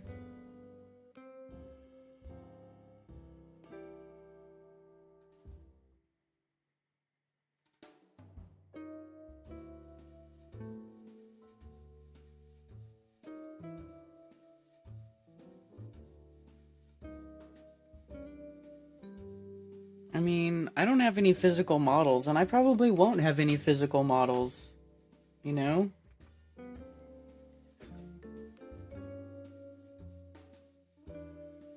Just not interested. Hot Stink is fine if you've never been.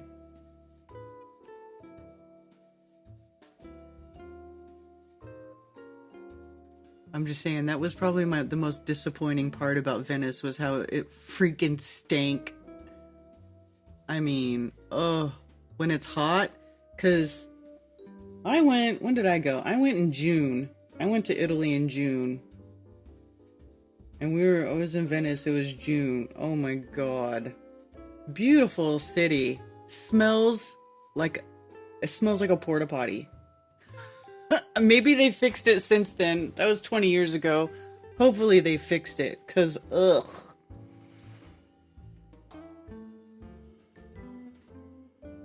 Funky monkey. Alright, 1:41. I gotta get going. It's getting late. I've definitely run my mouth far too long. So anyway, I'm gonna get going here. I hope you all have a wonderful rest of your day. Do I have to say anything else to say? No, not really. Let's see. Monday, February 3rd. Yeah, that's it. I'm gonna wrap it up. I'll be back next Moonday. Of course, Saturday for anti-religious scripture studies with Just Jack. And Thursday we should be back with Glowbusters Tech. You know how it is. Sometimes we stream, sometimes we don't. But it's always fun. And it's always good to see you all here. And I certainly appreciate everybody hanging out with me every Monday. Alright. Yeah, that's it. Peace. And for those who wish to send me stuff through snail mail, you can send it to P.O. Box 10, Earl, North Carolina, 28038. There are also links below for Flat Earth merch, and you can send me donations. And I do appreciate all the support. Sincerely, thank you very much. Also, please go to flatearthfestivals.com for all information about upcoming Flattoberfests and Flat Earth-friendly local meetups. If you are organizing a local Flat Earth meetup, email me at flatearthfestivals@protonmail.com with your meetup information to have it listed on the website for free. For everything else, you can email me at karenbfe@protonmail.com.